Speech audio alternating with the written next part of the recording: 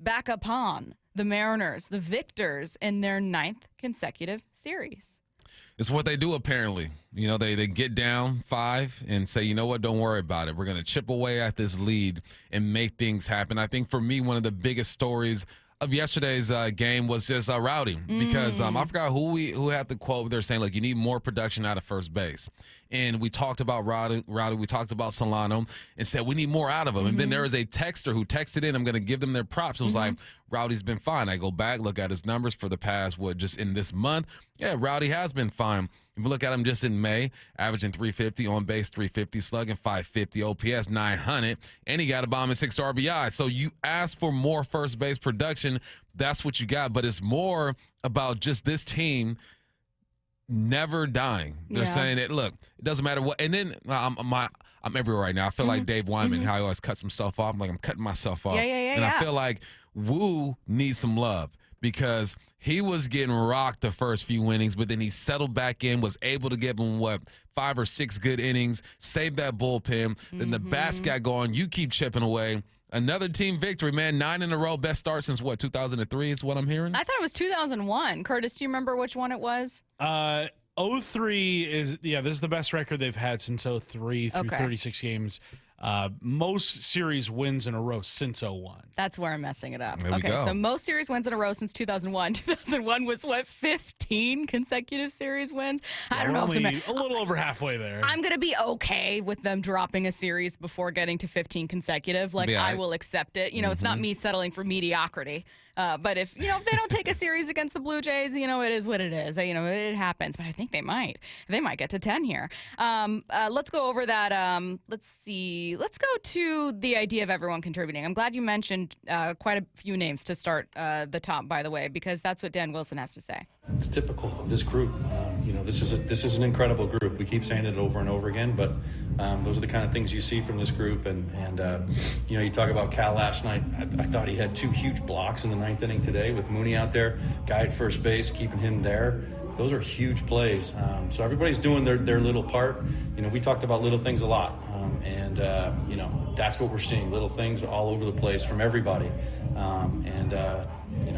this is what happens when you do those things. Everyone is doing their part, and he's right. You mentioned the ESPN feature that had kind of every team's biggest question mark, and they had first base at ESPN, and I think that's still true. You know what I mean? You still look at Donovan Solano and go, God, I wish you got a little bit more from him, or I just wish that you had one less question mark on the roster. That's what every single team is wondering, of course. But I also appreciate that we are not talking about a team. While I'd love to be able to talk about Julio more, I appreciate that we're not talking about a Mariners team that is first place in the AL West simply because of a hot streak that Julio can't maintain. You know? Right. Like I'm grateful for that. I'm grateful for having several names to be able to talk about. Whether you're going, man, Leo Rivas is getting on base, man. He's working those counts. Or, obviously Cal's hitting bombs. Jorge Polanco having a bounce-back season. Dylan Moore with what? I counted 3 great defensive plays yesterday. Man, Demo, I've described him as that kid on a high school football team that you can play a running back, linebacker, safety, and corner. Whatever you need out of Demo, he's gonna give it to you. And I love when I look at the box and I see Williamson with a clutch RBI. You got, obviously, Demo contributing. Tavares, welcome to the squad. He's out there contributing as well. Tellez doing his thing. It's always nice when the top of the lineup is balling, and you need that. And those are the guys that you pay the big bucks to be the most consistent. But I love looking at the bottom of the order and seeing these names contributing as well. And I like the way Polanco kind of fought through it. He was struggling at first, in the batter's box, and then towards the end of the game, he finally gets his knock and it continues his streak of some decent hitting over there. Julio with 2 hits himself. You got 2 out RBIs. We love those stats, right? Tavares and Moore has those as well. 4 for 10 with runners in scoring position. Look, I'm sitting there at my spot, the Moonshine, which you visited with me one of the times. It was delicious. The mac and cheese is what I had. Mac and cheese. She's like, don't even ask for me no more. They asked for Stacy. When I walked through the door, hey, Bum, where's Stacy? I'm like, I ain't going to see her for another 6 months. I'm incredibly popular, but I will go back within 6 months. I said I'm just going to be like the Easter Bunny. I'm just going to show up, and then that's the only time you'll see me. So I'm sitting there watching it, and they're down 5-0. and my buddies start making bets. They're the gamblers. I sit back and I kind of watch them do their thing. And one buddy puts money on the Mariners, say they're going to come back and win this ball game. My other buddy's like, what are you talking about? And they start chipping away. And I start doing that thing where I'm just tapping the buddy on the shoulder like, it's happening, it's happening. So it's been fun to watch, man. It's been fun to see the resilience of this team. And then I start to think, all right, well, to have this type of personality, it starts somewhere. It has to be with the guys on this roster, but your leaders have to exude that as well. Yeah. So Dan must exude it. Edgar Steitzer, who we don't mention enough on our program. It's like the whole organization has to be on the same page when it comes to that, because your players' demeanor are going to reflect leadership. So that's good for all involved, because I never see these guys be a bit rattled. And again, big ups to Wu, man. He was getting lit up, and he stayed in there and sat down. How many Ks he have? 6 Ks, and really gave this team an opportunity.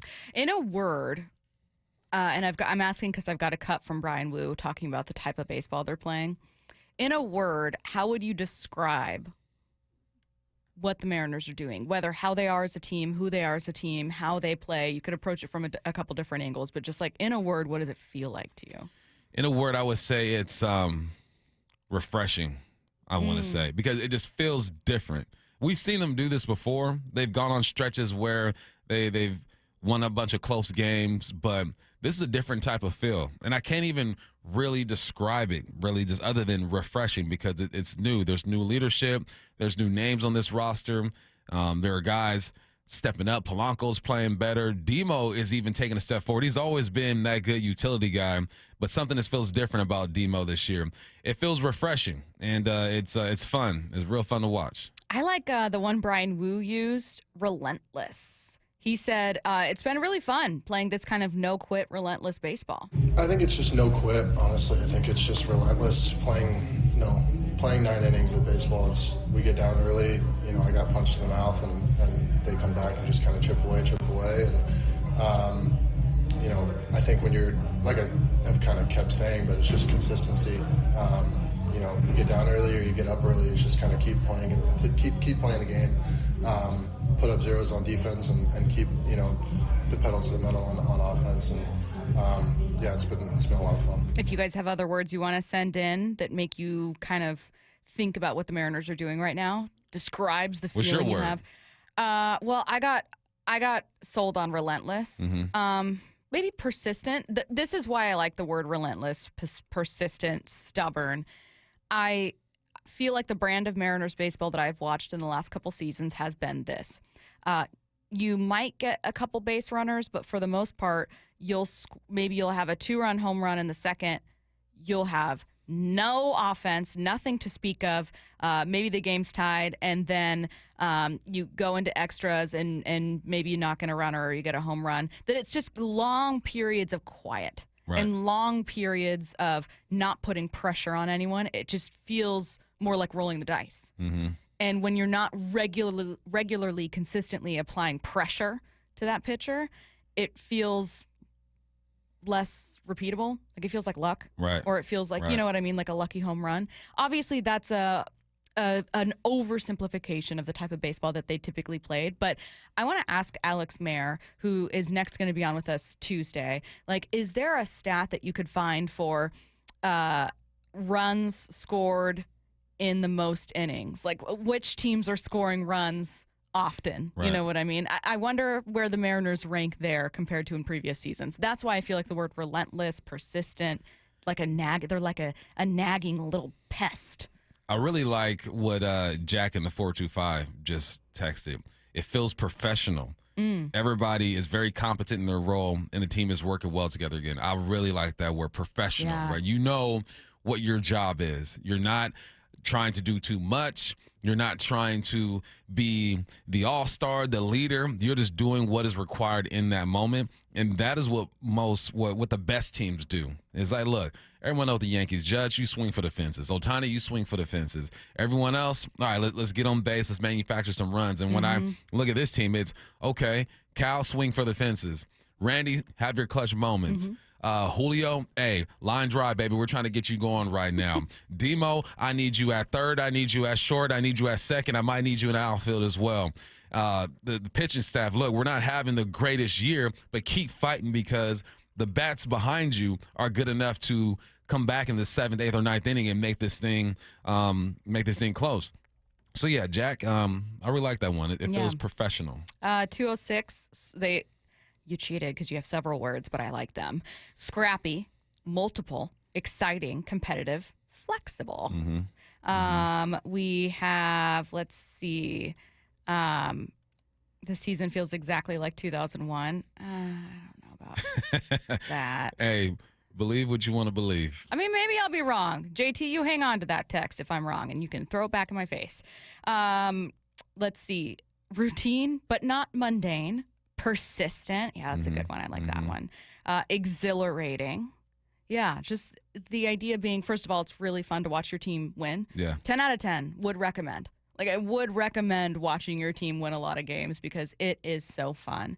And I know there are still people out there, and Bump, you know this too, who are like, ooh, I'm hesitant to buy in yet. I'm kind of watching from a distance. All my friends are playing in the pool, and I'm on the side going, I don't want to go in. Oh, my God, it's going to get cold. You guys are going to regret this, right? Like, there's still, I know there's a lot of Mariners fans like that are like, maybe. You didn't let your food settle before you got in. We just had lunch. What are you doing? You're going to regret this.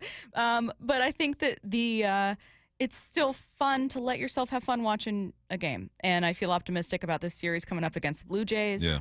Obviously, they're at T-Mobile, so the energy's going to be right. It's them dang fun. Canadians are coming down. I know. Those dang Canadians. Let me tell you what. I got love for y'all.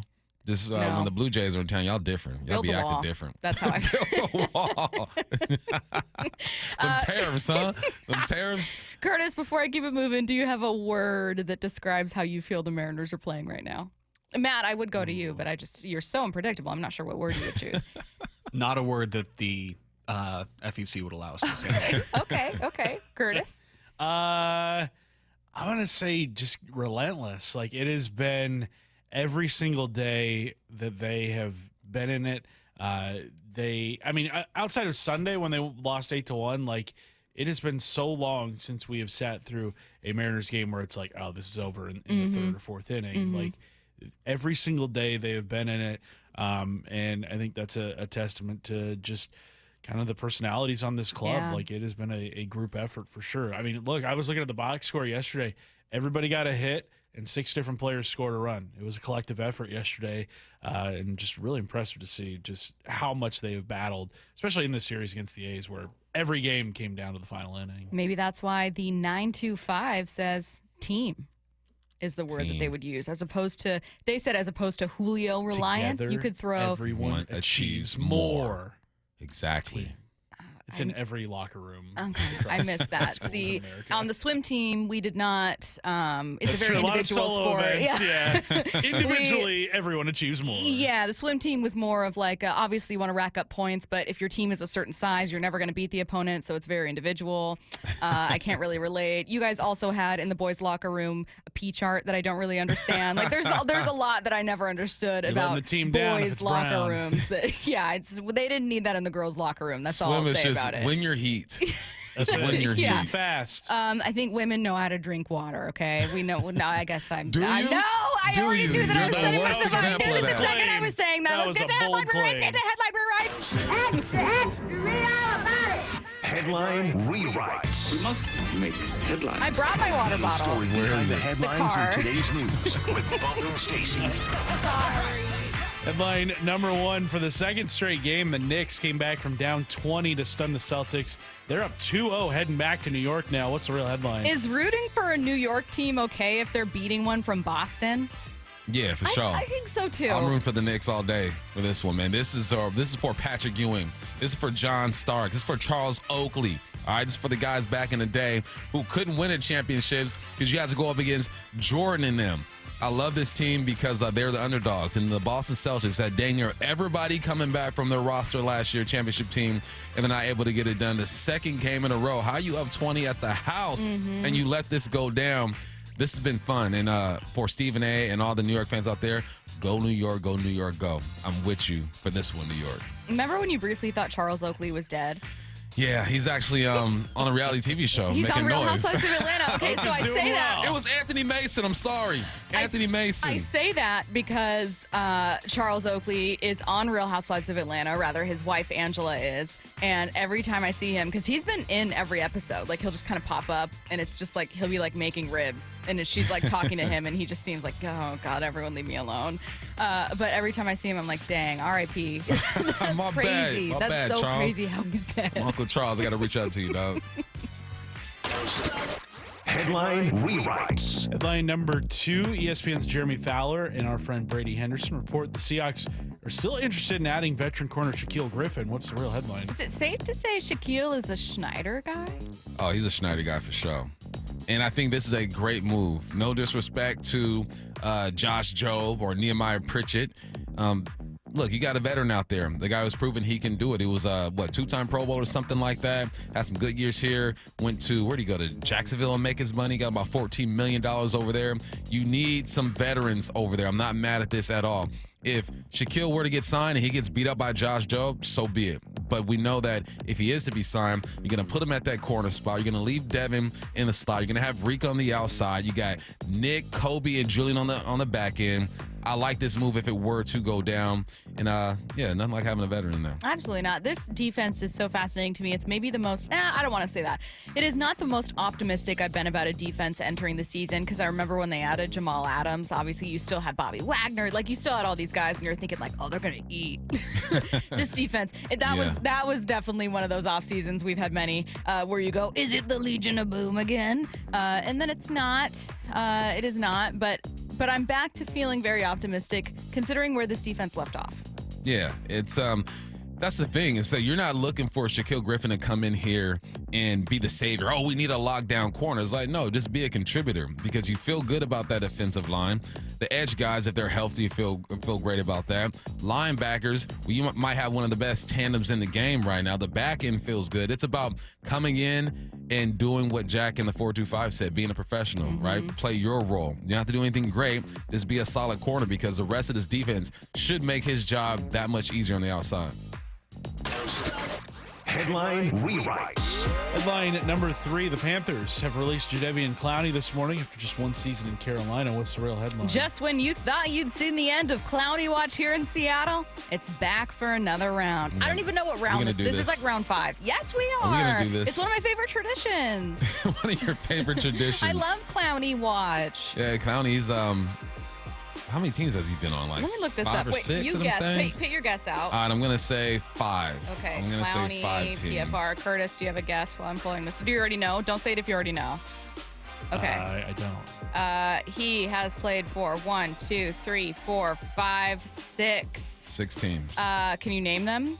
Of course, Texans. You got the Seahawks. Seahawks. Niners. Was he with the Niners for a little bit? No, he just Browns. beat them badly. Browns. Titans. Panthers. Panthers. Is there one more? Yeah, there's one more that's kind of like a key name. Oh, Baltimore. Okay, Yeah. Yeah, had one of his better seasons with Baltimore. Just one season there, obviously, but 9.5 sacks.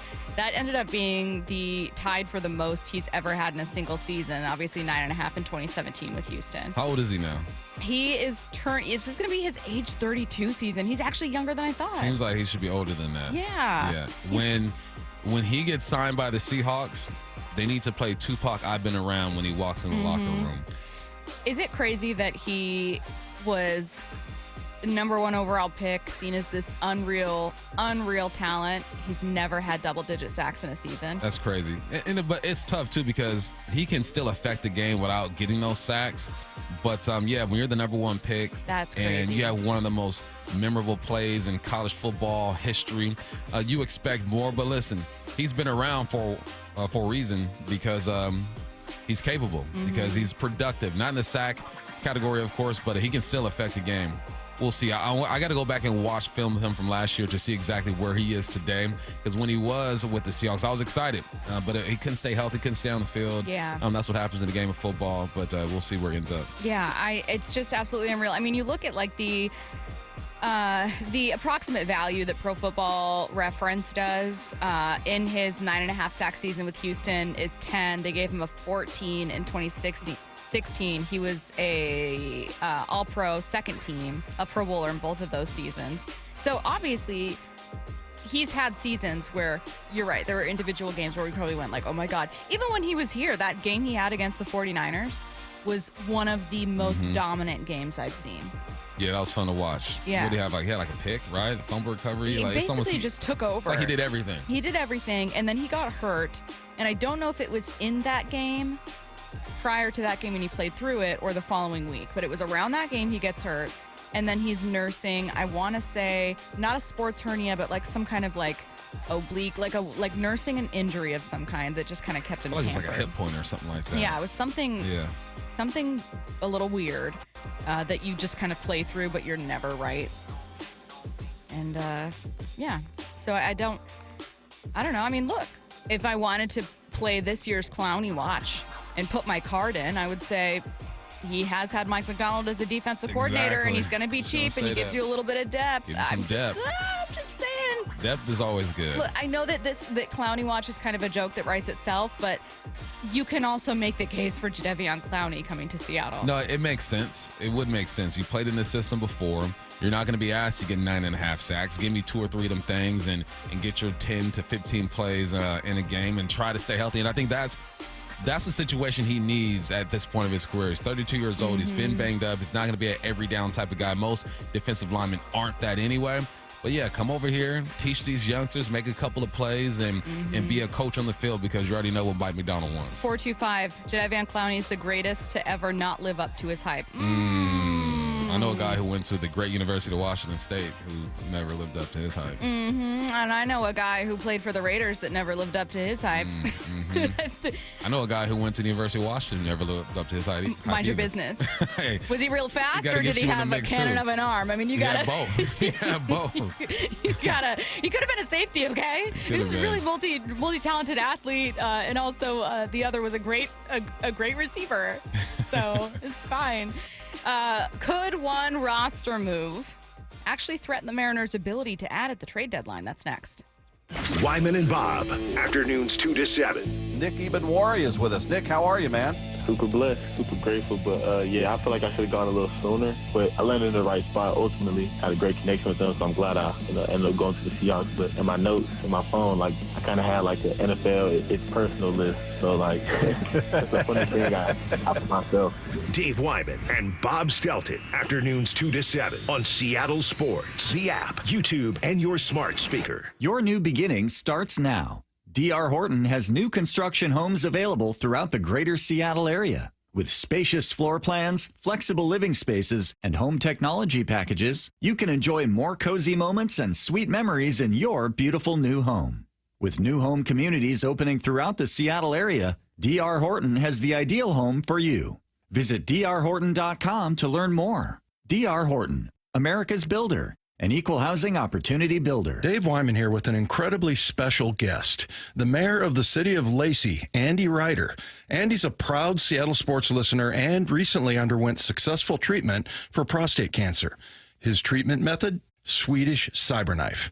Andy, tell us about your treatment. The entire treatment was just 5 days, less than an hour a day. I spent more time commuting to the appointment than actually being in treatment. Any side effects during or after? I've had very few side effects. I've been very lucky to not have some of the side effects that I was worried about with other treatments. What would you say to anyone considering prostate cancer treatment? I'm feeling very confident about my treatment with CyberKnife, and I absolutely recommend it for anyone who has been diagnosed with prostate cancer. Thank you, Andy, and congratulations. Reach out to Swedish CyberKnife directly. You don't even need a referral. Go to swedish.org/CyberKnife prostate. Treat prostate cancer with Swedish CyberKnife. Get ready for Camping World's Red, White, and New Trade event, May 15th through the 18th. Get the highest value for your RV guaranteed during the biggest RV trade event of the year. Shop the best RV deals in America with new RVs starting as low as $92 a month. Get ready for the holiday weekend with up to 45% off grills and 25% off product installation. Plus, we'll have free hats, free propane refills, free food, and fun for the whole family. Don't miss the incredible Red, White, and New Trade event, May 15th through the 18th at your local Camping World. See dealer for full details and disclaimers.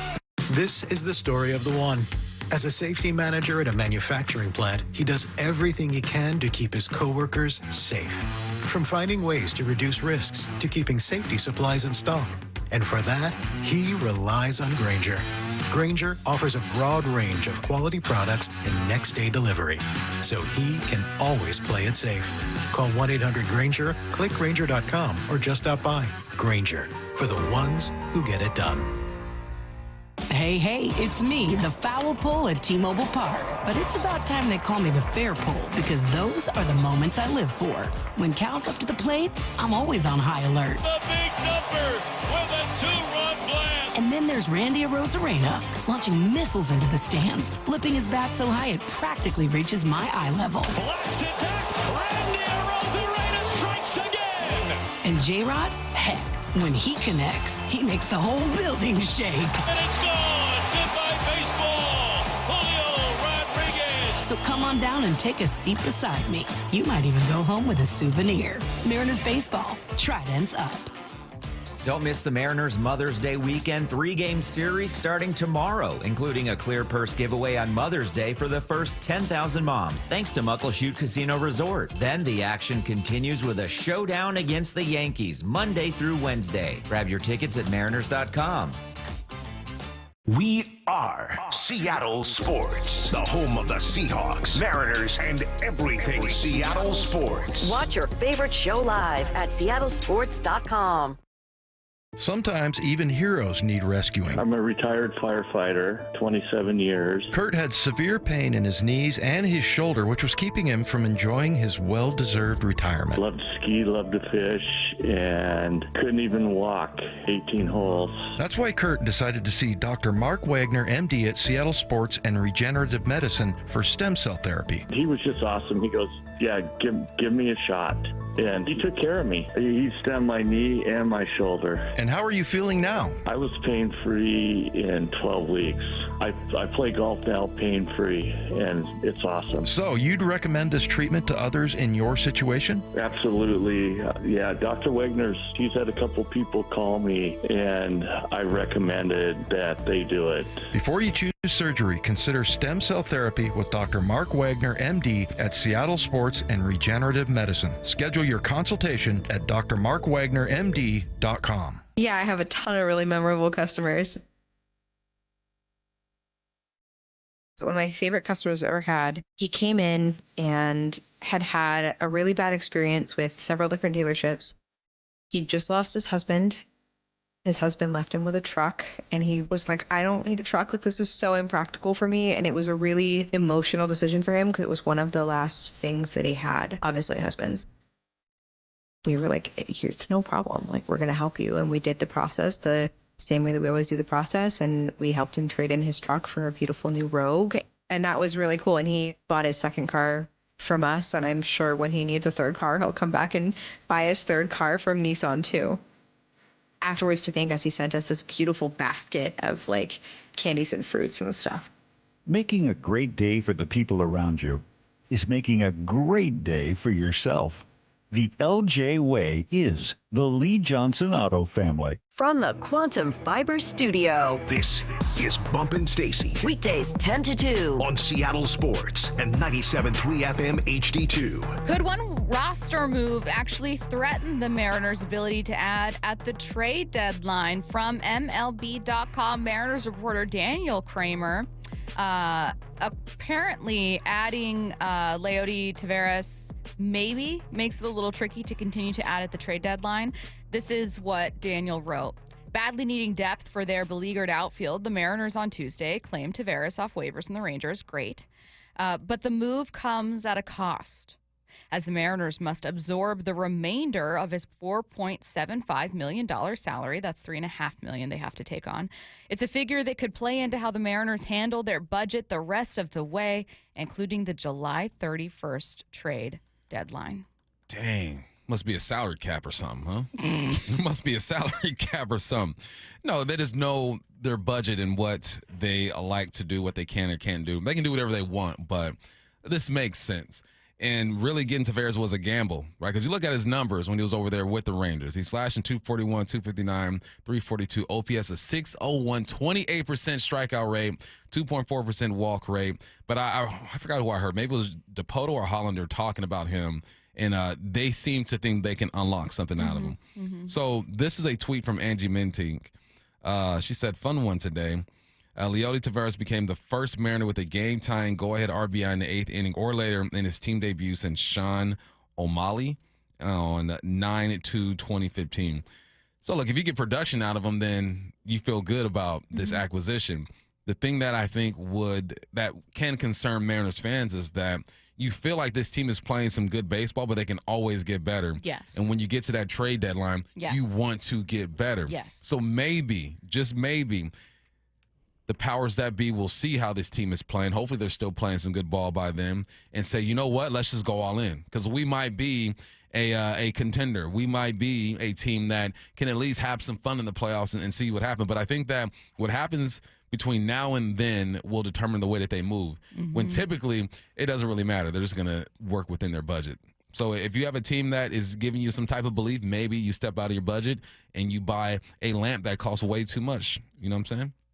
Wow. I told you that in confidence during a commercial break. You didn't have to own it.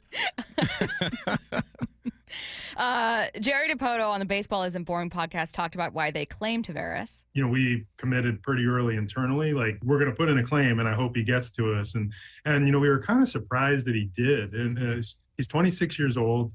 He's a year and a month removed from a 2.5 win season playing center field every day for the world champs. And he's a 65-70 runner. He's got a 65-70 hose. He has stolen 20-plus bags in a season. He'll give you 12, 15 homers, you know, and that's not considering the athleticism and the upside that he still brings to the dance at 26. And he's making a little bit of money this year, but he's under club control for the next 2 years, which makes it even more appealing to us. And right now, with so many players banged up and injured, we had real opportunity. And we thought this is an opportunity to try to cash in on a young guy and not too dissimilar a way to what we did last year with Victor Robles. I like the move.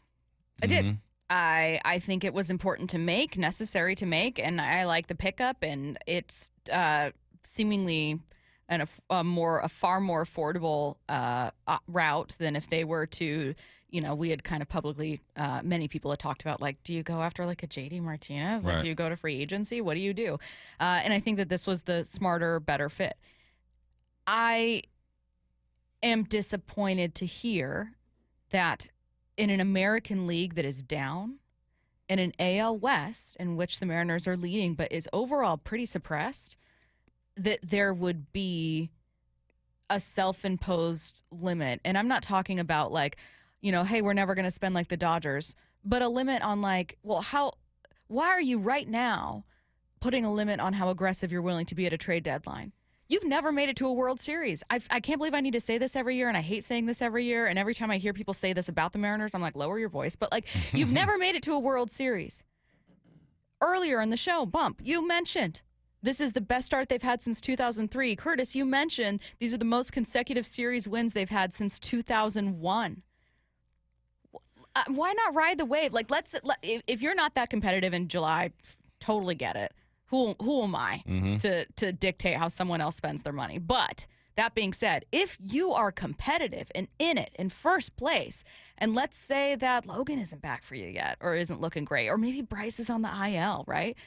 You don't want to deal some prospects and get an arm and a rental? I know it feels silly given the depth you have there and that those are injuries and not guys that you don't have anymore, but we're talking about winning. Well, and as we talked about on the show, it must have been either last week or the week before, timelines can change. Like, timelines can absolutely change in sports, and I think that's an unfortunate thing that teams nowadays we hear, and the Mariners are guilty of this, of just sticking to their timeline, even if they have success earlier than maybe they had anticipated. I don't think this success is earlier than anybody has anticipated. I mean, we've seen them have, 4 winning seasons in a row now, but, like, at some point you're going to have to consider yourself a contender. And maybe it's just by proxy of the American League being as bad as it is this year, but, like, you look across the American League right now, we know what the warts are of the Mariners, but, like, in relation to what else is going on in the AL, Mariners are They actually have bigger warts. They're not the Mariners. Right. The Mariners warts are manageable. Put a Band-Aid on. Yeah, the Mariners are actually pretty well put together right you now. You can go to a dermatologist. Exactly. It's perspective, right? It's how do the people upstairs view this team now? A very important figure walked up to us and told us before the season started, Stacy, that this is a good baseball team, and they believe in it.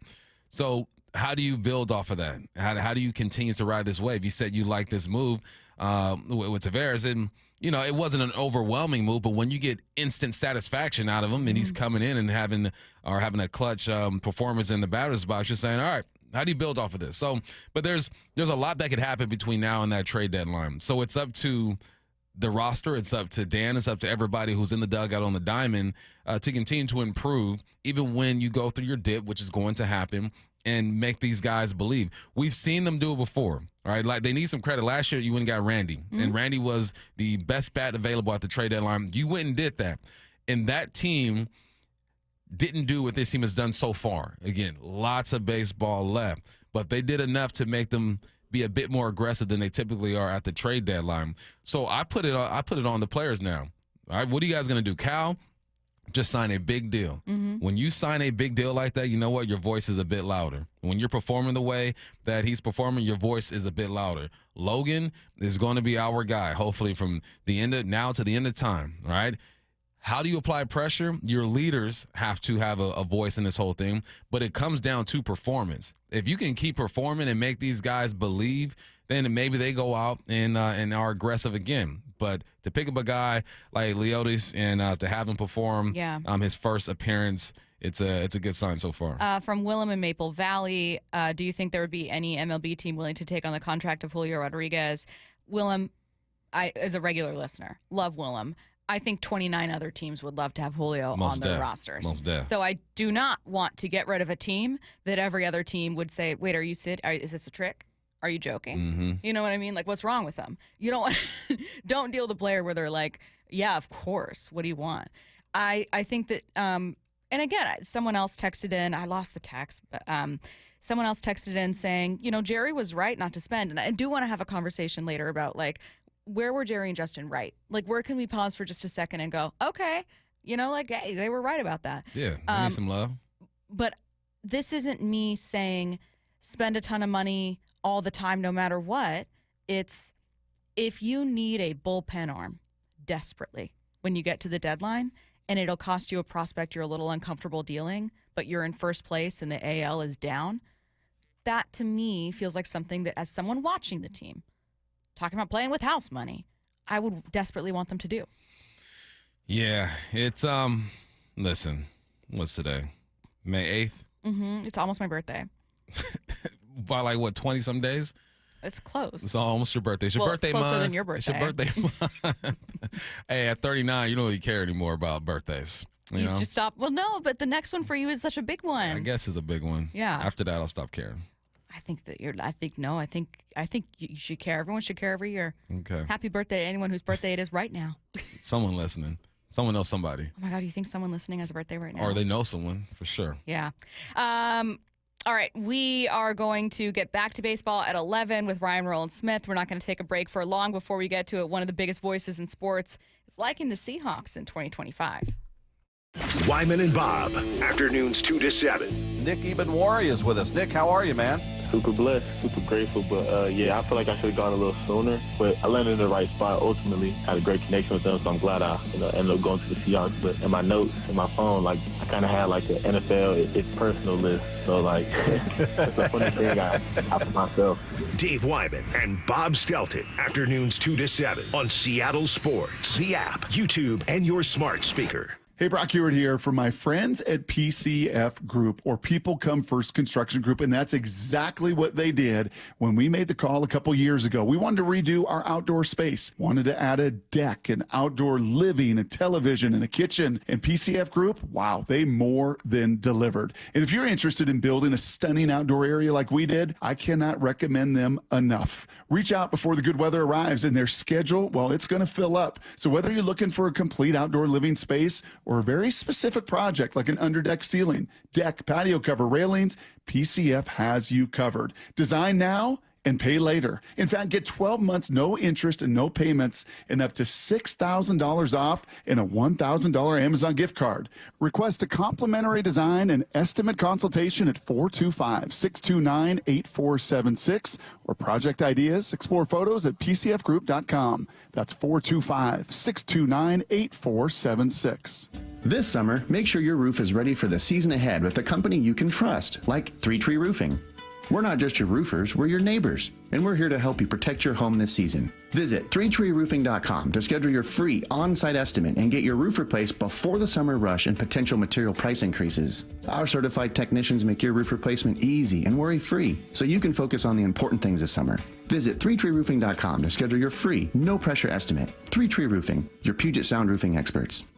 Safety comes first. When money is tight, Buc-ee's has you covered with available financing. For oil changes, wiper blades, brakes, tire rotation, tune-ups, and factory maintenance, it's Buc-ee's Complete Auto. No appointment necessary and financing's available. Check Buc-ee's.com for the location near you. Get ready for Camping World's Red, White, and New Trade Event, May 15th through the 18th. Get the highest value for your RV guaranteed during the biggest RV trade event of the year. Shop the best RV deals in America with new RVs starting as low as $92 a month. Get ready for the holiday weekend with up to 45% off grills and 25% off product installation. Plus, we'll have free hats, free propane refills, free food, and fun for the whole family. Don't miss the incredible Red, White, and New Trade Event, May 15th through the 18th at your local Camping World. See you with the full details and disclaimers. Get in the zone, AutoZone. Welcome to AutoZone. What are you working on today? Worried about your battery and the heat? We get it. You don't want to get stranded somewhere with a car that feels like an oven. We've got you covered at AutoZone, America's #1 battery destination. Our free battery testing and charging service can help. And if you need a battery, we'll help you find a new one, no problem. Power through with free battery testing and charging at AutoZone. Get in the zone, AutoZone. Restrictions apply. Hey, it's Jason Rantz. Our local tax expert Greg Nunn wants taxpayers to know the IRS is now going after older cases very aggressively. If you received Form CP-504 from the IRS, do not ignore it. Be proactive and resolve your situation with Greg Nunn, N-U-N-N, None Better Tax Resolution. Emerald Queen Casino Event Center presents the main event. Powered by WFC, Saturday night, June 14th. A night of professional boxing where champions are made and every punch counts. Contenders from the region go toe-to-toe, ready to prove they belong at the top. Tickets at emeraldqueen.com. Don't miss Fight Night, June 14th at Emerald Queen Casino, the boxing capital of the Northwest. 21 and older, need gambling help? Call 800-547-6133 or visit emeraldqueen.com. The Bump and Stacy Show is powered in part each day by the caring and compassionate team at Pendergast Law Personal Injury Lawyers. Go to pendergastlaw.com. This is the story of the one. As a lineman, he does whatever it takes to keep the power on in his community. And he wants a partner like Grainger who does the same. Grainger offers the professional-grade products he needs, from voltage detectors to harnesses to hard hats, plus fast, dependable delivery, so he can rise to every challenge. Call 1-800-GRAINGER, click Grainger.com, or just stop by. Grainger, for the ones who get it done. Get ready for Camping World's Red, White, and New Trade Event, May 15th through the 18th. Get the highest value for your RV guaranteed during the biggest RV trade event of the year. Shop the best RV deals in America with new RVs starting as low as $92 a month. Get ready for the holiday weekend with up to 45% off grills and 25% off product installation. Plus, we'll have free hats, free propane refills, free food, and fun for the whole family. Don't miss the incredible Red, White, and New Trade Event, May 15th through the 18th at your local Camping World. See you with the full details and disclaimers. My wife and I have been married for over 15 years, and I've never had any complaints about my performance in the bedroom. But after I turned 40, things started feeling different. I was gaining weight, losing muscle, and I just wasn't interested in sex anymore. My wife told me her friend's husband went through the same thing, and it turns out he had low testosterone. So we booked a free T-check at Revive Health, and that's when I learned that my testosterone levels were low too. We worked with a provider to create a custom treatment plan, and today, my wife and I are having more fun than we did on our honeymoon. My only regret is not reaching out sooner. If you're ready to book your free T-check, Visit ReviveMen'sHealth.com or call 206-529-1111. Again, that's 206-529-1111. From the Quantum Fiber Studio. This is Bumpin' Stacy. Weekdays 10 to 2. On Seattle Sports and 97.3 FM HD2. One of the biggest voices in sports is liking what he's seeing from the Seattle Seahawks. I know you guys, well, I shouldn't say you guys. Some of you are not massive fans of Colin Cowherd, but maybe you will be when it comes to what he has to say about the Seahawks. He has them as a playoff contender. And I tend to be more critical of local teams because I don't want to be a homer, but I think their defensive, I think since John Snyder took over the drafts, he and Pete, it was a little bit of a wrestling match, and he threatened to go to Detroit. And Snyder's a top 4 or 5 personnel guy in the league. He just doesn't miss a lot. I mean, even the fullback draft pick, I didn't get it initially. And then I was talking to somebody in the league, and they're like, oh, no, this is how Snyder's going to use him. He gets Jalen Milroe. He gets the fullback. That's all red zone stuff for John. And I just think he drafts well, and I think it takes about 2 bad drafts or 2 good drafts to change your roster. And I like his final point. It takes 2 good drafts or 2 bad drafts to change your roster. Sometimes I listen to some of his comments, and you can just tell he's got a lot on his plate, Cowherd, because he doesn't really lock in to anything. But he's from Seattle, so it surprises me that he says, "Oh, I don't know, I didn't get the fullback situation." Right, and how you're do you like, not get the fullback situation? They literally said we're gonna need to add a fullback, and we're tired of seeing Byron Murphy. Appreciate you. You know what I'm saying? He's not a fullback. Gabe Russell has been transitioned to a fullback full time, but you need a guy that is 6'4", 275, junk in the trunk. Let me clear this A gap for you. If you know what Kubiak wants to do in his offense, which is pack things in at times, have a fullback, big tight ends, versatile tight ends. You just if you understand what Kubiak wants, what Mike McDonald wants, then you wouldn't be surprised at all. Mm-hmm. But Cowherd, he covers every team, I guess, and didn't really lock into his home team. Here's more from Colin. I think San Francisco, I see Kyle Shanahan. I didn't like San Francisco's draft again this year, 2nd year in a row. And I think there's Kyle Shanahan's handprints all over it. I thought this Denver draft wasn't good. And Sean Payton's a friend. Why? I think the coach had too much power and say. I think Belichick was a terrible drafter. I think why Kansas City has flourished is because Andy Reid doesn't step in front of Brett Veach. So Schneider's running the show. Well, we don't know if McDonald's a great coach, but I did think, I never watched them. I thought both Arizona and Seattle I watched, and I thought they're actually very well coached. They're not great teams. So I think you get a rookie coach in his 2nd year. I think you get more personnel that fits that rookie coach. And I just trust John's picks and personnel decisions. I would have moved off DK Metcalf. I liked that move. So I like what I see. And So he's saying teams don't tend to draft well, in his opinion, when a head coach has too much say. So he likes the balance now in Seattle between McDonald and Schneider. What's unspoken is, as opposed to when Pete was here. What do you think? I'm not mad at that perspective because it allows for conversation. Like when a head coach has so much say, you almost get stubborn with the guy that you want, the kind of guy that you want. It's nice to have someone else to kind of bounce ideas off of and say, well, what do you think about this guy? This is why I like this guy. And sometimes just talking it through, you'll either be even more convicted with what you want, or you can say, you know what, I see where you're coming from. Let's look for someone else. I like it. And I think that when you have a young mind like Mike McDonald with a guy who's been in the league for a while, 14, 15 years, even longer than that, and John Schneider, that combination can be good because you want the new school and the old school mixed up.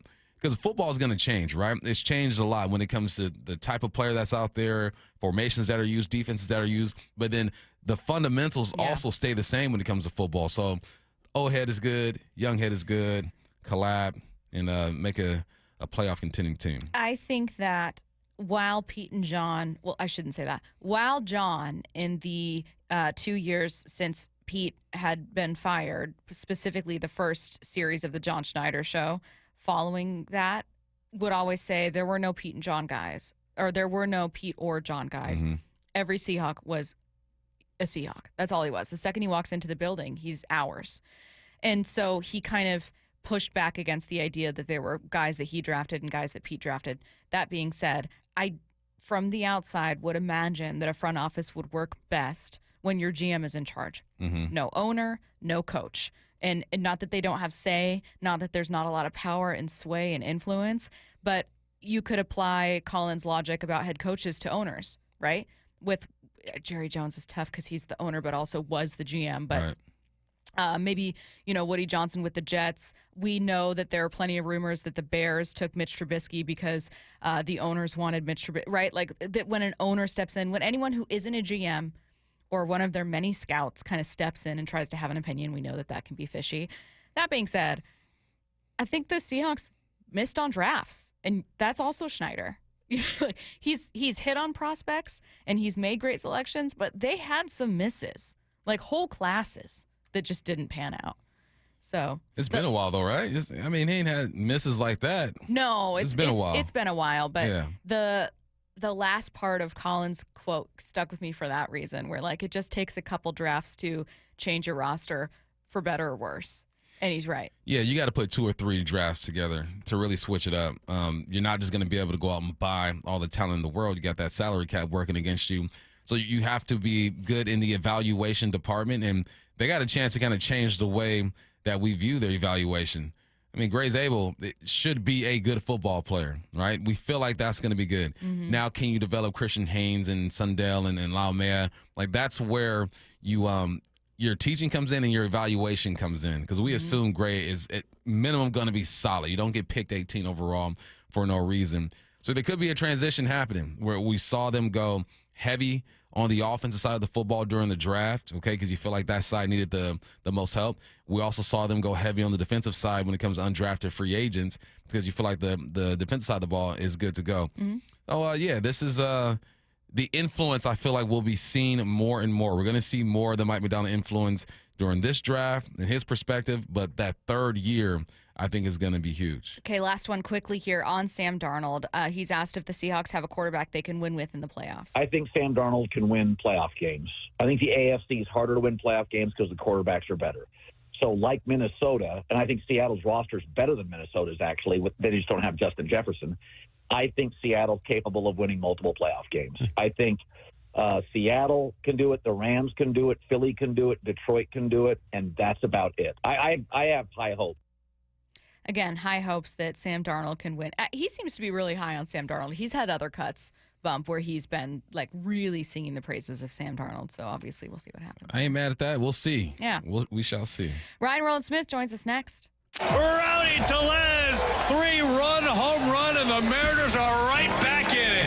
Make it 9 straight series wins for baseball's hottest team. This is what winning teams do. Incredible comeback again from this group. At bat by at bat, they find a way. Tomorrow night, the Mariners are back home in the first of 3 against the Blue Jays, with Wyman and Bob live from T-Mobile beginning at 2 on the home of the Mariners, Seattle Sports. And every pitch of every Mariners game is on the Seattle Sports app.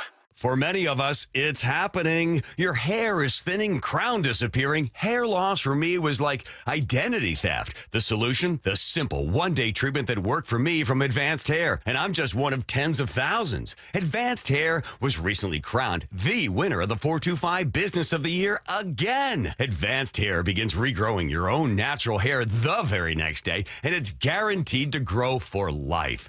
We've all seen the pills and lotions, those monthly subscriptions. They help retain what you have, but if you're like me, you want more. You wanted your own natural hair in specific areas permanently. From Advanced Hair's groundbreaking technology to world-class Dr. Perungo, it's not maybe your hair will grow, it's guaranteed that your new hair will grow. For your free consultation, $250 off, 250 free hair grafts, call 425-449-8185. That's 425-449-8185 or advancedhair.com. This is Matt Coker from West Coast Men's Health. Has Viagra stopped working for you? Do you hate the side effects? If you've taken Viagra for any length of time, you already know that pills are not the solution to ED. Here at West Coast Men's Health, we have a better approach to ED. Acoustic wave therapy creates blood flow circulation by safely removing the plaque in your arteries and restoring function naturally. No pills, no shots, no surgery. We can also treat Peyronie's disease. Our non-invasive treatment for ED is painless and highly effective. We have treated thousands of men just like you. Stop living with this problem and do something about it. Do yourself a favor, do your partner a favor, and call us today. Call 206-519-6541. That's 206-519-6541. 206-519-6541. Online at westcoastmenshealth.com. HSA cards welcome and financing available. I was drafted in 1999 by the Philadelphia 76ers, and that was just absolutely a dream come true. Todd's playing in the NBA is unique. His battle with neuropathy is not. I first started noticing problems a couple years into my NBA career, and I felt like my sock was just balled up right in the arch of my foot, and there'd be areas of burning and tingling, and then there'd be other areas of deadness where there would be no response to touch. We tried everything possible, from surgery to different drugs, to try and take care of some of the symptoms. I'm Dr. Mark Shelley, a chiropractic physician and board-certified functional neurologist at Sound Pain Solutions. Our neuropathy treatments can rehabilitate damaged nerves. We use FDA-cleared, non-surgical, non-drug, pain-free procedures that have helped thousands of neuropathy sufferers find relief. Now I'm able to spend more time doing the things that I enjoy, being on my feet. If you experience numbness, shooting, or burning pains, or loss of balance, call us. Sound Pain Solutions, 855-996-0025, or click soundpainsolutions.com. We meet by accident, fixing every last bit, Accurate Auto Body. If you've been in an auto accident, you have the right to take your vehicle to any repair facility. Accurate Auto Body has been family owned and operated since 1994, and they work for you, not your insurance company. Your insurance company may not love them, but you will, because We meet by accident, fixing every last bit, Accurate Auto Body. Pacific Power Batteries understands batteries for golfers, batteries for your car, your golf cart, and your bag's electric cart. We also sell good, used, 5-year-old E-Z-Go and Yamaha golf carts with a written satisfaction guarantee starting as low as $17.99. Located in Everett, Marysville, Mount Vernon, Bellingham, Monroe, and Wenatchee, you'll find our staff is well-trained in batteries and the latest charging technology. Pacific Power Batteries, with batteries for golfers. Hey, it's Rowland-Smith for Eastside Weight Loss Clinic. I dropped 30 pounds and honestly, I feel amazing and it has been so easy to keep off. But I didn't want to just lose weight. I wanted to be in the best shape of my life. Look, I'm in way better shape than what I was even when I was playing. I've lost all that visceral fat, which is super crucial long term, and now I'm sleeping better. I've got way more energy, and I'm actually maintaining the results. I'm not guessing anymore when it comes to diet. I finally understand my body. The meals are simple, I'm never hungry, and they fit into my lifestyle. And yeah, now that I've dropped the body fat, I can still enjoy an Aussie meat pie on the weekend, and I'm not stressed about it. After speaking with Dr. Coogan, it all made perfect sense. Yes, it was going to take some discipline, but trust me, the results were well worth it. So if you're ready to take control and feel like your best self, go to eastsideweightlossklinic.com and book a 15-minute consultation. It changed everything for me, and it can for you too. Dr. Ryan Coogan, DC. Results may vary.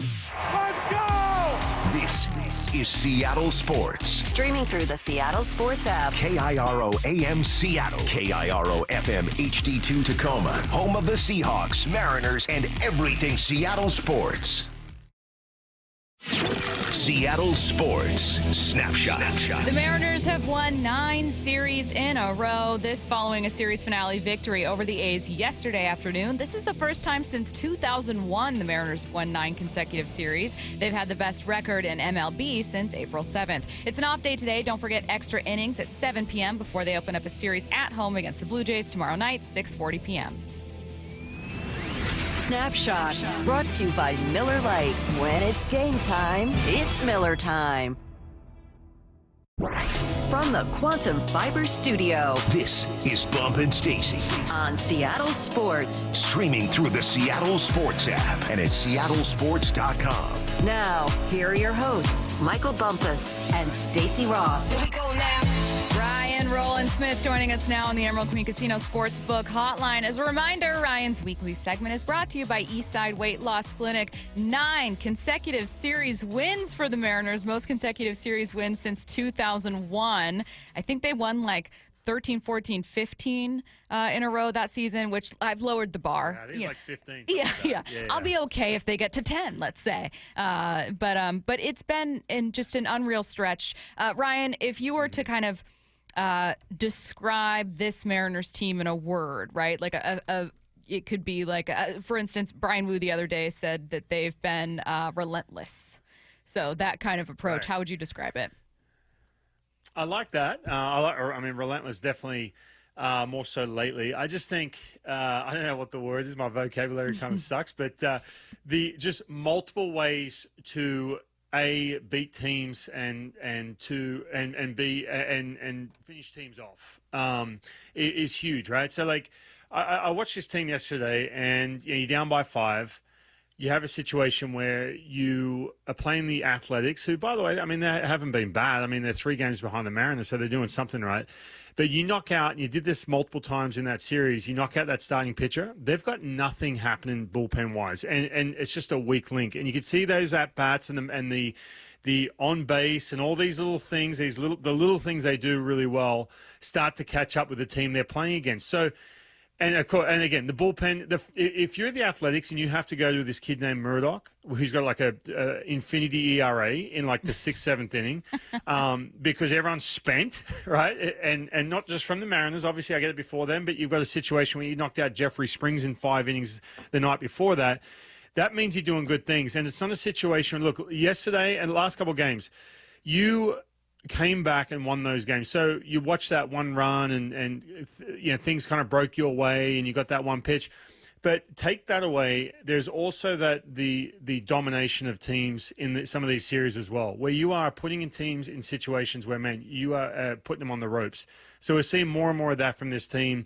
And that's just offense, too. I still think the pitching, I was kind of dogging the pitching the other day, I think, on a post game or something like that, saying that it's not the same as last year. But when you watch kind of the trends on because we all know about the offense is just smashing right now, and they don't have to keep that pace.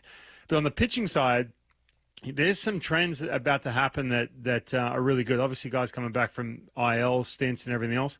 But the bullpen's like a top 10 now all of a sudden. Like, it's crazy. I was like really, really worried about the bullpen. But now all of a sudden you look at some of the numbers, you're like, hold on a minute. These guys are like a top 10, which is nuts. So just multiple ways to just beat teams, whether it's a game or in a series, that's for sure. We've all been just excited to watch this team play, right? Because they've been winning ball games. It's always fun. So I'm sitting there and I'm watching this game, Ryan, and Wu starts to struggle. And I'm like, he'll be fine. He'll bounce back. He continues to struggle.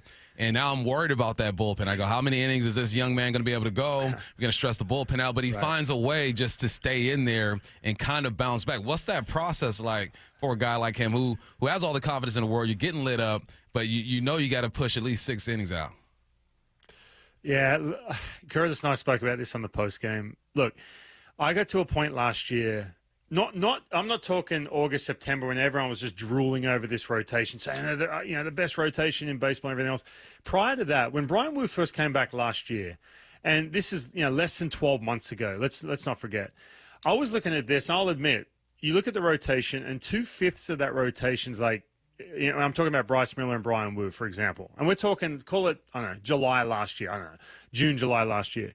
I was looking at that saying, all right, everyone's like, groveling over the offense and everything else. Oh, you got to win on pitching. But I was honestly looking at the pitching going, there's no way you're going to be able to sustain this type of pitching when 2/5 of it you have to, I'm going to use Curtis's word, he knew I was going to use it too, when you have to use the oven mitts to handle some of these pitches. And that's how it was.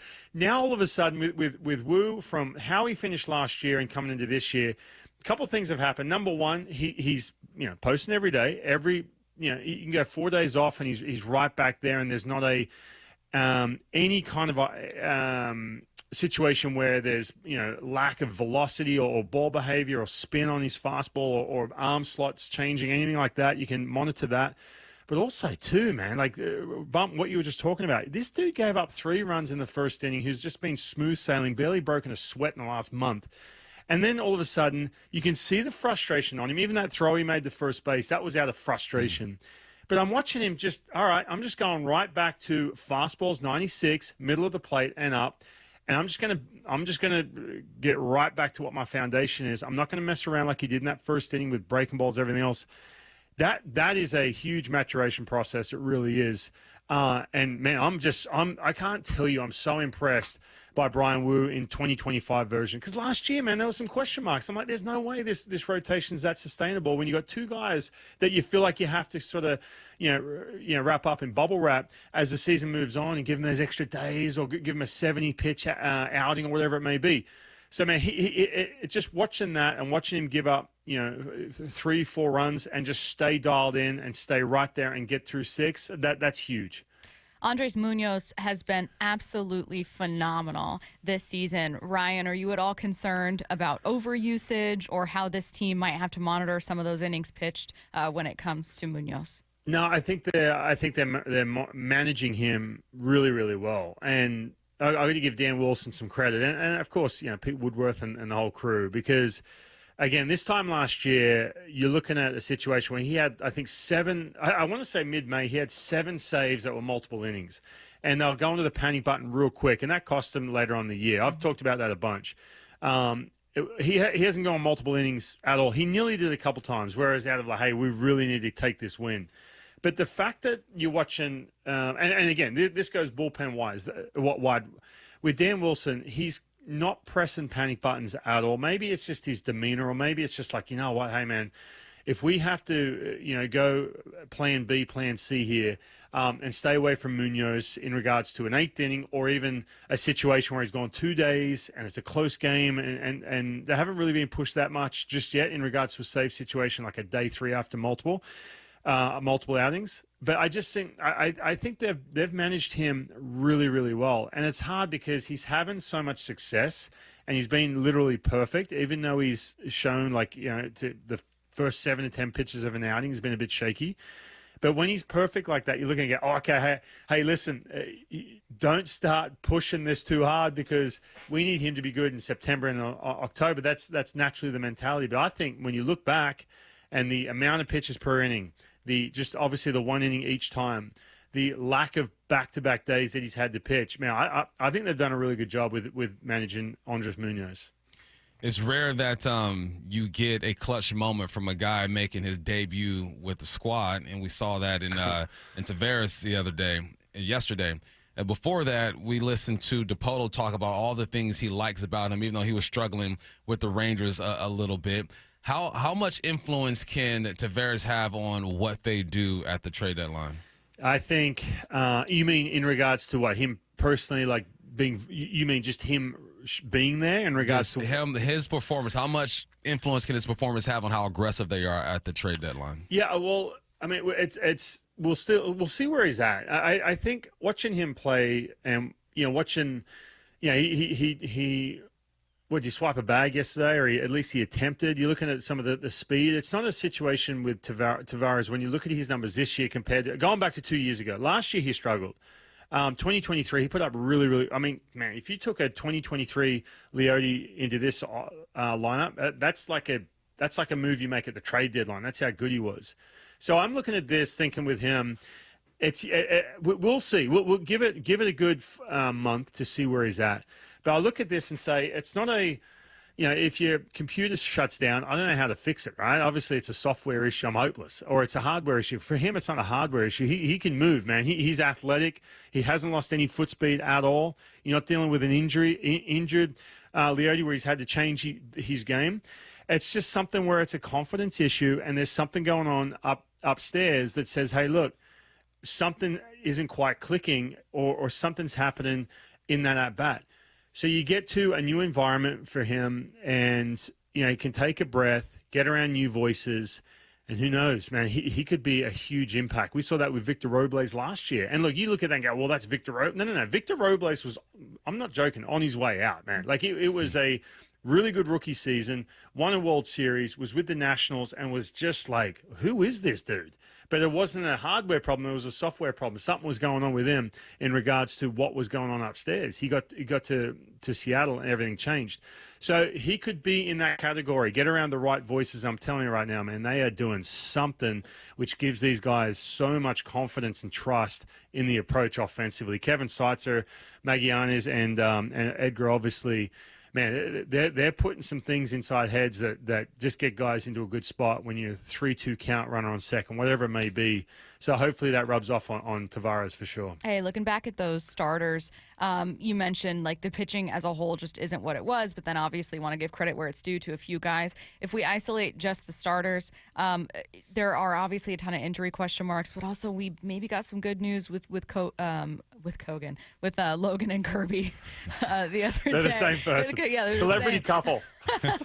So where are you kind of turning down the nerves meter? Like with which guy are you going, I'm feeling okay? And with which guy are you kind of like, ooh, I'm a little nervous? Out of those two, I'll say out of all of them, yeah. Okay, a little nervous about Bryce. I'm confident he'll get dialed in, but again, it's not a physical thing. Even if you look at it and say, hey, his velocity is down. No. That's him moving slower, over processing. When you're going 60 miles an hour down a freeway and you don't know you don't know what exit to get off. So what do? You check Google Maps. You shouldn't be looking down. Don't ever do that, kids. But you look down at your phone, and what happens? You look up at your speedometer, and you naturally 10 to 12 miles an hour slower because your brain can't do two things at once at full speed. So with Bryce, he's over processing, trying to find the strike zone. And so what happens, he slows down, therefore physically something happens. And you don't want a situation where if it's enough time, enough starts where physically something's happened, where then all of a sudden you try and rear back. That's when the injuries happen. But I'm a little worried about him because it's been long enough. He's kind of this guy who you can be oblivious to what's going on upstairs. And now all of a sudden you feel like he's really trying to push or live up to something. I don't know. He makes me a little concerned. I'm really excited about George Kirby coming back, man. We have not seen him in a situation where he's had to come off the IL. He's watching the team have success from a front row seat, and he's so competitive, man. I swear when Logan Gilbert made the All-Star team and George didn't last year, and this is a good thing. This is how it should be. I guarantee. Yeah, he was like, hold on a minute. Hey, that's supposed to be me. I was an All-Star, last year. What's going on? And so I think when he's sitting back on the top step of the dugout and watching his teammates do what they're doing from a team-wide, he's looking at this going, man, I'm just chomping at the bit. So I'm excited to see him come back. I really am. Plus, I think he learned so much from the end of last year. I really do. Bryce, he can go two ways with him. I'm excited about Luis Castillo.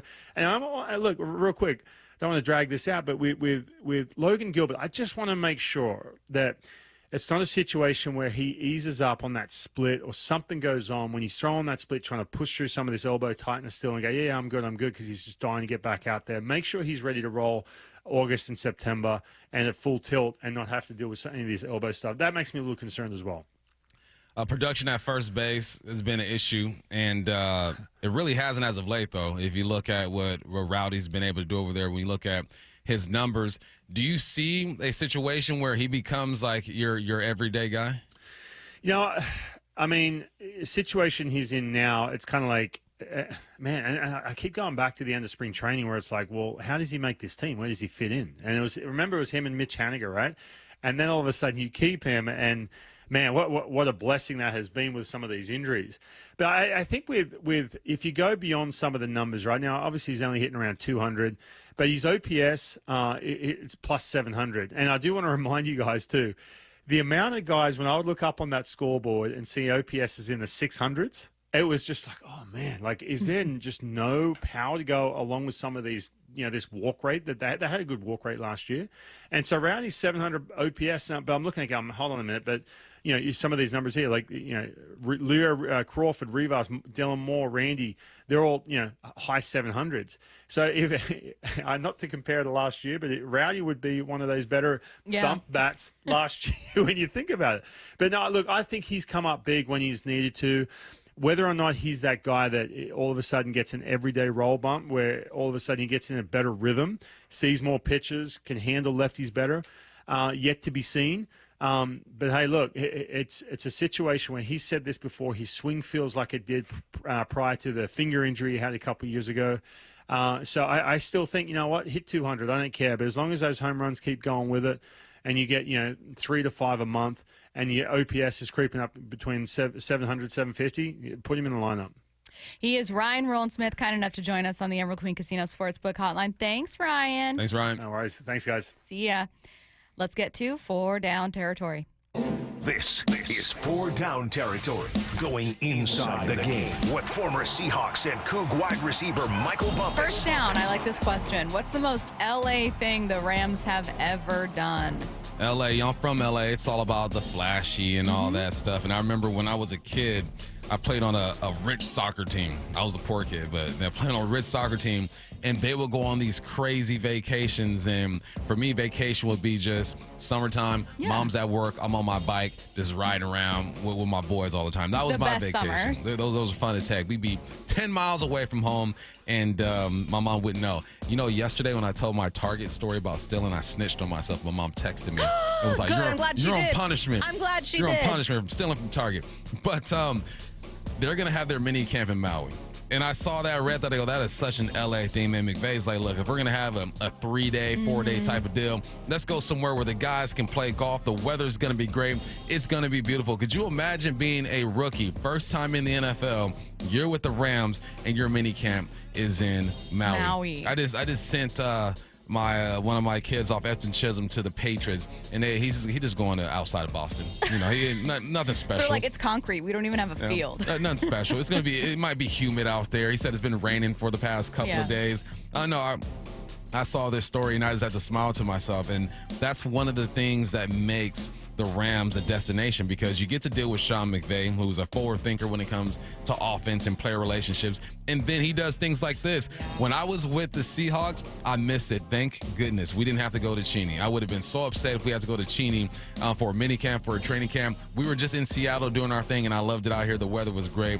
But again, Rams, LA doing LA things. They're going to Maui. That's very LA. Second down. What do you imagine if they were like, they're going to Calabasas?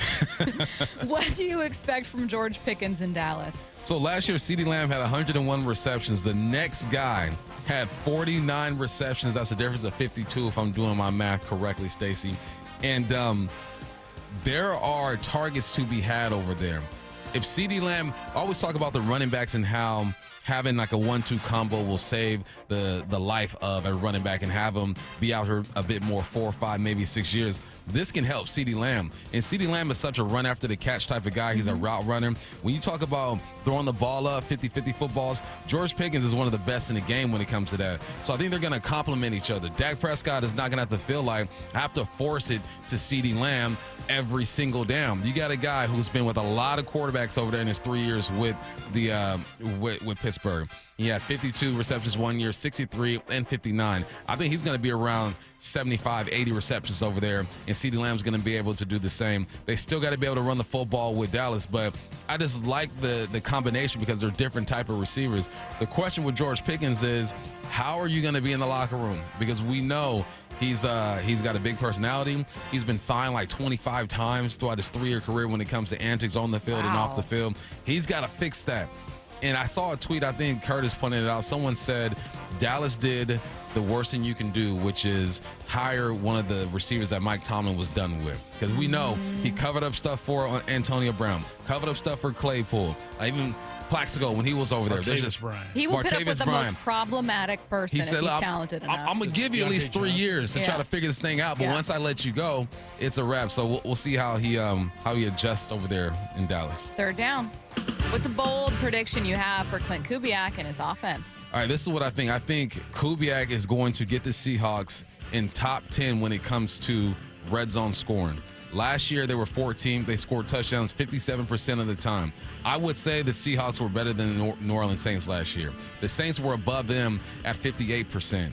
And then I look at the offense and how it can be multiple. When you're able to pack things in like that, then spread them out, layer the offense up, play action boot, all that good stuff, that gives you more options in the red zone because the field gets shorter, right? The safeties don't have to cover as much ground, so you got to be able to influence. He was able to get the New Orleans Saints to be number 12 at 58%, and his personnel, I think, is going to be a lot better here.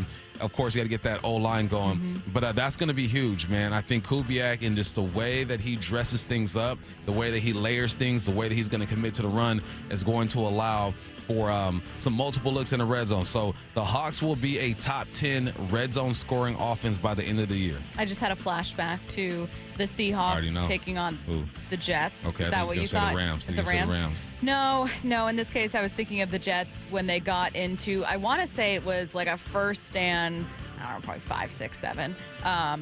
And they just couldn't get it at all. And you could see Mike McDonald, and I think he said, "Why are we throwing it?" No one knows. Right? We're lip reading, but it looked like, what are we doing? What are we doing right here? Like, it was just, they could not punch it in. I mean, they weren't trying to punch it in. They were passing it to DK. Yeah. But, yeah. 4th down. How can Nick Emanwari help Devin Witherspoon? So we're trying to figure out what's going to happen on the outside, the other corner spot with Shaquille Griffin possibly coming in. You got Josh Jobe as well.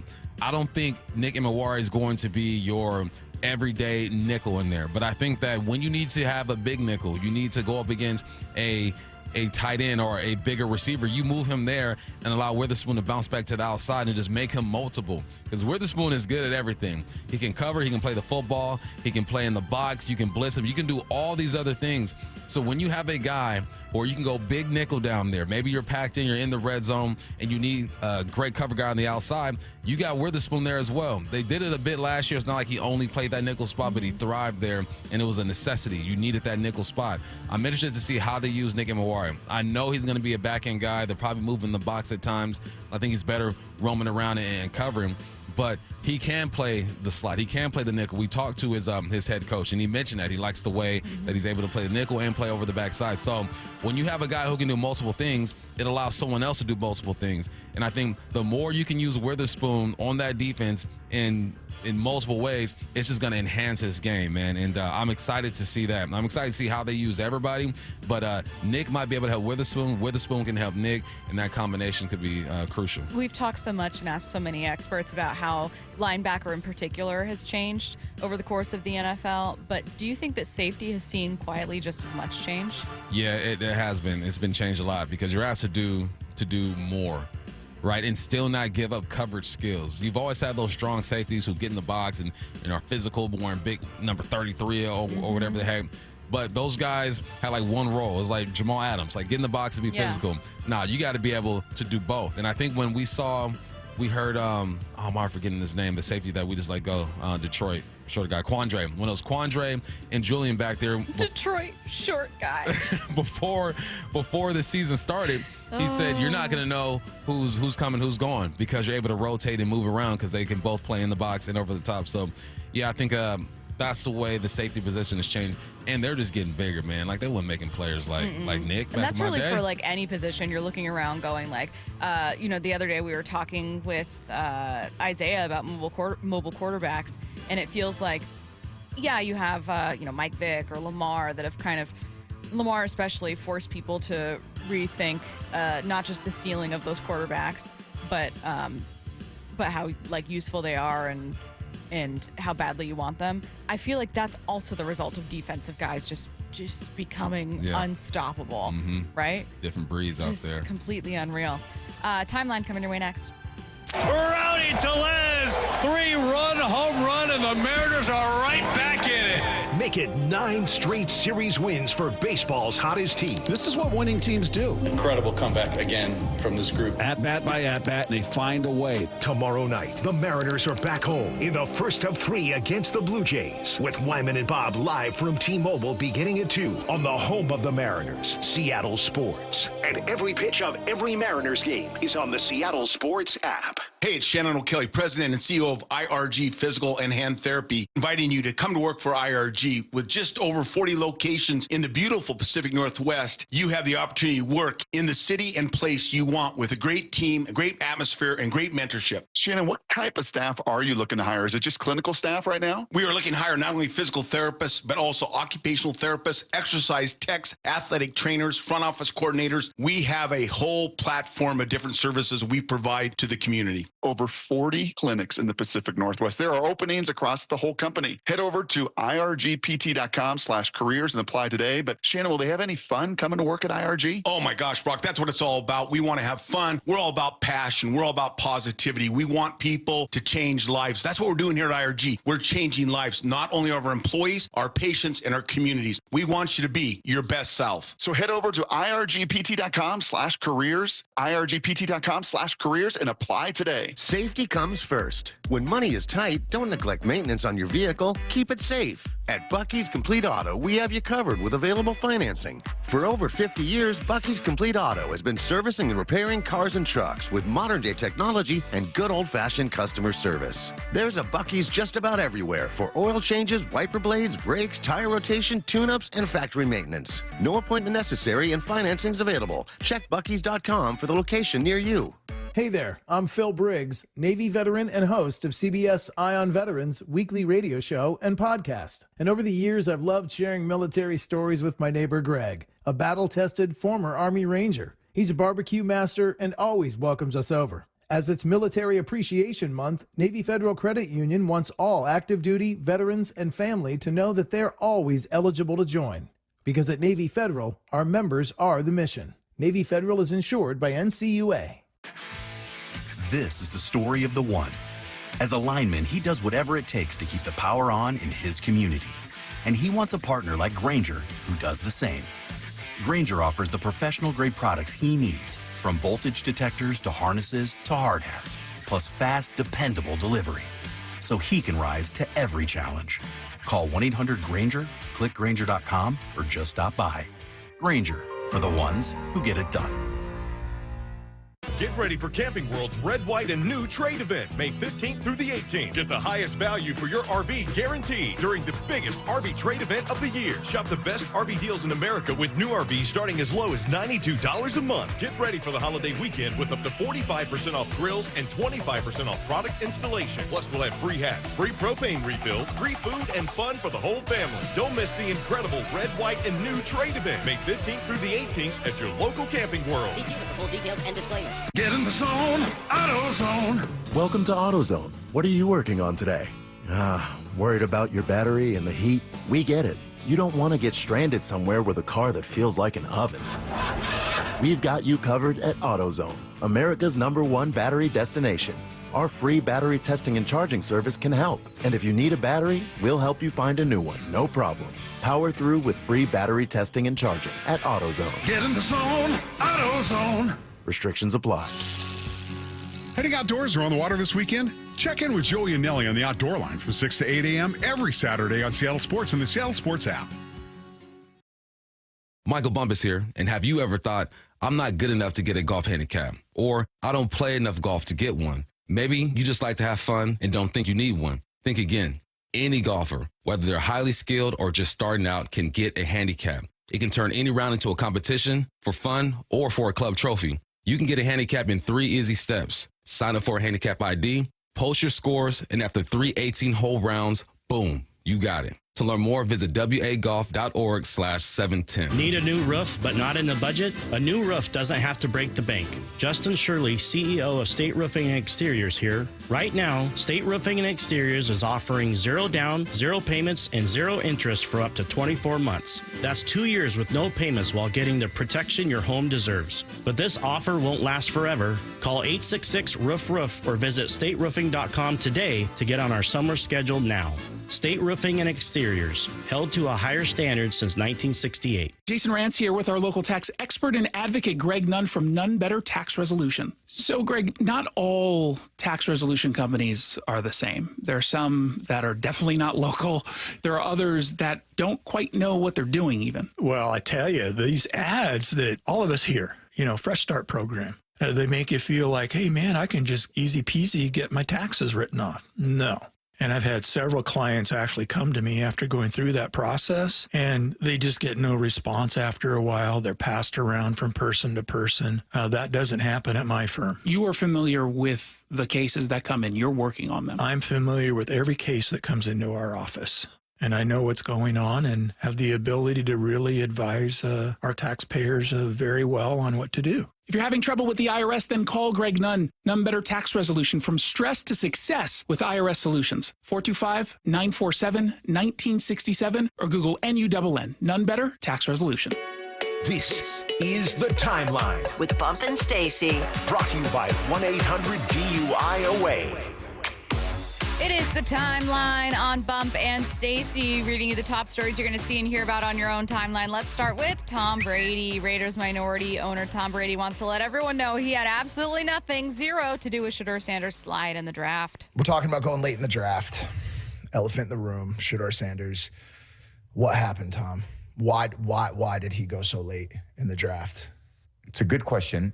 I wasn't a part of any evaluation process or to Skip Bayless see says that. otherwise. No. Well, everyone's got that's the problem with media is everyone can just say whatever the fuck they want and get away with it. Crazy. It's kind of unfortunate because there actually used to be a lot of integrity in media. And there's way less now because everyone needs crazy voices to get heard. And it actually probably hurts a lot of relationships, which is not the goal of, broadcasting. It should be to develop and cultivate and solve problems. And rather than the critiques, I want people to offer solutions all the time. So nobody knows. And I actually texted Shedeur because I know him very well. And I said, dude, whatever happens, wherever you go, that's your first day. Day 2 matters more than the draft. I was 199. Yeah. So who could speak on it better than me? What that really means. Use it as motivation. You're going to get your chances. Go take advantage of it. I know you already ranted about this one, Bump, but I'm going to ask you anyway. Are you believing this? Liar, liar, pants on fire, Tom Brady. You know dang well you watched the film. You know dang well they asked you your opinion about things. You're not going to have one of the greatest resources in your building when it comes to the quarterback position and not use it. That's ridiculous. But he has to play this game to save relationships or at least give benefit of the doubt. But Deion knows that Tom Brady looked at that film. Shedeur knows he looked at that film. So, no, he's lying. I don't believe him. And just because you curse doesn't make you right. They can say whatever the F you want. No, man, come on, Tom. It's real. You don't have, it's like us having Big Ray on our show and not asking him about the offensive line. Yeah. You don't do that. This is what he was best at. Let's ask him about the offensive line. He knows other things too. Yeah. But that's the first thing I'm going to ask him about is O-line play. Why do you think Shedeur slid so far? Hey, his personality. I went back and I watched his initial response or interview, whatever. He's at the podium at the combine, and it was just, man, if y'all don't want to chance, the whole vibe was just, it's all about me and not about the team, not about becoming part of an organization and being a leader. It's more about all the things that I'm going to do. And the way he presented it, when you're dealing with the NFL, you know who runs the NFL. It is old money over there. And they see and hear this young man saying the things that he's saying and not making it feel like it's about the organization. It's going to rub people the wrong way. And then let's not forget, he wasn't the most physically talented quarterback, but when it comes to reads, timing, and all that stuff, he was one of the best. Yeah, I agree. It's no one should be shocked that he wasn't taken in the first round, though we all kind of expected, the Saints are desperate enough. What are they going to do? The Steelers literally have no quarterback. What are you guys going to do? So I think that it was out of desperation you expected that he would. But from a talent standpoint, you couldn't be shocked if he wasn't. Yeah. But going all the way to a, middle to late day 3, actually middle day 3, is also not what I was expecting. No, me either. So just talent-wise. All right, next story here. Is the SEC finally joining the rest of us in 2025? ESPN is reportedly willing to foot the bill for the conference to play a 9th conference game. Back in March, SEC Commissioner Greg Sankey told Paul Feinbaum that he's open to expanding the conference schedule, but not if it comes at the cost of losing college football playoff spots. I'm one who said I really think we ought to be trying to move towards a 9-game conference schedule. I think that can be positive for a lot of reasons. You watch the interest around conference games, but not if that causes us to lose opportunities. And I can make some associations around that, and that's part of our thinking for our own schedule. That doesn't necessarily guide CFP decision-making, but I do think it's important to understand how selection decisions are made, and we only have 1 year of that experience as we go to make another decision about our schedule format. The SEC has long been the lone holdout among the power conferences, instead opting for a 4th non-conference game. Come on now. SEC. Catch up. You want to claim to be the best conference in the game. You no longer hold that title. That is the Big Ten right now. Big Ten plays 9 games. What it sounds like to me when he's speaking is that, yeah, we'll add it, but we scared we're not going to get that many teams in the college football playoffs, whereas all the other Big Fours are playing 9 games. Like, come on and catch up. If you want to be considered once again the best conference in all the world, Craig, you go ahead and play those 9 games. It sounds scared to me is what it sounds like. The SEC always does this thing where we can all undeniably look at those rosters and go, yeah, you guys get those first-round tackles, those first-round defensive linemen, those first-round linebackers. Yeah, you have a ton of talent. You are undeniably a rich football conference. However, you don't lean into it. You know what I mean? Like you a little bit. Like no one ever calls out the cupcake parts of their schedule. No one ever says anything. We all just accept that that's how it is. And it's like, oh well, they're so dominant. It's like, well, I don't know if they're going to point the finger at the previous version of the Pac-12 and say, well, that's not real football. Listen, and then Bama plays Chattanooga, Louisiana State, of Wyoming, week 9 of their schedule, right? And they blow them out, right? And that influences some things, yes. And they're able to sit guys and stay healthy. It's almost like they have a cheat code when it comes to the football season. Do. It's like, come on, man, just get with the times. SEC, you get the most players drafted. Go ahead and line them up and play a 9th conference game. We have a new pope. The new pope, Pope Leo XIV, hails from Chicago. He is the first American to serve as pope and is a confirmed Cubs fan. I know that we're not talking about a team that we're worried about in any way as Mariners fans, but I'm a little nervous that they have the Lord and the church on their side. Hey, I'm just saying, look, it's about time y'all got American in that thing. We did it. About time we did that. We did it. Get American in there. Yeah, it's the USA chants just back and forth. We finally did it. I just see bald eagles and pickup trucks. I know that's right. And Busch Light. That's right. Well, and if he's an older American from Chicago, he's born in 55. Right. He is definitely Jordan over LeBron in terms of the debate. You know he is. He is. He's also never seen a 4,000-yard passer in Bears history. He has not. No. I want to know what he thinks about Mitch Trubisky in that selection. Trubisky was 2nd overall. I want to. Mahomes went 10th. I have to know what Pope Leo thinks about it. I have to know. I have to know what he thinks about Caleb Williams. I also saw somebody say that it's funny that somebody who probably enjoys deep dish pizza is now living in Italy. Like the pizza capital of the world. Can I say something? We know dish you don't pizza. like deep dish pizza. No, it's not. It's too saucy. It's too much stuff. It's just not. It's really it's not. A lot of calories too, though. Yeah, clearly a lot of calories, which is fine. But nobody eats pizza to be healthy. It's like if you were to take the concept of clam chowder in a bread bowl and apply that to pizza, is what deep dish pizza is. Clam chowder? You know how they have clam chowder in bread bowls? Yeah. You go to like Duke's or whatever. That's a horrible description. Well, no, but I'm saying it's all like sauce and stuff on top of the pizza as like a bowl or a dish. Clam chowder in a bread bowl is delicious. I don't want my pizza to be like soup. Kind of like there's so much stuff. Soup? There's too much. That's what you taste with a deep dish pizza? I want your taste buds are fooling you. No more than 40% toppings to crust ratio. You go get your thin crust. It's not even thin crust. I'll take like a classic what's it called? Home tossed. Hand toss. Home toss? I'll take a classic hand tossed pizza. I'll take that too, but I won't pass up a deep dish. It's the end of an era in college football. Utah quarterback and 8th-year senior Cam Rising is setting. He's announced he's medically retired from football. That's actually kind of sad. He led Utah to back-to-back Rose Bowls in 2021 and 2022 before injuries kept him out most of the last 2 seasons. I remember when we were talking about Cam and how high he could climb in kind of prospect rankings. And then it didn't take long to be like, oh, he's hurt. Never mind. It's kind of slipping off. Now medically retiring. He essentially played all of his college football and a full contract on an NFL deal. But here's the thing about Cam Rising, man. It was so much fun to watch, right? Long hair, don't care, running around, making plays, couldn't stay healthy. Guarantee you he's going to get into the coaching game and be a great coach. Okay, you guys are not understanding the clam chowder analogy. This is more important. Because it's bad, Stacy. No, I'm not saying that it's soupy. I'm saying that the toppings are so much, and you're loading them into basically this bread bowl instead of a regular pizza. Yeah, but this is not hitting. It ain't hitting, Stacy. It's just, okay. Back to Seahawks next, and then we'll get to MLB Network's Adnan and Virk. Wyman and Bob, afternoons 2 to 7. Even the guys that if you look at their average and go, ugh, they're not off to a good start, look at the on base. This team has been outstanding at working the pitcher, at taking walks.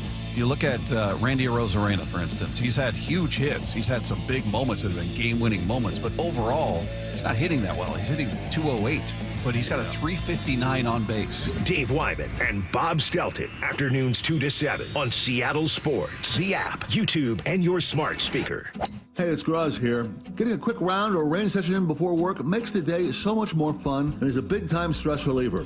Take advantage of one of the 11 local premier courses nearby. Inter Bay, Jackson, Bill Wright, West Seattle, Cedar Crest, Bellevue, Linwood, Walter Hall, Legion Memorial, Lake Padden, and their newest course, the Ocean Shores Golf Course. Practice on the range with Top Tracer at Jackson, Inter Bay, and Bill Wright Golf Complex. Play the courses, play virtual, play premier, premiergolfcenters.com. Pinnacle Builders, LLC reminds parents the fatal crash rate for teens peaks at age 19, and we lose nearly 8 kids every day. Make a family agreement to never drive under the influence of alcohol or drugs, text behind the wheel, or ride with anyone who is. Always designate a sober driver, call a parent or rideshare for a safe ride home. Best wishes to the class of 2025 from the entire team at Pinnacle Builders, LLC. Family owned for over 10 years and featuring superior contracting and craftsmanship. Online at pbllc1.com.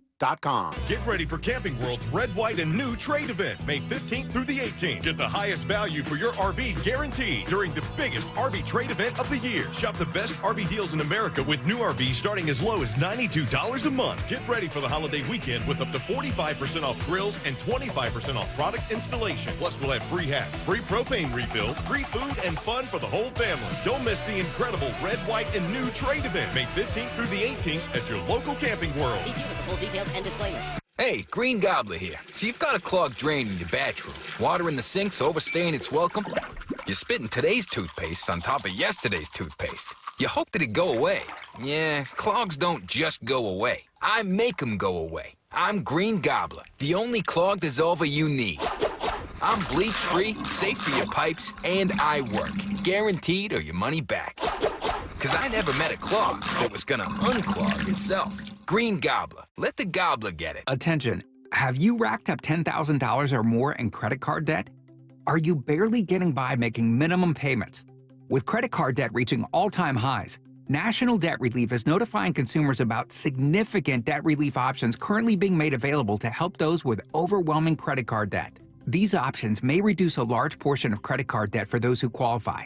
You don't need to declare bankruptcy or take out a consolidation loan, and you may only have to pay back a fraction of what you owe, even if you have bad credit. National Debt Relief has already reduced the credit card debt for more than 550,000 consumers, so don't wait. If you owe $10,000, $20,000, or even $100,000 in credit card debt, you can now take advantage of this financial debt relief as the cost of living continues to skyrocket. To check what debt reduction you may qualify for, call 800-750-2525. That's 800-750-2525. Again, that's 800-750-2525. Mike Salk here, and luxury awaits at Snoqualmie Casino and Hotel, where comfort meets elegance. And this summer, you can experience the breathtaking Cascade views, the world-class dining and entertainment, and elevate your next getaway by combining effortless style with the utmost relaxation. Plus, Snoqualmie Casino and Hotel's award-winning outdoor summer concert series is back with amazing artists like Hanson, Austin Jenks, Melanie Fiona, and P.O.D. This summer, overlooking the beautiful Snoqualmie Valley, SNOcasino.com for tickets. Seattle's closest is now Snoqualmie Casino and Hotel. Heading outdoors or on the water this weekend? Check in with Joey and Nelly on the Outdoor Line from 6 to 8 a.m. every Saturday on Seattle Sports and the Seattle Sports app.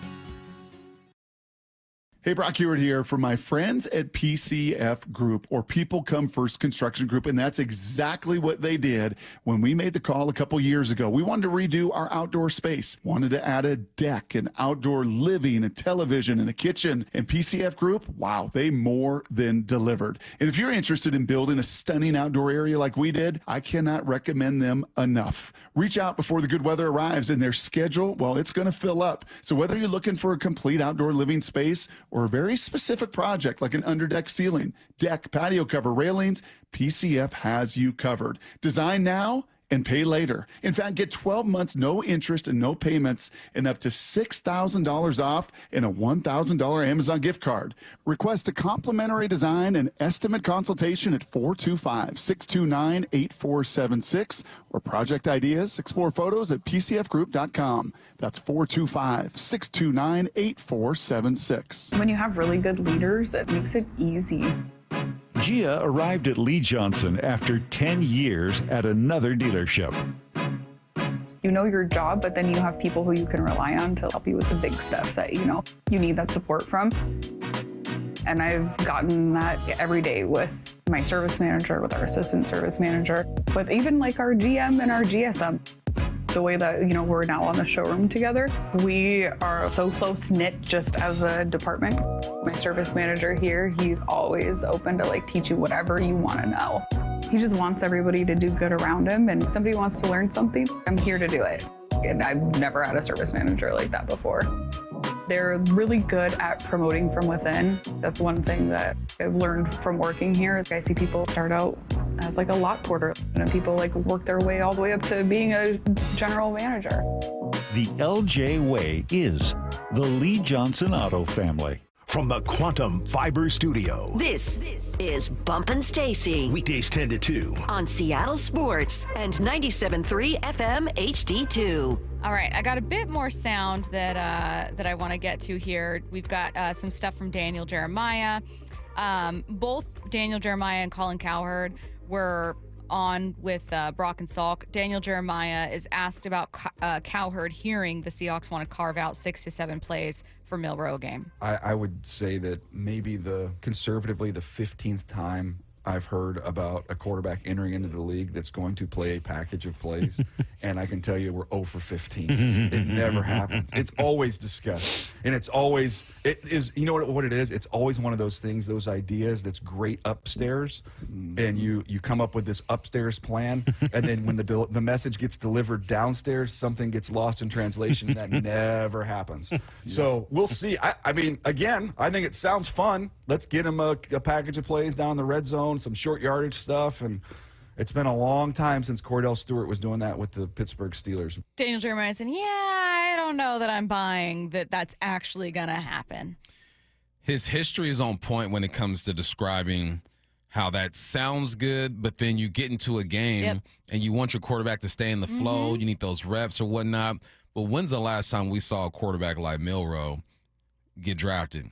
We haven't seen this. He's more athletic than Cordell Stewart. He's more athletic than Michael Vick. We just haven't seen this. So I think that history isn't always correct. It doesn't always repeat itself. And I think that he'll break the mold here. Yeah. I really believe there's no way you're going to have that athlete on the sideline and not get him the football to at least see what happens. Maybe it's early and they go away from it, but we're going to see him. Let's talk about that athlete's potential and the potential of that quarterback room. I'm going to start with the room as a whole. Daniel Jeremiah asked if the Seahawks' next franchise quarterback is currently on the roster. I think that the fact that there's a pause there probably is not great in terms of the confidence. But I think they can win playoff games with Sam Darnold. I do. I think Sam's good enough to do that. I think they put the right things in place around him, continue to build up. I mean, I don't think what he did last year was a fluke. I know the way it ended was not what anybody wanted to see. But I still think the ability's in there for him to do that. Now, I also have always talked about the confetti test, and that is if you have a quarterback on your roster that you can imagine the confetti falling on him, I don't know that they have that guy. Okay. So I don't know that I can imagine a Super Bowl winning quarterback on this roster, but I think you can certainly win playoff games, win important games with Sam. I think that's where you have to start. You got to start there because Sam hasn't done enough consistently to make you believe. He hasn't even won a playoff game yet, right? He hasn't done anything to make you believe, all right, he can take the next step forward. With Milroe, you are drafting him based off his athleticism and potential to develop. No, I think that's where you have to start with this quarterback room. Unless you are drafting in the top 10, grabbing your quarterback, unless you picked up Cam Ward this year, who it's still going to be tough. Nothing's guaranteed from the quarterback position, right? How many quarterbacks have you seen drafted in the last 5 years where you're like, he's going to win a Super Bowl? I didn't think that about Josh Allen. I didn't think that about Lamar. I didn't think that about Pat Mahomes. No. Like it's rare that you even have that quarterback to where you are like 80% sure he's going to win a championship because you know that other things have to happen. So we named all those guys. You look at Sam Darnold and Milroe. I thought about Andrew Luck. He didn't. You did that? You thought Andrew Luck could do it? I thought Andrew Luck was really, really, really, really good, and everyone did. That wasn't a unique opinion. I thought, obviously, no one thought that about Russell Wilson. No. Yeah, I don't know. I think maybe people thought that about Peyton Manning because he came in with high expectations, but that rookie season derailed expectations a little bit, but it ended up working out. No one thought that about Aaron Rodgers. He was a backup coming in out of Cal. Yeah. Like, it's not even fair. Well, and sometimes people think it about a guy, and then they recognize that the situation he's in may not lend itself as easily to getting there, right? Like, you could go, oh, well, Trevor Lawrence. Like, people knew when Trevor Lawrence was at Clemson early, like freshman at Clemson. Like, this guy's going to be the #1 overall pick. Yeah. And he was. And even then, it's like, what have you proven, really? Yeah. You know? And is it your fault, or is it the environment around you? I might be the last one, honestly. Because Like, thing where people they were were crowning like, him obviously. after his freshman year. Like, he's going to be one of the greatest we've ever seen. And they were right about him being a #1 overall pick. Yeah. Which is a crazy thing to project after a freshman season, but that was exactly what happened. Yeah. Okay. Let me get to whether or not Daniel Jeremiah thinks Milroe can be a franchise quarterback. I don't. I just think there's so much distance to travel in the pass game. But, I mean, hey, let's see where it all goes. I know there's a lot of raw stuff in there, a lot of ability in there. But it's just, to me, there's a lot of assembly required. Okay. So he does not think that Milroe can be a franchise quarterback. Again, he's just answering honestly with how he feels. He said, I think there's a lot of assembly required with him. What kind of assembly? Don't you hate that? I know. IKEA. Assembly required. When I tell you, oh my God, remind me during the commercial break to show you the dresser, like the cabinet entertainment center that I had to bit together. You know that picture, that drawing of that horse that's on Twitter or whatever, and it starts out really strong and then it becomes awful. That was it? Yeah. The doors, there are 3 sets of doors. By the third one, they don't touch when they close. Well, that's Milroe. Let's That's go how to Daniel Jeremiah sees Daniel his Milroe. analogy, assembly required. When you buy something and you have to spend that much time putting it together, not to say it's cheap, but it's not of the highest quality. The stuff that is of the highest quality, they deliver it. They deliver it to you. The thing is already put together. Maybe I put some legs on it or something. It's just made differently. And I think that's a great analogy because Milroe has to work on his accuracy. He has to work on processing a defense. Assembly required, every now and then you get that piece and it hangs around for a while. And then it looks good, and sometimes it hits. But for the most part, man, if you are required to put that thing together yourself and you are sitting in your living room for an hour putting it together, most likely it'll be gone in a few years. A little bit more on Milroe. This is asked about Milroe's quarterback coach, Jordan Palmer, saying he needs to learn to just put the ball in play. I would argue that that's probably the hardest thing to do. Interesting. The exact opposite is being efficient and not going big game hunting and taking what's there and being patient. I think that's the more rare trait that you'll see. There's a lot of guys that can hit the ball out of the ballpark. It's just, to use that baseball analogy that I think Jordan was going for, it's the guys that are just constantly putting the ball in play and moving the line. That's, I think that's one of the harder things to do. It's one of the reasons why Brock Purdy was missed by the entire league, because the entire league was looking for the reel of the splash plays and they didn't exist. It turns out the guy was just playing point guard and doing the efficient, easy things consistently really, really well. And that's why he's had the success that he's had. So again, saying like there are different types of unfinished products. Like there are levels to this. There are levels to, we just need to work on footwork, or this guy just is not going to be able to add this to his toolkit. Yeah, he also said, look, you gotta go fishing, not go big game hunting. Just like be patient with it. Like swing easy, golf analogy. Swing easy. You swing hard, that ball's gonna go everywhere unless you are one of the elite players out there. Yeah, I think that's how rookies give themselves a chance or a great foundation, is that you just take what they're giving you, nickel and dime, let the receivers be receivers, let the running backs be running backs, and they'll pick up all that yardage for you. MLB Network's Adnan Virk joins us next.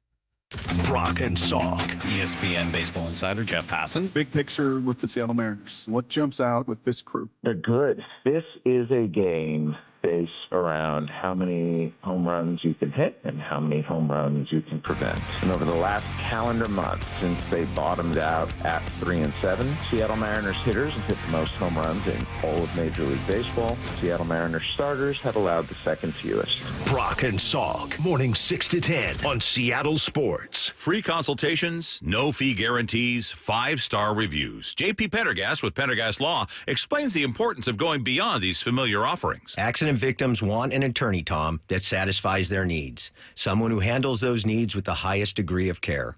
Pendergast Law offers the no-fee guarantees and free consultations, but these only scratch the surface. Okay, explain more. We make sure that every member of our team is genuinely passionate about helping others. Customer service and communication are our top priority. It's how we take care of our clients so they always feel one step ahead of the insurance companies. Our strong reputation for high standards provides comfort and confidence when it's needed most. Pendergast Law offers the free consultations, the no-fee guarantees, and of course, they are 5-star rated. But what really makes them different is their genuine passion for helping others. I can't recommend them enough. If you or a loved one has been injured in a car accident, call Pendergast Law. We can help. That's PendergastLaw.com. Goodbye, winter mud. Hello, Dream Yard. Spring is here. Synthetic Turf Northwest has you covered. No more soggy lawns or weekend yard work. Just green, clean, and ready for backyard barbecues, wiffle ball, or kicking back. Synthetic Turf Northwest, the area leader in synthetic grass, residential and commercial installs, plus turf supplies out of our Woodinville warehouse, and soon in Fife, right off I-5. Mention Seattle Sports and save up to $1,000 off your project. Visit syntheticturfnorthwest.com today. Big Nation Station reminds parents the fatal crash rate for teens peaks at age 19, and we lose nearly 8 kids every day. Make a family agreement to never drive under the influence of alcohol or drugs, text behind the wheel, or ride with anyone who is. Always designate a sober driver, call a parent or rideshare, and let's bring our sons and daughters home safely. A message from the entire team at Big Nation Station. We've got a complete stock of beverages, snacks, hot food, and more, and wish the class of 2025 a safe and successful future. Hey, Brock Heward here, along with IRG Physical and Hand Therapy President and CEO Shannon O'Kelly. Now, Shannon, I need to ask you if what I've been hearing is true. You don't need a referral, really, to see a physical therapist in the state of Washington? That's exactly right, Brock. The state of Washington is a state that has what's called direct access. That means that if you get up in the morning, for example, and you hurt your back or did something to your muscles or tendons or joints, you can call a physical therapist directly, and we can get you in that same day and start your care and your recovery process. How can patients get scheduled with IRG? Oh, it's easy. You just contact us at irgpt.com. We'll direct you to our concierge service, and we'll take care of all that for you. We handle all the authorization, verification. We want our patients to understand their insurance benefits and what the outcomes are going to be with their visit to IRG Physical and Hand Therapy. Please, please, please don't let injuries keep you from your passion. Schedule online today at irgpt.com and start the journey back to your best self. This summer, make sure your roof is ready for the season ahead with a company you can trust, like 3 Tree Roofing. We're not just your roofers, we're your neighbors, and we're here to help you protect your home this season. Visit 3treeroofing.com to schedule your free on-site estimate and get your roof replaced before the summer rush and potential material price increases. Our certified technicians make your roof replacement easy and worry-free, so you can focus on the important things this summer. Visit 3treeroofing.com to schedule your free, no-pressure estimate. 3 Tree Roofing, your Puget Sound roofing experts. Hey, it's Jason Rantz. Our local tax expert Greg Nunn wants taxpayers to know the IRS is now going after older cases very aggressively. If you received Form CP-504 from the IRS, do not ignore it. Be proactive and resolve your situation with Greg Nunn, N-U-N-N, None Better Tax Resolution. Hey, Cougs, Michael Bumpus here, inviting all WSU alumni and friends to the Cougs First Show and Career Expo, Friday, May 9th at the Maidenbauer Center in Bellevue. For education, networking, jobs, and Cougs swag. It's free to attend and all are welcome. Register at cougsfirst.org. Get ready for Camping World's Red, White, and New trade event, May 15th through the 18th. Get the highest value for your RV guaranteed during the biggest RV trade event of the year. Shop the best RV deals in America with new RVs starting as low as $92 a month. Get ready for the holiday weekend with up to 45% off grills and 25% off product installation. Plus, we'll have free hats, free propane refills, free food, and fun for the whole family. Don't miss the incredible Red, White, and New trade event, May 15th through the 18th at your local Camping World. See for full details and disclaimers. Get in the zone, AutoZone. Welcome to AutoZone. What are you working on today? Worried about your battery and the heat? We get it. You don't want to get stranded somewhere with a car that feels like an oven. We've got you covered at AutoZone, America's #1 battery destination. Our free battery testing and charging service can help. And if you need a battery, we'll help you find a new one, no problem. Power through with free battery testing and charging at AutoZone. Get in the zone, AutoZone. Restrictions apply. This is Seattle Sports. Streaming through the Seattle Sports app. KIRO AM Seattle. KIRO FM HD2 Tacoma. Home of the Seahawks, Mariners, and everything Seattle sports. Seattle Sports Snapshot. The Mariners have won 9 series in a row, this following a series finale victory over the A's yesterday afternoon. This is the first time since 2001 the Mariners won 9 consecutive series. They've had the best record in MLB since April 7th. It's an off day today. Don't forget extra innings at 7 p.m. before they open up a series at home against the Blue Jays tomorrow night, 6:40 p.m. Snapshot, brought to you by Miller Lite. When it's game time, it's Miller time. From the Quantum Fiber Studio, this is Bump and Stacy on Seattle Sports. Streaming through the Seattle Sports app and at seattlesports.com. Now, here are your hosts, Michael Bumpus and Stacy Ross. We are joined now by MLB Network's Adnan Virk. Adnan, how you doing today? I'm doing great, Michael. How you doing? Nice to chat again. Yes. Well, we're doing great, man. The Mariners look like they are a good ball club, man. Got some comeback wins against the A's this past series, and that makes 9 series wins in a row. Just what's your overview of this team? Your 30,000-foot overview. What are you seeing? Well, it's an incredible story, Michael. There's no question about it, particularly the offense. You know, everyone thought that we just had to accept the fact that Seattle was never going to be a team that was going to be able to score runs. It was just going to be, hey, it's too tough to hit in that ballpark, the climate, et cetera. They're going to have great pitching for years, at least the controllable young starting pitching, but it's a long time away since Ken Griffey Jr. and Edgar Martinez and Jay Buhner did it back at the Kingdom. But lo and behold, look what's happened. When you make a coaching change and you make different moves in terms of philosophy, things really can work out. And that's what I think is the lesson here is that it isn't necessarily the roster, it's about the approach that they've been given. And since the Mariners replaced Scott Service with Dan Wilson, brought in Edgar Martinez, and this year's hitting coach, Kevin Seitzer, Seattle's offense has been completely revitalized, Michael, dating back to August 23rd of last season. That's the first under Wilson. Seattle's now 5th in the majors in OPS at 759 and runs per game at 5.1. Their 10.9% walk rate is best in Major League Baseball over that stretch. So clearly they've realized be much more patient. Don't just be a free swinger. Don't just try to hit home runs. Make the ballpark work for you. You know, you can't hit home runs there. I get it. So look for singles and doubles and triples and use your speed. And really they bought into the philosophy. They've been a great story and a big reason why they're first place in the West. I like that quote. You said it's not the roster. It's the approach they've been given. That's something we've been trying to figure out, right? We're like, man, is Edgar and Seitzer just the hitter whisperers, and is Dan Wilson's vibe just different? Have you seen a situation similar to this? And you're just covering baseball that, you know, the roster isn't great, but just the vibe and the message seems to work with the talent that they have. Yeah, sometimes it happens. I mean, you definitely see the bump initially in a team, but to sustain it is that what I think is more impressive, meaning if last August the team started hitting, okay, that happens. But to actually see them this year doing it as well, to me, that's a really positive sign. And I think that, you know, look at the Rangers are trying to do the same thing. They fired their hitting coach, brought in Brett Boone, brother of my good buddy Aaron Boone, the Yankees manager. And the first game with Brett Boone, who went from having a podcast and having the hitting coach of the Texas Rangers and his old buddies and played for Bruce Bochy years ago, 2000, back in San Diego, they had 16 hits.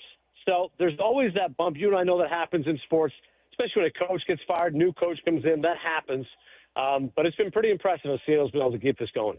When do you kind of decide, okay, this is for real? Do you wait until Memorial Day? Do you go a little further? Is there a certain stat that you look for with consistency where you start to go, okay, I think this team has taken a step forward? Yeah, Stacy, I always try to look at it in terms of thirds. Like Memorial Day definitely is a benchmark. I say to myself, okay, a team that is successful right now is in decent shape. I think it's something like 2/3 of teams who are in playoff position by Memorial Day end up making the playoffs, so I feel pretty good. And I definitely look at it more from a negative perspective. If my team is struggling at Memorial Day, for example, the Orioles are almost 10 games under 500. They have been one of the bigger stories in the sport, just how bad they've been. So to me, if I'm the Orioles Memorial Day, I'm still not good, then I start saying, okay, we've got to make some massive changes here, make some trades, and accept our fate. But for Seattle specifically, when would I start sort of, quote-unquote, buying the Kool-Aid and feeling pretty good? I'd wait until the All-Star break. I mean, Memorial Day's almost here, a few more weeks. If they're still hitting, okay, great. But if I can sustain that and I'm going into July and the All-Star break and my team is still a top 5, top 10 offense, I feel pretty good about it.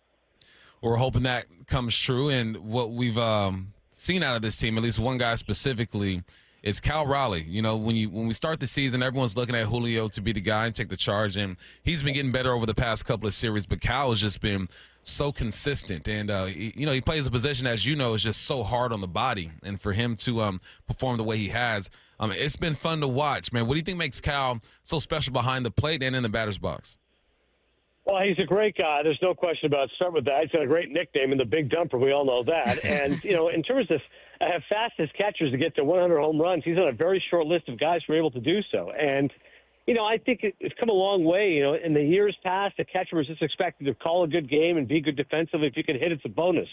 But then you had catchers like Gary Carter or Mike Piazza and guys that could do both. And, I think Raleigh's an example of a guy. Again, I wish the batting average was a little bit higher. He does strike out too much, but he's got more of that classic approach, is just boom or bust. He's going to go for the fences, and if not, he'll go down swinging. And the good news is the 12 home runs have been huge.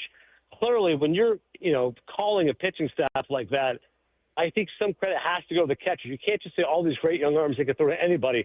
Raleigh has to know each of these guys' psyche, whether it's Miller or Wu or Castillo or Gilbert. I know Kirby's been out, which to me, again, George Kirby's one of my favorite pitchers. The fact he hasn't even pitched yet, wait till he gets back in that rotation. But I think whenever a battery is really good, whenever a pitching staff is good, I give credit to the catcher as well. So I think we focus on Cal Raleigh and the home runs for good reason. But he calls a good game and clearly one of the more likable guys in the game as well. Hey, speaking of those home runs, we've been having local debates about whether or not the Mariners are playing small ball or whether or not they're just getting on base more. Because they're knocking in a ton of home runs, right? As you know, they're like second behind, I think, only the Yankees. And I think because locally we've had people go, oh, small ball, Dan Wilson, old school, 1995, here it is again. I think people maybe are mislabeling this style of baseball. But what do I know? I mean, Jay Buhner called it small ball on with our morning show the other day. So how do you see like this genre of baseball, what the Mariners are doing? And then kind of a secondary question, is anyone actually playing small ball anywhere? No, it's a great point, Stacy. I'll go to the second one first. The only teams that have to play small ball are the ones who can't afford to have power. The power is one of the more greater luxuries in the game. Teams will overpay and pay a ton of money for a guy who's a power hitter.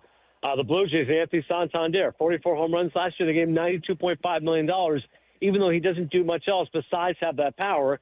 And Santander off to a very slow start with the Blue Jays, ironically. But a team like the Brewers, right, they don't have a big payroll. Guess what? They play small ball because they can't afford 40 home run hitters. So they have guys like Bryce Terang who are pesky hitters with great speed. They hit and run. Pat Murphy tries different ways to manufacture runs with Christian Yelich and others. So I think for the Mariners specifically, no, I don't think it's small ball. I think they become more patient. I think that again, the walk rate to me is huge. They're number one in walk rate since that stat I gave. So it's one thing to say, like small ball implies you're just looking to slap the ball and get a base hit. No, they're still trying to get the home run, but their plate discipline is so much better. Their plate coverage is better. So I still think they're going for home runs, but they're just being a lot smarter in terms of their pitch selection.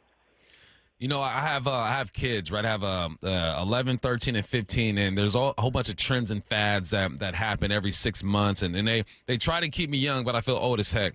But to start this season, the fad was a torpedo bat, and Yankees are hot, and now Cal's using their torpedo bat. Is the hype still there? Are their numbers still supported? And what's your view on the bat itself?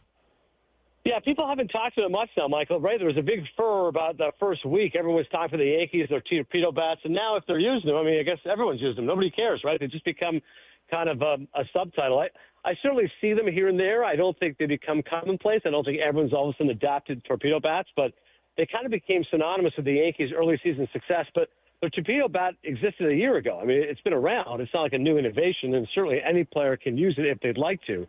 The real simple explanation is that normally the good wood, so to speak, is in the barrel of the bat, and the torpedo bat is transferred down a little bit. So if you get jammed more on pitches, that ball is going to go further theoretically. So rather than trying to hit the heart of the bat, you're going down a little bit smaller. So it's a pretty unique contraption. I'm always in favor of anybody who's smart enough to think of ways outside the box and build better bats and better equipment. So I give props to whoever engineered it. And, it's certainly working out for the Yankees team, who's in first place right now. But, no, I think it's kind of died down a little bit. There was this talk that they're going to ban the torpedo bat, or is it good for the game? And as you notice, these things kind of come and go. And it's not a fad. I think it's here to stay, but it's not really as much of an issue as some people may have thought it was.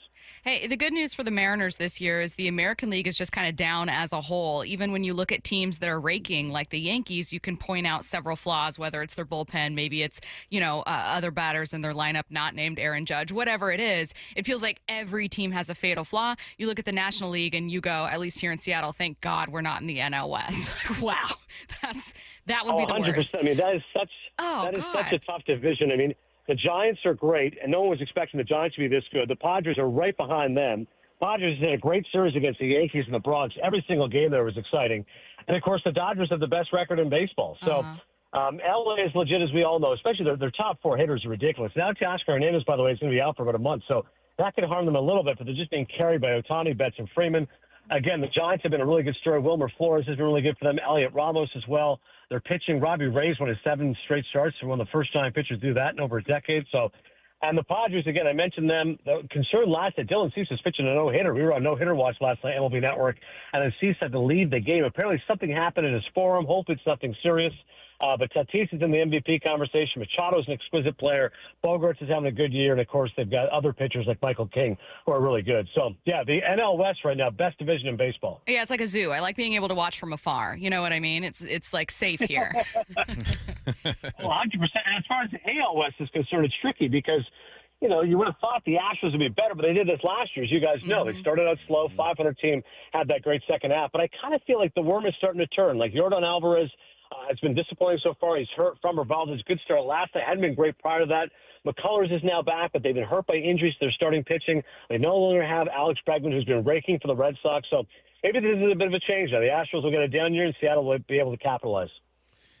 What do you think about the A's? They're an interesting team for me. When I watch them play, you see the talent. You look at some of their numbers. They don't impress you really. They're playing in a small ballpark, which I kind of like, Adnan. I like hearing the chirping from the crowd. It's like it gives me college baseball vibes again. But the A's they're a tricky team to understand. Yeah, it's funny, Michael, because you look at them, and I did an essay the other day on Jacob Wilson, who's one of my favorite players to watch because his bat-to-ball skills are amazing.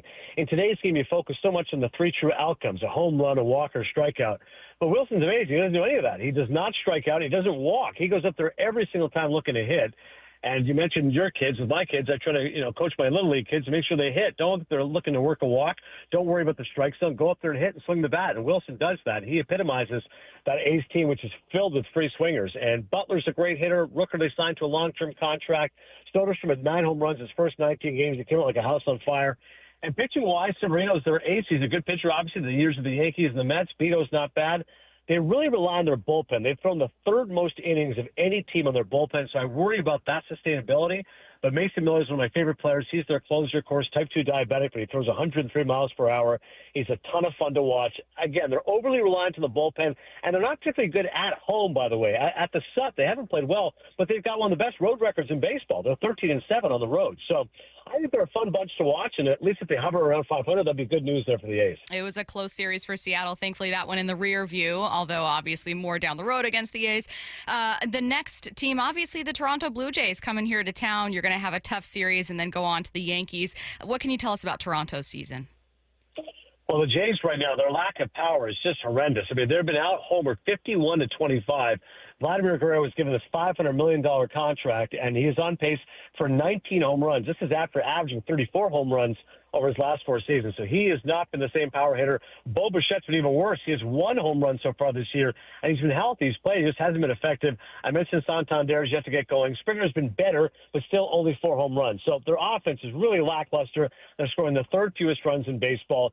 The good news to them is their top 3 pitchers are excellent. Barrios, Gausman, Bassett. The bad news is the 4 and 5 spot have been a concern. Bowden Francis isn't nearly as good this year as he was a season ago. And they signed Max Scherzer, that 1-year, $15.5 million contract. He makes 1 start, and he's been out with a thumb injury. He's not going to be back until at least Memorial Day, so 2 months gone. Max for $15 million at best. That's definitely not what they were hoping for. So it's good news for the Mariners. The Jays right now are not a good team. They're under 500. They can't score runs. All right. He is MLB Network's Adnan Virk, kind enough to join us on the Emerald Queen Casino Sportsbook Hotline. Thanks, Adnan. Thanks, Adnan. All right, Michael, Stacy, thank you so much, guys. Go M's. Have a good one. Let's get to headline rewrites. Extra, extra, read all about it. Headline rewrites. We must make headlines. The real story behind the headlines in today's news with Bump and Stacy. Headline number one for the second straight game. The Knicks came back from down 20 to stun the Celtics. They're up 2-0 in their series against Boston. Here is how that game sounded as it finished last night. It's Tatum. Robinson's on him. Tatum maneuvering. Oh, the ball knocked away. Another great defensive play for the Knicks. They've got it. They've won it. New York has gone up 2 games to none. Sounded like a home game for the Knicks there. What's the real headline? Is rooting for a New York team okay as long as they're beating one from Boston? Of course it is. New York, typically I don't rock with New York, not the Yankees. I do with Not the Mets the and Knicks, the Knicks. typically. If I have to pick between Yankees and Mets, and I'll rock with the Mets. Always. Knicks, I just love basketball. I love the history of basketball. We know that, New York's the mecca for that thing. Especially this group, man. They're underdogs. The Boston Celtics are supposed to win this, especially at least one game at home. You got the defending champions, but they're just not playing well right now, man. They got Porzingis, who I was watching ESPN earlier today, and he has some type of illness that is draining his energy. So he's only putting out 14 to 15 minutes a game, and that's going to be the cheat code just because of his size or whatnot. But listen, man, when you're going up against NBA's clutch player of the year and Bronson, you got Bridges who's playing well in the wing. It's going to be tough. So good for them. Let's get it going. And go New York, go New York, go. Also, the story of any team struggling, right? When your superstar is not playing well, a lot of people with plenty of criticism for Jason Tatum. Fair? Say it again? I said a lot of people with lots of criticism for Tatum in his last 2 games. Yeah, it's been tough. It should be for the whole team, though, man. They're shooting 25% from 3. They're 25 for 100 the first 2 games in the season. They've won a lot of games like that, but when you go cold, you go ice cold. And Tatum has been crowned one of the faces of the league over the past couple of seasons, and he's been a baller for the most part. But it's time to show up, brother. You got to go ahead and do your thing, because if you do not, it is going to be a wrap here pretty soon. 13 points from Tatum.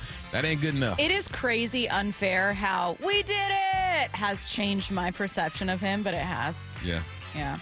I know it's not fair, but go viral. It goes it nowhere. Is what it is. It stays. Headline rewrites. It's a surreal feeling. We did it.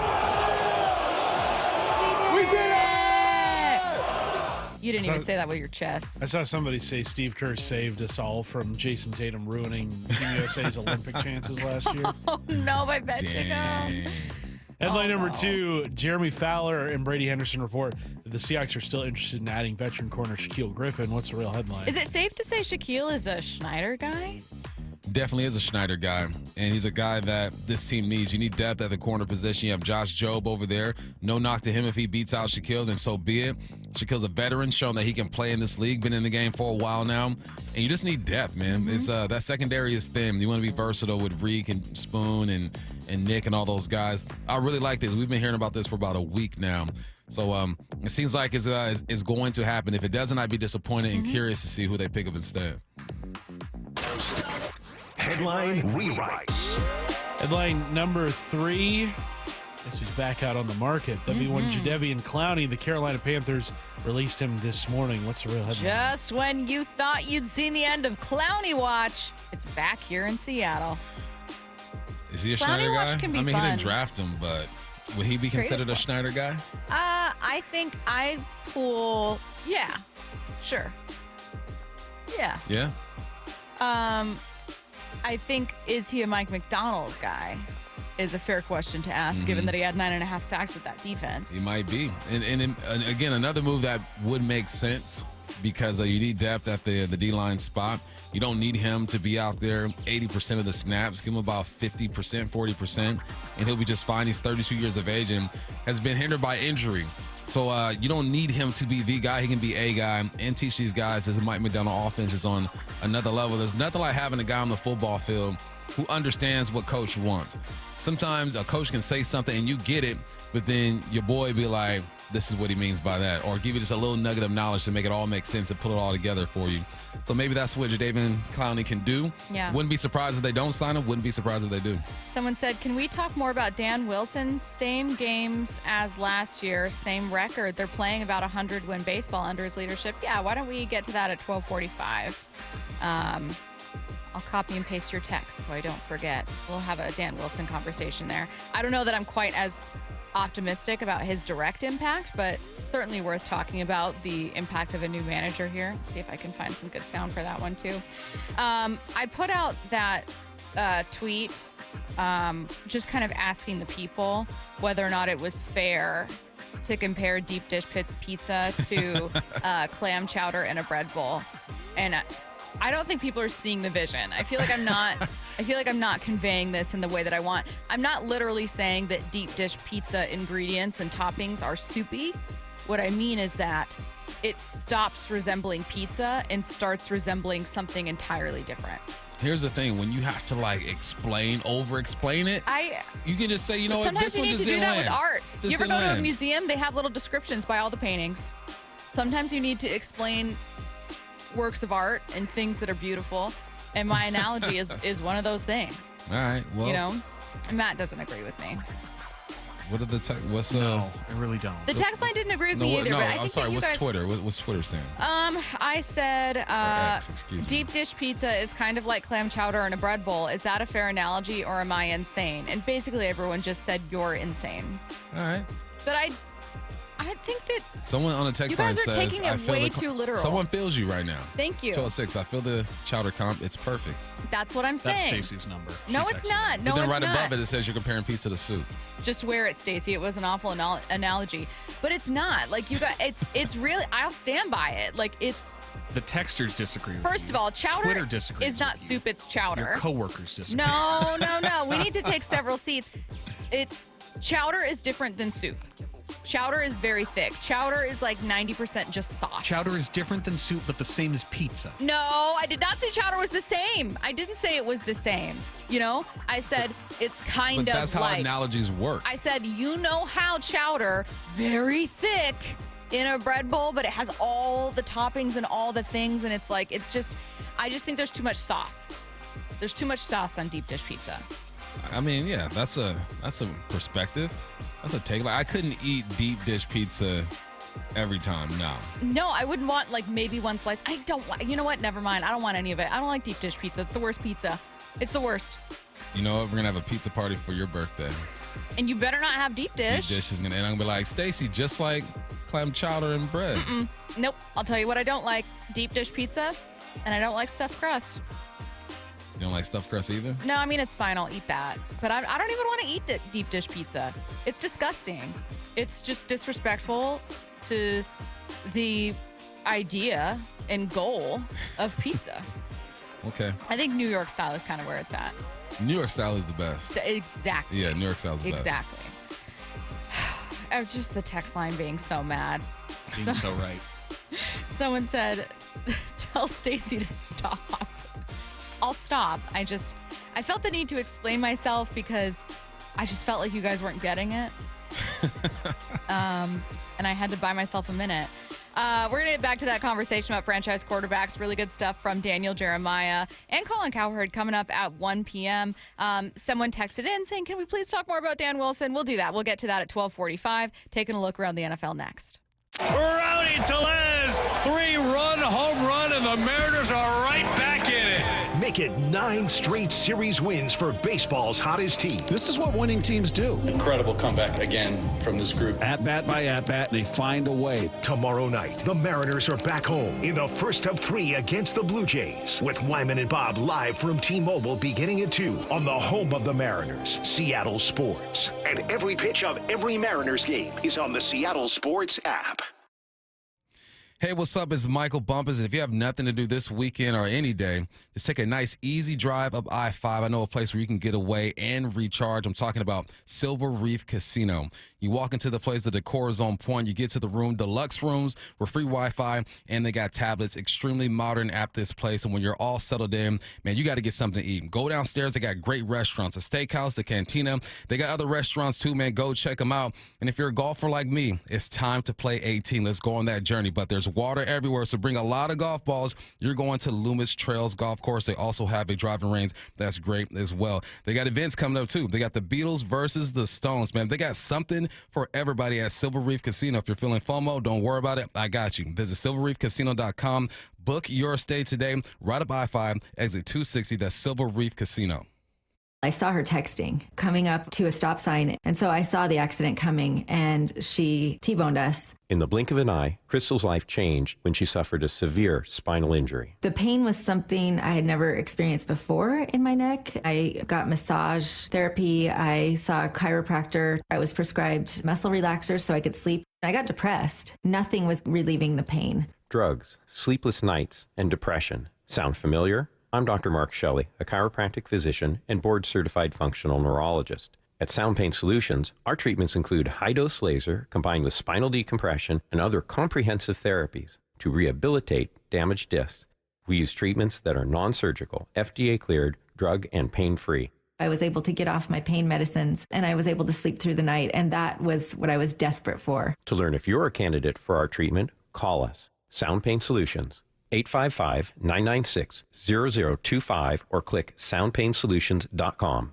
Baseball's back. It's time your yard stepped up to the plate. Synthetic Turf Northwest is Seattle's go-to for pro-quality turf. Perfect for backyard batting cages, putting greens, or just a mud-free play zone for the whole family. We install the best, we supply the best. And we're local-based in Woodinville with a new Fife location coming soon next to Sportco. Mention Seattle Sports and save up to $1,000 off your project. Visit syntheticturfnorthwest.com, where the grass is always greener.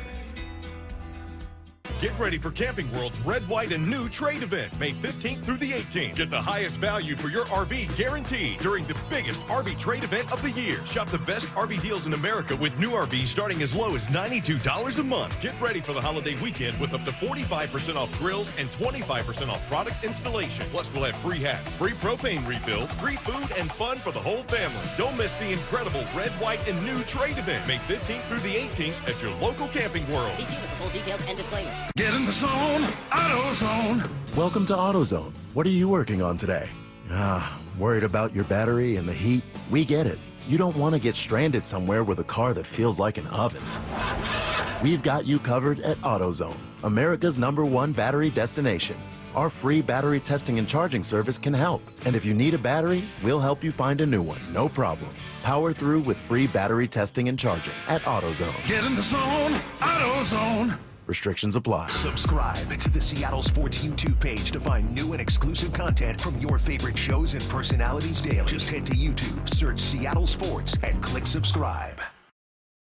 Mike Salk here, and luxury awaits at Snoqualmie Casino and Hotel, where comfort meets elegance. And this summer, you can experience the breathtaking Cascade views, the world-class dining and entertainment, and elevate your next getaway by combining effortless style with the utmost relaxation. Plus, Snoqualmie Casino and Hotel's award-winning outdoor summer concert series is back with amazing artists like Hanson, Austin Jenks, Melanie Fiona, and POD. This summer, overlooking the beautiful Snoqualmie Valley, snocasino.com for tickets. Seattle's closest is now Snoqualmie Casino and Hotel. Hey, Brock Hewitt here for my friends at PCF Group, or People Come First Construction Group, and that's exactly what they did when we made the call a couple years ago. We wanted to redo our outdoor space, wanted to add a deck, an outdoor living, a television, and a kitchen. And PCF Group, wow, they more than delivered. And if you're interested in building a stunning outdoor area like we did, I cannot recommend them enough. Reach out before the good weather arrives, and their schedule, well, it's going to fill up. So whether you're looking for a complete outdoor living space or a very specific project like an underdeck ceiling, deck, patio cover, railings, PCF has you covered. Design now and pay later. In fact, get 12 months, no interest and no payments, and up to $6,000 off and a $1,000 Amazon gift card. Request a complimentary design and estimate consultation at 425-629-8476 or project ideas. Explore photos at pcfgroup.com. That's 425-629-8476. As America's leading business lender, Bank of America is on your corner and in your corner, right here in Seattle.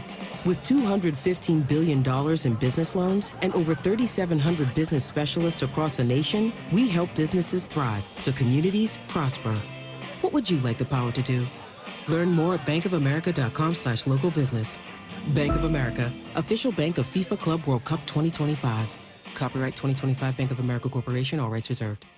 From the Quantum Fiber Studio. This is Bumpin' Stacy. Weekdays 10 to 2. On Seattle Sports and 97.3 FM HD2. Taking a look around the NFL, we are going to start with the Pittsburgh Steelers. ESPN Steelers reporter Brooke Pryor thinks Aaron Rodgers might have had something to do with Pittsburgh's trade of George Pickens on Wednesday. I cannot imagine that Aaron Rodgers was not aware that George Pickens could be traded. The Steelers have remained in constant contact with him since these conversations began about him potentially landing in Pittsburgh. Based on my conversations in the building, not only are the Steelers aware of what Rodgers has been dealing with in his personal life off the field, but I'm going to guess that that phone works two ways, and the Steelers have kept him informed of potential things that they could be going through. I don't think that this is a move that would catch Aaron Rodgers by surprise. So Aaron Rodgers, according to Brooke, certainly at the very least knew about it.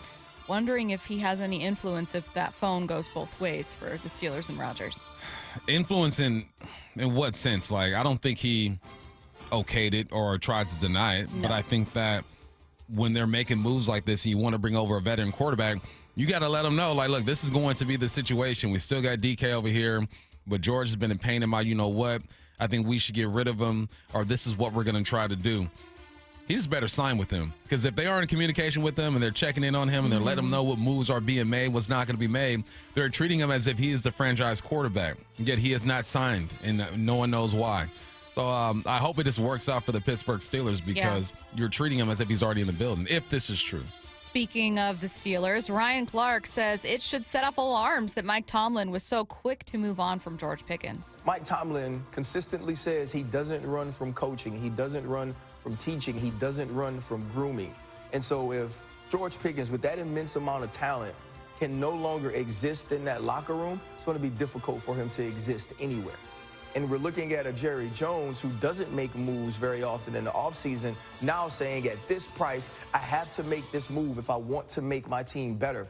And so to me, it's how do you handle him? To me, it's how do you incorporate him into the locker room? And we heard Shadi talk recently about the way he moved Dak Prescott and Micah Parsons' lockers next to one another. He better be focused on doing those things and making sure that George Pickens gets the football as well, because it seems that he could tear down a locker room. Can I say a real thing?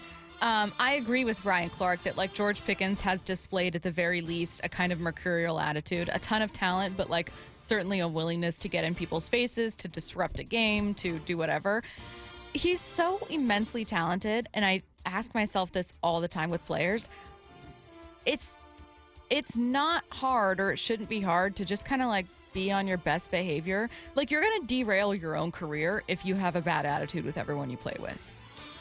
Some people just have those personalities. I don't get it. Like, it's unfortunate. But also, look, Ryan Clark might be right, and the chances are that he probably is right. But also, once a team moves on from you in the fashion that the Steelers have, then I'm sure there was an exit interview. They talked to him. They let him know, like, this is why we're moving on or whatnot. You have an opportunity to better yourself as a person in that moment and going forward.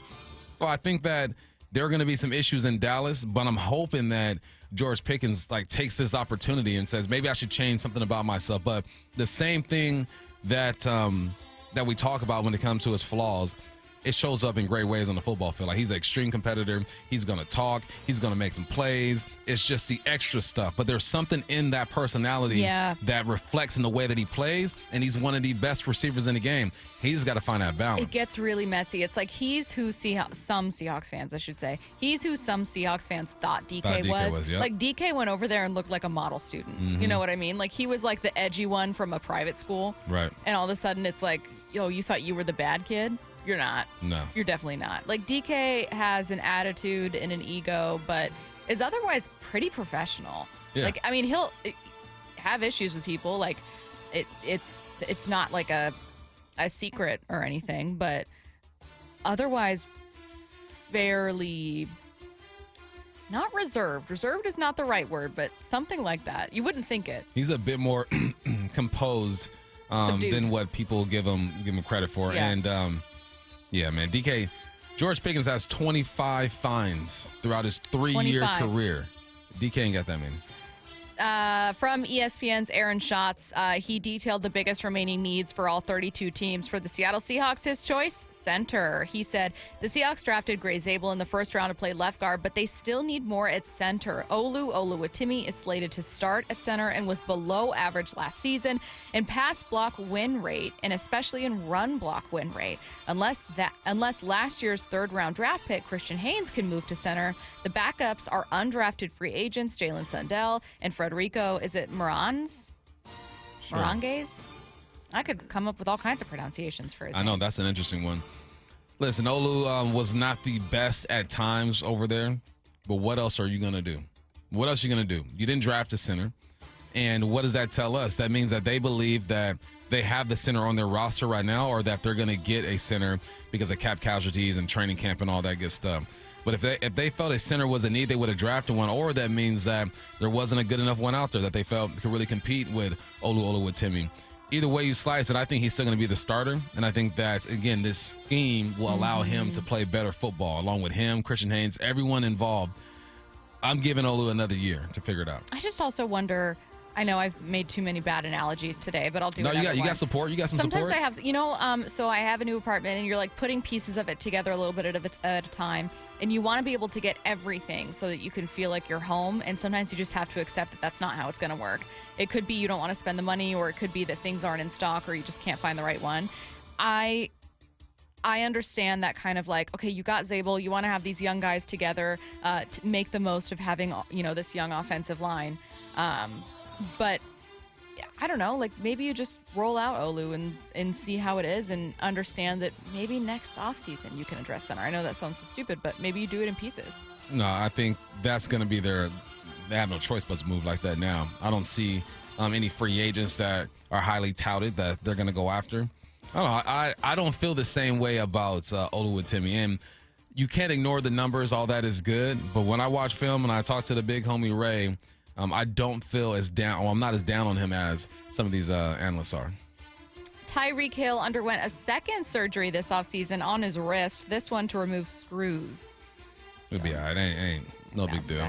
Dolphins are a weird team. I've had such a hard time predicting what they're going to do this season. Also a weird team with currently two of their highest paid players have publicly demanded trades. One is going to be traded with Jalen. Tyreek, it looks like, is going to stay there. And Tyreek walked it back. He said he was just emotional. It was after a loss, and he had time to reflect. And you look at the tax situation in Florida. I'm sure that played a role into that. It's more about Tua, honestly. Can Tua be the guy he's being paid to be? So that was my follow-up question for you. Are you surprised they didn't try to go for a guy like Shedeur? No, I'm not. Because I think when Tua's healthy, he's okay.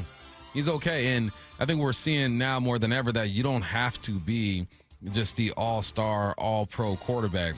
You can just be a guy who runs a system and be completely fine. I mean, he has seasons where he's completed 69% of his passes. He's got 29 touchdowns. He got 25. I mean, those are Brock Purdy type of numbers if you have the right guys around him. And Mike McDaniels probably believes in this dude. So his thing, stay healthy. 10 games in 2020, 13 games in 21, 13 in 22, 17 in 23, you get paid. And then 11 in 24. They got to put him in bubble wrap. Just one season with Jacksonville, and now the Jags are releasing wide receiver Gabe Davis. They paid him a pretty hefty contract last offseason as a free agent. He signed with Jacksonville to a 3-year deal worth $24 million guaranteed. Gabe Davis kind of had that moment. He's had a couple moments with the Bills, but he had that 4-touchdown game in which the Bills eventually ended up losing to the Chiefs, but everyone was like, hey, Gabe Davis is being overshadowed by Diggs, and he's actually a really solid number 2 receiver. Was not able to do that with Jacksonville. Never surpassed 240 receiving yards. Yeah, that's tough. I mean, he 42 targets, 20 receptions, 2 touchdowns. Was only available for 10 games. Like, you're only playing in 10 games. That means that something else isn't right. That means that you're not running the routes the way your coaches want you to. That means that you're not showing up and performing at practice the way the coaches want you to. Because I don't think 10 games is enough to make this big of a decision. There has to be other underlying things going on here. Because, when he was with the Bills, he got 836 and 7, 746 and 7. So 10 games, 1 year, and you're out on him. There's some other stuff going on. Good point. Last one is not a story, but a question from a listener, or maybe a statement. Tell me if you agree. We were talking about Olu Oluwatimi at center and some of these young guys that they've had developing, maybe getting replaced. And this person said, we can't just give up on players after 1 or 2 years. Is that what you think is happening with the offensive line, the way fans see it? Well, I think Olu, this is his, going into his 3rd year. So, yeah, because it's there's a true development that needs to happen, especially at the O-line spot. It's the hardest position to find when you trying to get a group of guys to stay together for a while. It's just tough. So coaches got to coach. You got to develop. Players got to take ownership and develop as well. Yeah. Yeah. He needs another year. After like 3 years, then I'm like, all right, you're not making the progress that's needed. You got to move on. A listener earlier texted into the show and said, can we please talk more about Dan Wilson? We can. We've got some interesting sound from Jay Buhner, Adnan Virk, who was on with us earlier. We're going to talk about Dan Wilson. That's next. Rowdy Tellez, 3-run home run, and the Mariners are right back in it.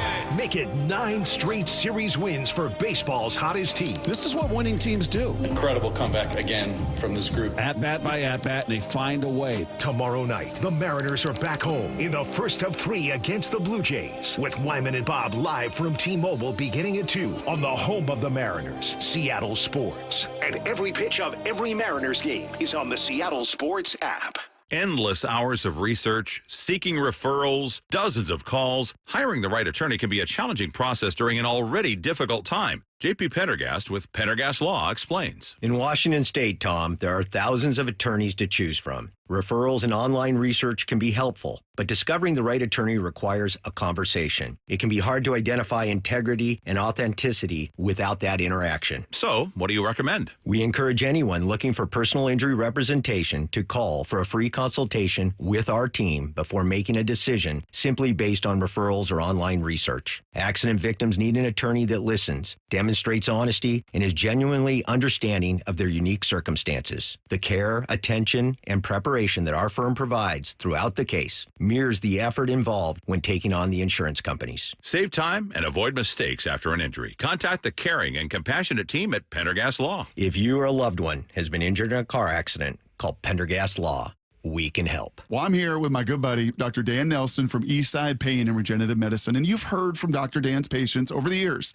how a simple stem cell procedure has successfully conquered their pain. Well, folks, now it's my turn. After years of dealing with knee pain from all the football abuse, I can say my knee pain now is almost 100% gone. How'd you do it, Dr. Dan? Well, Brock, personally, I'm very happy that you did so well. And your story is like so many of our other patients who come in, former athletes and non-athletes as well, who have come in with chronic knee pain, and they are looking for alternatives besides knee replacement surgery. And we're happy to provide this service. It's been truly a game changer for so many folks. It's just been a pleasure to be part of this. Consider Dr. Nelson, the only doctor with over 30 years of experience in pain medicine techniques, including stem cell therapy. I was in and out with a couple of follow-ups. It's a non-surgical solution to pain using your own stem cells. Consider stem cell therapy with Dr. Daniel Nelson, MD at 425-823-4000 or visit danielnelsonmd.com. That's danielnelsonmd.com. LeeJohnson.com is a dynamic research tool. We want to give the customer enough information to where they don't have to go anywhere else to research any of the questions they have. And if they want more information, we'd love to be there to help. We don't want them to feel like they're dependent on emailing us or texting us or calling us just to get the information they need. So we put it all out there. We call them digital retailing tools, big fancy calculators where you can get in there and change the terms and change the payments and change the cash down. And it'll give you a disclosure of, hey, when you do this, this means here. And a consumer can get on there and do a lot of this themselves. And then if they choose to get us involved, we can actually get involved on the backside of it and help them along the way. We want to give the consumer the same tools that we have and let them understand what we understand. Yup, that's pretty much what you'd expect. The LJ Way is the Lee Johnson Auto family. Bonneville International radio station contests are open to participants 18 years of age or older that are residents of Washington State unless otherwise specified. Employees or agents of the station, Bonneville International Corporation, other area radio stations, or any entity associated with the contests are not eligible to win unless the station otherwise specifies at its own discretion. Persons who have won in the last 60 days from a station contest or event may not be eligible. Full general contest rules are available on seattlesports.com or in person at the station during regular business hours. For Down Territory, going inside the game with Michael Bumpus. I like this. More quarterbacks should start doing this. Every day at 11:15 and 1:15 on Bumpin' Stacy. Roof now, pay later. No payments until 2027. 0 down, 0 payments, and 0 interest for up to 24 months. Hi, Justin Shirley, CEO of State Roofing and Exteriors here. Since 1968, we've helped homeowners just like you get beautiful, durable roofs without breaking the bank. Book today and lock in summer pricing before it's too late.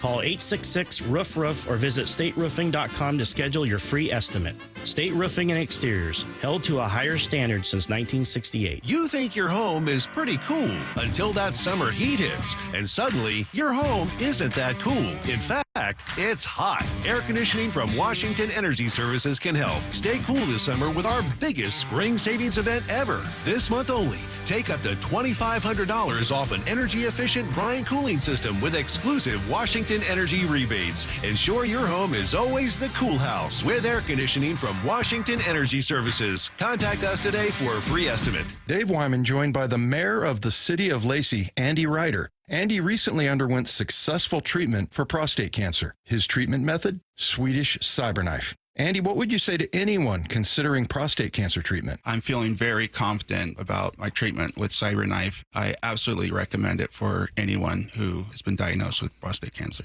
Reach out to Swedish CyberKnife directly at swedish.org/CyberKnifeProstate. Treat prostate cancer with Swedish CyberKnife. G. Scott here with former Seahawk Doug Baldwin. Tell us about Nourishing Champions. We know the benefits for young people in sports, but we often don't think about the barriers, and one of those barriers is having proper nutrition. So Nourishing Champions, in partnership with Champions of Change and Safeway, is an effort to address those barriers so that our student athletes have what they need to excel both on the field and in the classroom. High schools can apply for grants up to $25,000 from Nourishing Champions. Learn more at championsofchangefoundation.org/Nourishing Champions. From the Quantum Fiber Studio, you're listening to Bumpin' Stacy.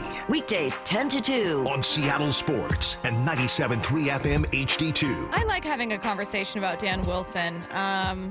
It's really interesting. You've got him taking over for a team, and they ended up playing their best offense in the, 34 whatever days, 40 days or so that he was manager after Scott Service's firing. And I remember Bump pushing back on this and being like, no. Like, guys were healthier. Like, you can't just look at a manager and say, oh, look what he's doing just because you're mad at Service. Like, I thought Service was a bit of a scapegoat for what I felt like was some issues with, I don't want to say roster construction, but they just didn't have enough talent. And then execution on the part of players. Service obviously played a role, but anyways, that's what I thought at the time. So I've been so hesitant to get, like, on the Dan Wilson train. And I'm not going to say I'm boarding it, but I think that it's hard to say he hasn't had an impact. You can't. It's impossible. Like, managers are going to have positive impacts or negative impacts. They're not just going to float around and do absolutely nothing and have no influence at all. But there are some things, some factors that are helping him for sure, that are helping the perception that we have of him. There's Polanco being healthy.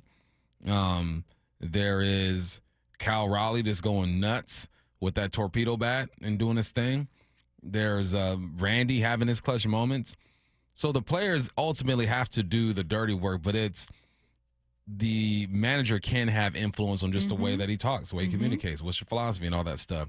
So, yeah, I give Dan some credit, but just one thing, just Polanco being healthy, JP being healthy plays a big role into this too. I'm glad you mentioned communication. Jay Buhner pointed to that. I think that's the great denominator is what Danny's bringing is that communication. All these guys know what their role is. He's got an open door policy. He makes sure every single guy knows what they're going to be doing, what their role is, if they're playing, if they're not playing. I'm not saying that other managers didn't do it, but Danny, you guys know, Danny's got a very unique way, very calm presence about him, and very knowledgeable of the organization and these young kids coming up. So he knows their strengths and weaknesses, and he's taking advantage of that and trying to put that in his best way to help that team win, because inevitably that's what it's all about. Mariners got to win. So they're finding a way to do it. It's pretty awesome. Meanwhile, Adnan Virk of MLB Network, who was on with us earlier, said you can point to a managerial change for what's been going on with Seattle. When you make a coaching change and you make different moves in terms of philosophy, things really can work out. And that's what I think is the lesson here is it isn't necessarily the roster, it's about the approach that they've been given. And since the Mariners replaced Scott Service with Dan Wilson, brought in Edgar Martinez, and this year's hitting coach, Kevin Seitzer, Seattle's offense has been completely revitalized, Michael. Dating back to August 23rd of last season, that's the first under Wilson. Seattle's now 5th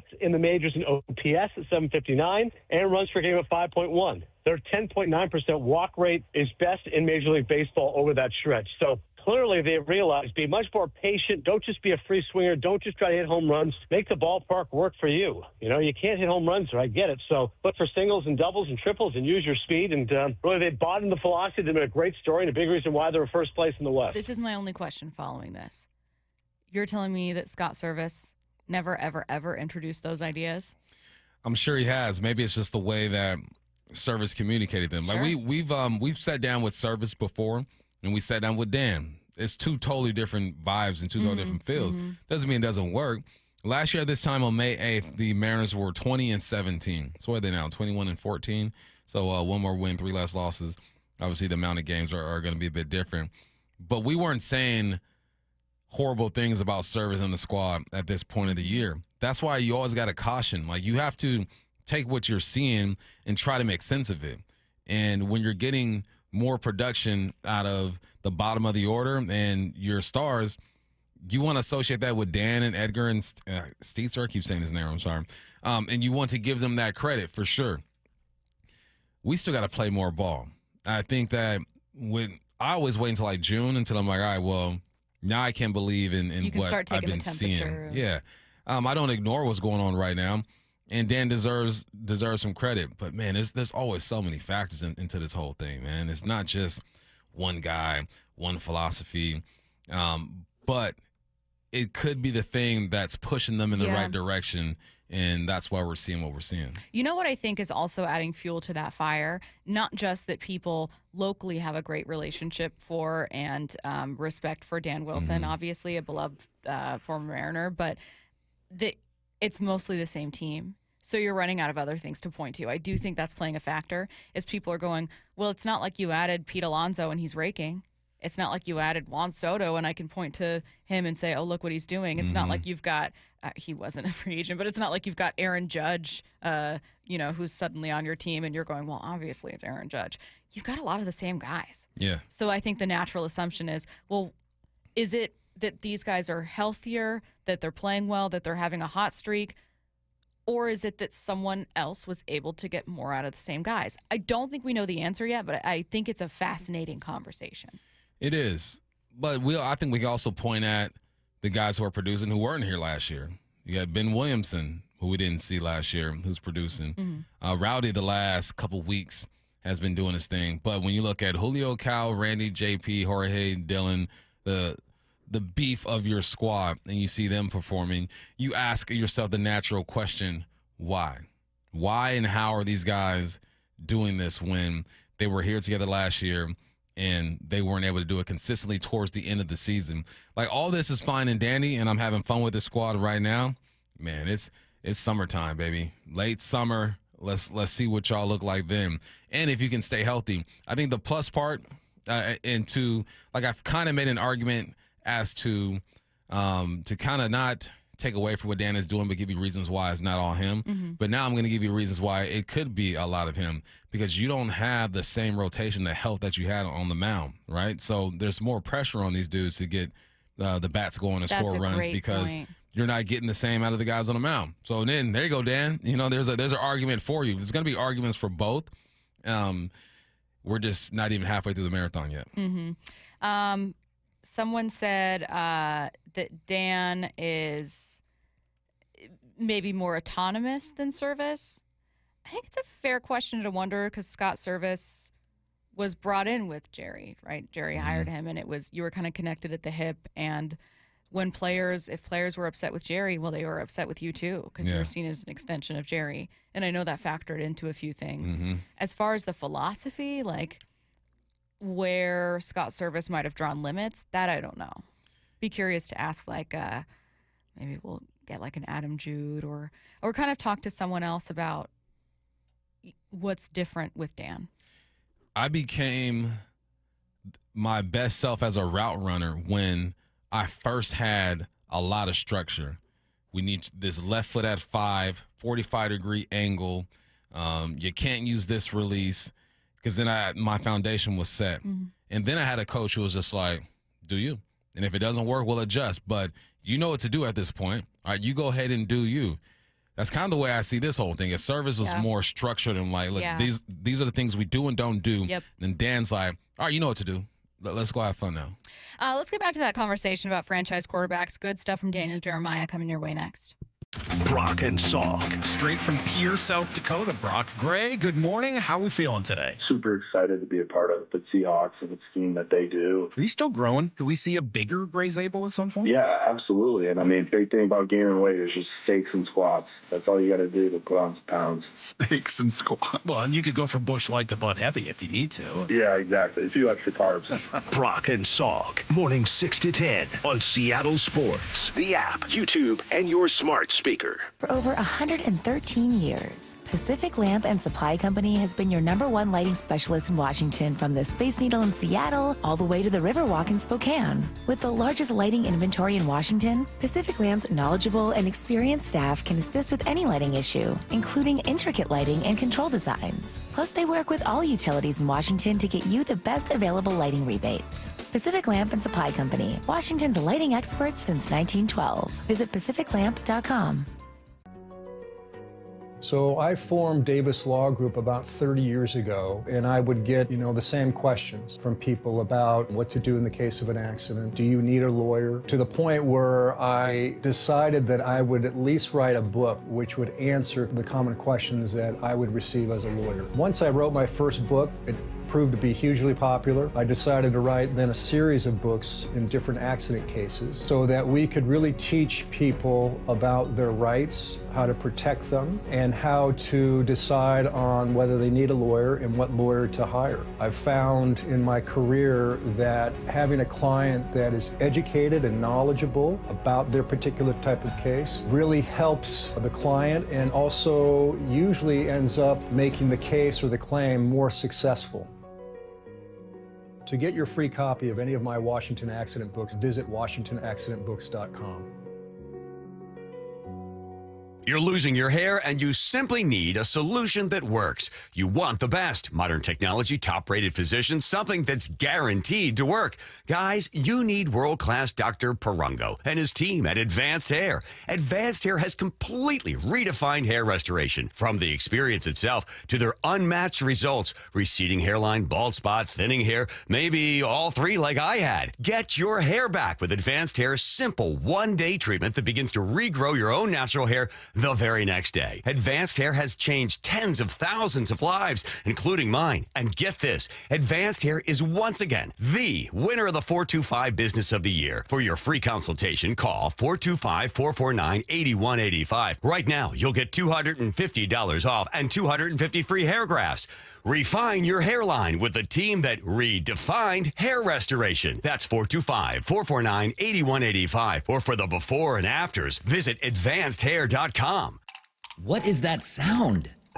Ugh, that sounds like a plumbing sound. Luckily, there's a company that fixes all the plumbing sounds across Puget Sound. That's All Sound Plumbing. Puget Sound's plumbing experts. Have a sound? Visit allsoundplumbing.com. Hey, it's Jason Rantz. Our local tax expert Greg Nunn wants taxpayers to know the IRS is now going after older cases very aggressively. If you received Form CP-504 from the IRS, do not ignore it. Be proactive and resolve your situation with Greg Nunn, N-U-N-N, None Better Tax Resolution. Hi, I'm Smokey Bear, and I made an assistant to help you out, because only you can prevent wildfires. Hey, Assistant Smokey Bear, call me Papa Bear, because I'm grilling up dinner. Do you get it? Yes, good job. So, what should I do with all these coals? Don't just toss them out. Put them in a metal container because those embers can start a wildfire. I understand. The stakes are high. Ha, ha, ha, ha. Learn more at SmokeyBear.com. Brought to you by the U.S. Forest Service, your state forester, and the Ad Council. Did you know you can get your prescriptions for less at your local pharmacy? You can with GoodRx. It's the free app that can save you money on your medications. Just search for your prescription, choose the pharmacy and the price that works best for you, and then show your GoodRx coupon to your pharmacist at the drop-off counter. GoodRx works at over 70,000 pharmacies, including Walmart, Rite Aid, and Walgreens, and it works whether you have insurance or not. It's easy to save. Next time you drop off your prescription, check GoodRx. To start saving today, go to GoodRx.com. GoodRx is not insurance. Get ready for Camping World's Red, White, and New Trade event, May 15th through the 18th. Get the highest value for your RV guaranteed during the biggest RV trade event of the year. Shop the best RV deals in America with new RVs starting as low as $92 a month. Get ready for the holiday weekend with up to 45% off grills and 25% off product installation. Plus, we'll have free hats, free propane refills, free food, and fun for the whole family. Don't miss the incredible Red, White, and New Trade event, May 15th through the 18th at your local Camping World. See for full details and disclaimer. Progressive has great customer service, and it's easy to reach us because great and easy is the way to be. Like salads. Great for you, and so easy you can put any group of veggies in a bowl and it's a salad. A full carrot with a head of cabbage? Weird, but still a salad. One radish and a couple of green beans? Also a salad. 14 blueberries, half an onion, and a sunchoke? Odd, yes, but an odd salad. So contact Progressive's customer service by phone, app, or online. It's great and easy, just like salad. Progressive Casualty Insurance Company and Affiliates. This is Seattle Sports. Streaming through the Seattle Sports app. KIRO AM Seattle. KIRO FM HD2 Tacoma. Home of the Seahawks, Mariners, and everything Seattle sports. Seattle Sports Snapshot. The Mariners are winners of 9 series in a row. This following a series finale victory over the A's yesterday afternoon. That's the first time since 2001 the Mariners have won 9 consecutive series. They've had the best record in MLB since April 7th. It's an off day today for Seattle. Don't forget extra innings coming up at 7 p.m. Then Seattle's going to open up a series at home, T-Mobile, against the Blue Jays. That's tomorrow night at 6:40 p.m. Snapshot, brought to you by Miller Lite. When it's game time, it's Miller time. This hour is brought to you by Mazda of Everett. From the Quantum Fiber Studio. This is Bump and Stacy on Seattle Sports. Streaming through the Seattle Sports app and at seattlesports.com. Now, here are your hosts, Michael Bumpus and Stacy Ross. Here we go now. Bump wanted to get back to that conversation about whether or not Seattle has a franchise quarterback, where they find a franchise quarterback, our definition of a franchise quarterback, all kinds of things, because it's the most important position in sports. It is a situation where just the other day we were reading a CBS Sports ranking that had Seattle as the 10th worst quarterback room in football. Daniel Jeremiah asked whether they had the next franchise quarterback on the roster. I think that the fact that there's a pause there probably is not great in terms of the confidence. But I think they can win playoff games with Sam Darnold. I do. I think Sam's good enough to do that. I think they put the right things in place around him, continue to build up. I mean, I don't think what he did last year was a fluke. I know the way it ended was not what anybody wanted to see. But I still think the ability's in there for him to do that. Now, I also have always talked about the confetti test, and that is if you have a quarterback on your roster that you can imagine the confetti falling on him, I don't know that they have that guy. Do you agree with Daniel Jeremiah? I don't know if they've got a guy that can win you a Super Bowl, is what he's saying. Nah, nobody knows. Nobody knows. 3 guys every year you say, all right, they got a legit chance to start the season. And then as the season progresses, you start to change your analysis. We were just talking about the Mariners. The beginning of the season, I didn't see this. I said 5 games over 500 through May, but the way they're doing it, no, I didn't see that. So it's hard to project unless you're dealing with the best of the best or one of the best of the best.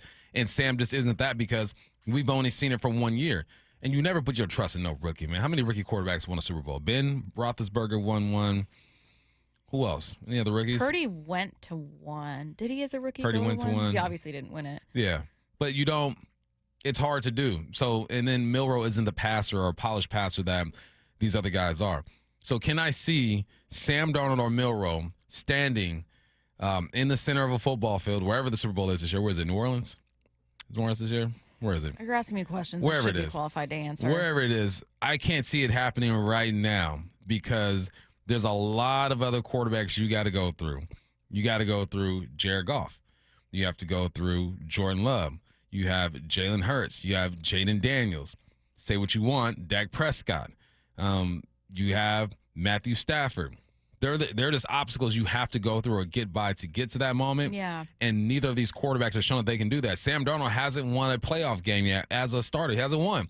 So, no, I think it's fair to say you can't see the confetti raining down on any of these guys at this moment. Yeah, I think the first part of your answer is kind of what I'm stuck on with like, well, there are like 3 guys you can say that about every year, and that's it. I mean, you could probably add on a couple. Let's say you're really high on Joe Burrow. Maybe you've got Mahomes, Jackson, Allen, Burrow, and then, somewhere our Chargers fans going, it's Herbert's year. Yeah. But like, hey, and correction, no rookie quarterback has won. I think Ben did it his second year.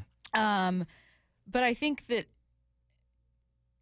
it's a question that every single fan of every single franchise asks themselves regularly.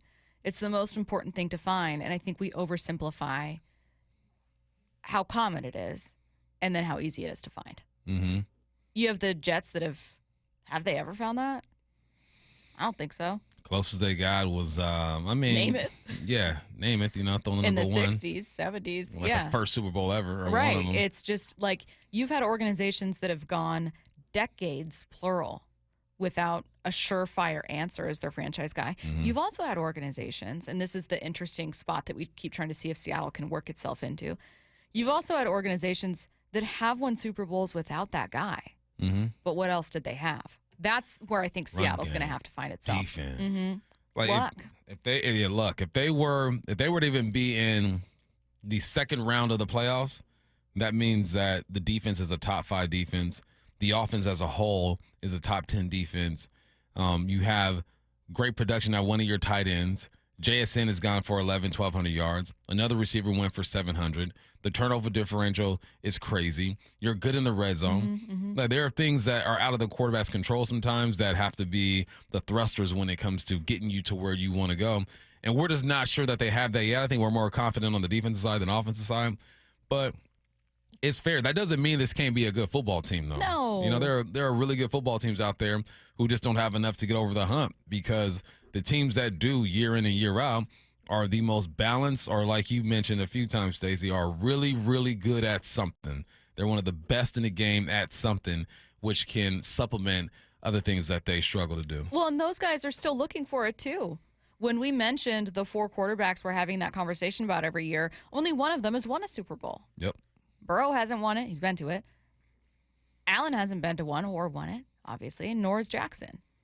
They are the 3 other best quarterbacks in football, period. No one's debating it. Yep. And you're stupid if you are. They're undeniably talented. Those teams haven't won Super Bowls with those guys, I should say. Mm-hmm. I mean, the only active quarterbacks right now to have won a Super Bowl are Pat Mahomes and Matthew Stafford. Right, so what conversations are we really having? Yeah, I mean, that's it. Tom Brady gone. Peyton's gone. Ben Roethlisberger's gone. It's 2 active quarterbacks. And correct me if I'm wrong, if you guys can think of another name. Well, Wilson, not like guys that we're thinking only like Russell Wilson if he's starting, Aaron Rodgers if he ends up playing for the Steelers, sure. But in terms of active guys, that's the guy. Real expectations to win. The franchise guys. Yeah, there's 2 who we can look at and say, all right, you've done it. You might be able to do it again. Yeah. Joe Flacco, if he starts for the Browns. Joey Flacco. So really, there are 5 guys, right, who have won. Oh, someone said Hurts. Yeah, okay. 3. Damn, we did Hurts dirty. We really right did him now. dirty. But here's the thing, because I don't know how many people would have Jalen Hurts as a top 5 passer, and they just did it with Jalen Hurts. They had an undeniably talented roster, but I just think this conversation could be more expansive. In what way? In that, if the question is, do you see a franchise quarterback, and the answer is no, I don't think that also answers the question of whether or not you can win a Super Bowl. That's what I'm saying. Mm-hmm. I think that's a separate question. Can you win a Super Bowl without a franchise quarterback? Yes. My answer is no. If you don't have the best defense ever assembled, one of them, no, I don't think you can. Because now you're asking your non-franchise quarterback to perform as a franchise quarterback. Like if Jalen Hurts doesn't have the run game and the defense that he had over there, does he win a Super Bowl? Probably not. Jalen Hurts as a passer, though, over the course of the regular season, and you know this because you would talk about it in 4-down territory, struggled. Yeah, he did struggle. But when you're surrounded by that much talent, all you need are a few plays in the playoffs to put you over the top. And that's what he did. Had a couple big runs, had a couple big passes, and said, okay, guys, I'll just try to take care of the football. You handle the rest.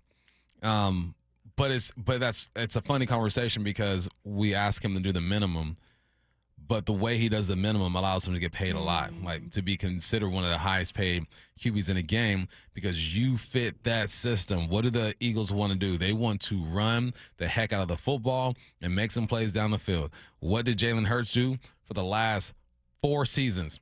10 rushing touchdowns, 784, 13 rushing touchdowns, 760, 15 rushing touchdowns, 605, 14 rushing touchdowns, 630. He works in that system, and he does something that complements one of the strongest parts of their game, which is run the rock. How is Sam Darnold going to complement this offense in a way that Jalen Hurts complemented their offense? He can't run the football, not like that. Respect. I watched the film. My man can move a little bit. It is going to have to be with his arm. But what are we asking these guys to do? Or what does Mike Manow want to do? He wants to run the heck out of the football. So he would have to have his own version of the Jalen Hurts type of effect to where you're going to hand the football off, but you're going to need 10 to 12 big plays through the air throughout the regular season to apply pressure. Okay, I'm taking it like 3 steps back. What's a franchise quarterback to you? And feel free to join on the text line 866-979-3776. I'll keep an eye on it. A franchise quarterback is a quarterback that brings something to your offense that makes you elite. And Jalen Hurts brought that run game to this offense, which made them elite. What did Eli Manning bring? Clutchness. He was clutch. And he's still the most prolific passer. And what did he have, though? One of the best defensive lines in the game over there. Yeah, one of the best defensive lines in the game. Yeah. So he didn't have to do it at a high clip. Just when it was time to make a play. And, yeah, of course, the helmet catch, got lucky with that, too. Nick Foles is always an interesting one because Nick Foles didn't start for them the entire season, and I don't think that they get to and win a Super Bowl with Nick Foles as their starter. No. Carson Wentz was like a dark horse candidate for MVP before he got hurt. It was one of his best seasons. Yes, he was. And he was with them for 11 games, I want to say. 11, 12, 13 games. Like, they went almost all the way to the playoffs, had a playoff spot locked up, and then had to roll with Foles. Yeah. So I know that we use Foles as an example, but I don't know that you're in a Super Bowl with him as your starter. Because you're going to be asked to do it consistently, right? You're going to be asked to do it week after week after week. And sometimes teams just get streaky. Sometimes you just ride the hot hand and everything's good to go. So I think that's what I can't remember the specifics when it came to how that season played out when it comes to Nick Foles. Mm-hmm. But no, it was in 2018, right? 2017, I think. All right. Well, I got him. He got stats in 20. He played 7 games in 2017, and he threw 5 touchdowns, 2 interceptions. Running the ball, you had LeGarrette Blount over there running the rock. So 6 or 18. Either way, even if you go to 18, you look at there, he played 5 games there. So you're only asking your quarterback to be good for 5 to 7 games, and sometimes you get hot. And I don't remember what that defense looked like over there, but I would assume that their defense had to be like a top 10. Someone said, I kind of like this take. You can maybe win a Super Bowl without a franchise quarterback, but you can never win multiple or be any kind of dynasty without one. Yeah. Yes. Like you couldn't count on you could not win multiple Super Bowls with Trent Dilfer as your starter. You could win one. Going back to Nick Foles, in 2017, Eagles were 4th overall when it comes to their defense, and they were 4th overall when it comes to turnover differential. They were 3rd rushing the football as well. How do you help a quarterback? Play good defense, run the dang ball, control the clock. Seems like that's been the formula for the Philadelphia Eagles whenever they're contenders. Okay. So we've had our conversation about what we think a franchise quarterback is, about whether or not you can win a Super Bowl or certainly multiple Super Bowls without one. And I'll also say that there are some of the all-time great quarterbacks that have only won one Super Bowl. So even having that dude, Aaron Rodgers, Drew Brees, fill in the blank, as long as it's not Peyton Manning or Tom Brady or Ben Roethlisberger, like there are a few guys that are all-time greats that have only won once. Mm-hmm. So now that we're moving that back to Seattle in the last couple minutes here before we get to 4-down territory, do you see that guy here? Can Seattle be a Super Bowl team with the quarterback talent they have? Russell only won once, and you have the best defense in the game. Mm-hmm. There's always a pathway. Like there's always a pathway to getting it done, but a lot of things have to go your way. Is there a pathway for the Seahawks? As of right now, I say no. They're just a playoff team who's looking to build off of what they did last year. So no, I just don't see it right now. But I think it can be a heck of a season, and I think that if some of the moves work out, some of the development works out, we can be talking week 6, 7, and we can say, okay, maybe they're a conference championship type of team, because that's what happened with the Vikings, right? We went into the season with the Vikings, and no one's really paying attention to the Vikings and what they're doing because you lost your young quarterback in J.J. McCarthy. You got a guy in Sam Darnold who you're not sure what they're going to do, and then they just hit the block running. Yeah. You beat New York. You beat the Niners, Houston, Green Bay, then the Jets, and you go on a break.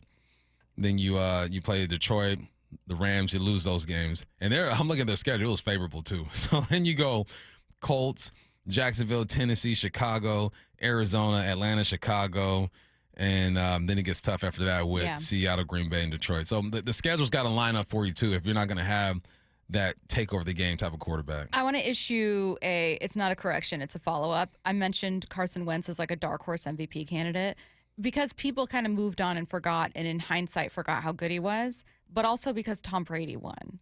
And Todd Gurley, I think, was runner-up. So it was not that people were not clearly blown away by what Wentz was doing, but it was, I think Tom Brady won. I'm looking it up. He won with like, not like a healthy percentage, but like a good over 80% of the vote. So yeah, it was not like Carson's to lose. No, is what I'm saying. No, I stand corrected.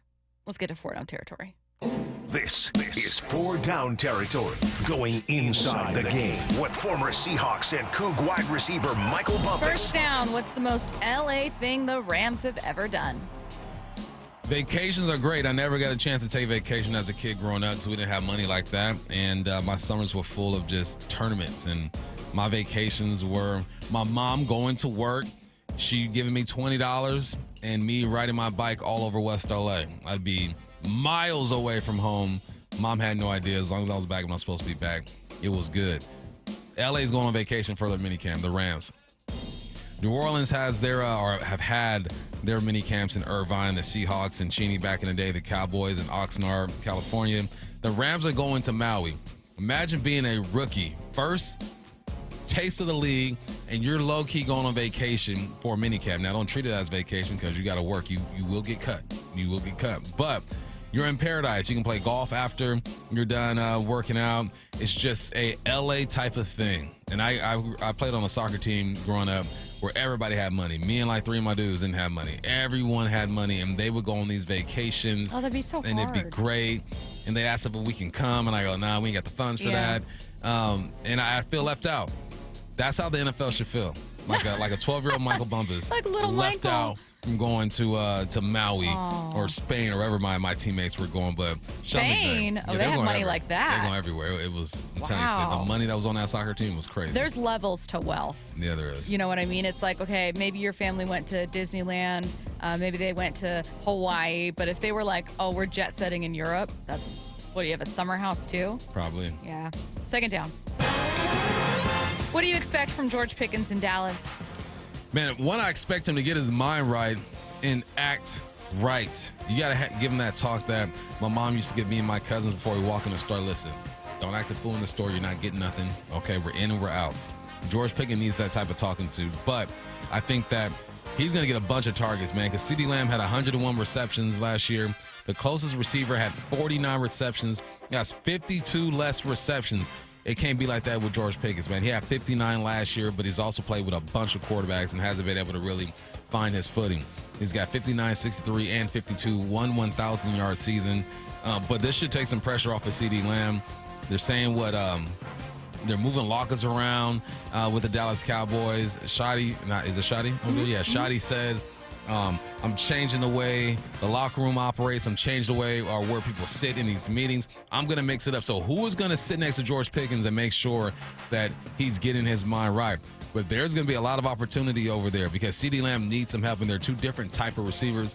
George Pickens is the type of guy who can go up and get it. His routes aren't bad, but when you look at him compared to CeeDee Lamb is a route runner. George Pickens is the throw it up top, let me go get it. So there's going to be opportunity for him out there because they're two different type of receivers, and you have a quarterback in Dak Prescott who can ball out during the regular season. You got to get a run game, got to stay healthy, mind has to be right, but there should and will be some opportunities for George Pickens with the Dallas Cowboys. Third down. What's a bold prediction you have for Clint Kubiak and his offense? They are going to be so good in the red zone.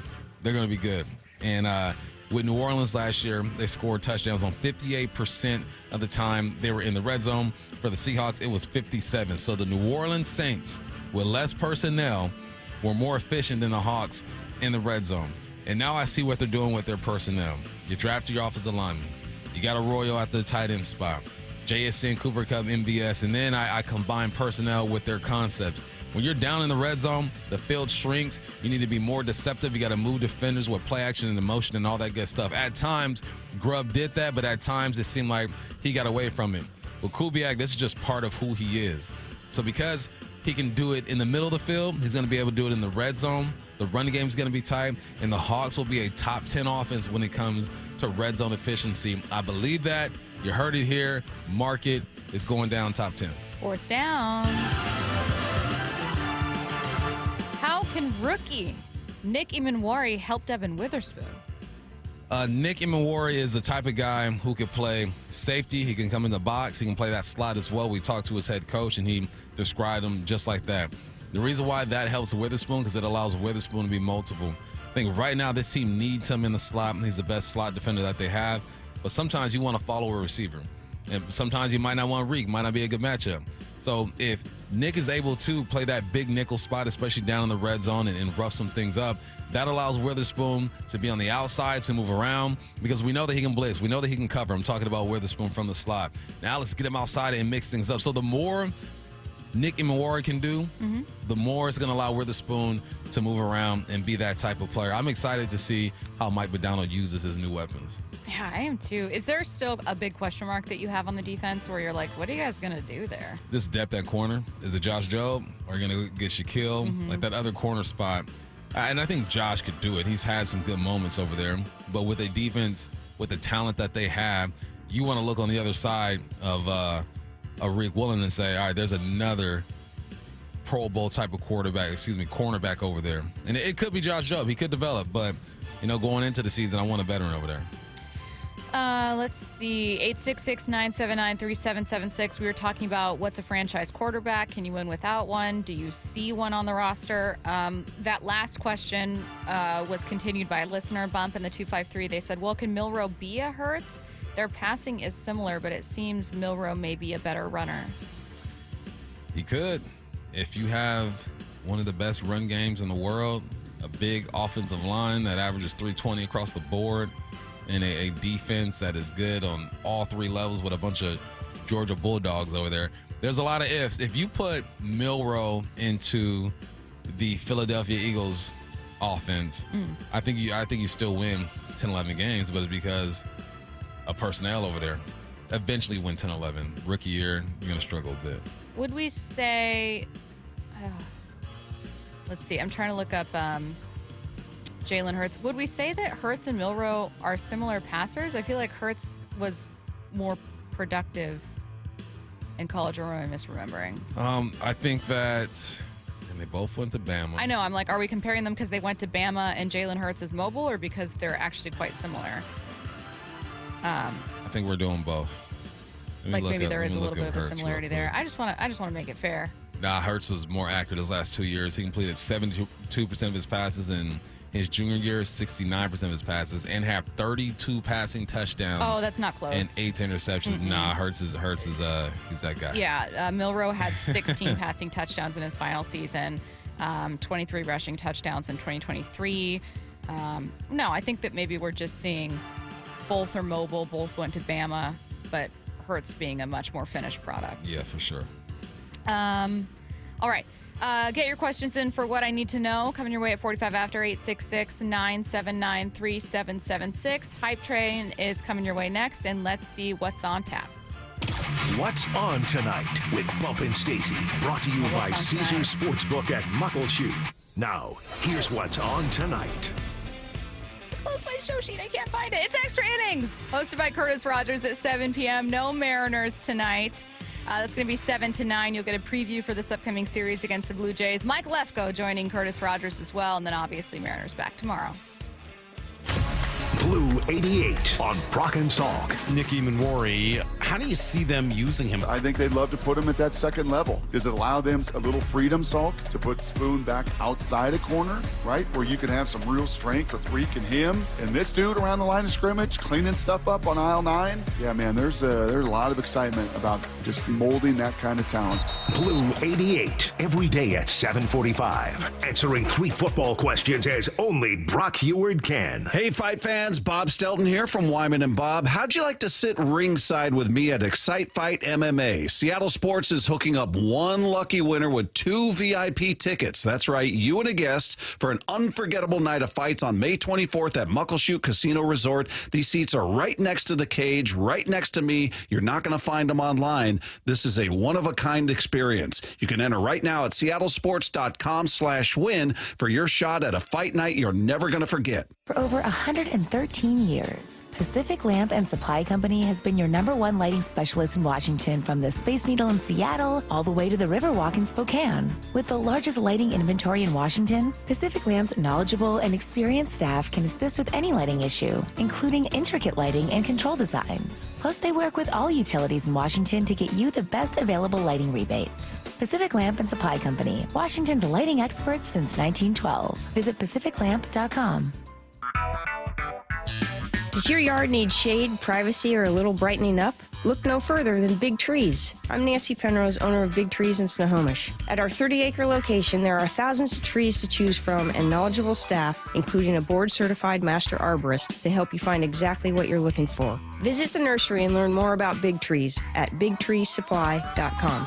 Beauty, privacy, instantly. Big Trees. You know what's better than a limited time deal? An unlimited time deal. That's why the Wendy's $5 Biggie Bag with a Junior Bacon Cheeseburger, 4-piece nugs, Junior Hot and Crispy Fries, and small soft drink is available all the time. Because the best time for fresh, never frozen beef and Applewood smoked bacon is all the time. Duh. I feel like I'm repeating myself a lot. For the best deal of all time, gotta be Wendy's. Unlimited time does not mean forever. U.S. price and participation may vary. Prices may be higher in Alaska, Hawaii, and California and via third-party delivery. Fresh beef available in the contiguous U.S., Alaska, and Canada. Get ready for Camping World's Red, White, and New Trade Event, May 15th through the 18th. Get the highest value for your RV guaranteed during the biggest RV trade event of the year. Shop the best RV deals in America with new RVs starting as low as $92 a month. Get ready for the holiday weekend with up to 45% off grills and 25% off product installation. Plus, we'll have free hats, free propane refills, free food, and fun for the whole family. Don't miss the incredible Red, White, and New Trade Event, May 15th through the 18th at your local Camping World. See dealer for full details and disclaimer. Comcast Business is celebrating Small Business Month by giving you a $1,000 small business bonus when you switch to a qualifying gig speed package from the company with over 99.99% network reliability. Just imagine the thousands of possibilities of a $1,000 prepaid card. Like possibility number 1, company merch for staff. Styling. Or possibility number 24, the latest software, upgrade, or possibility number 192, new equipment powered by gig speeds, or possibility number 555, a 3D printer. Rapid prototyping, anyone?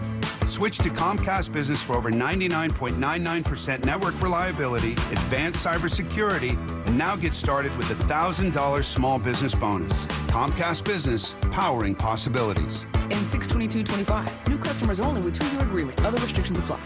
We are Seattle Sports, the home of the Seahawks, Mariners, and everything Seattle sports. Watch your favorite show live at seattlesports.com.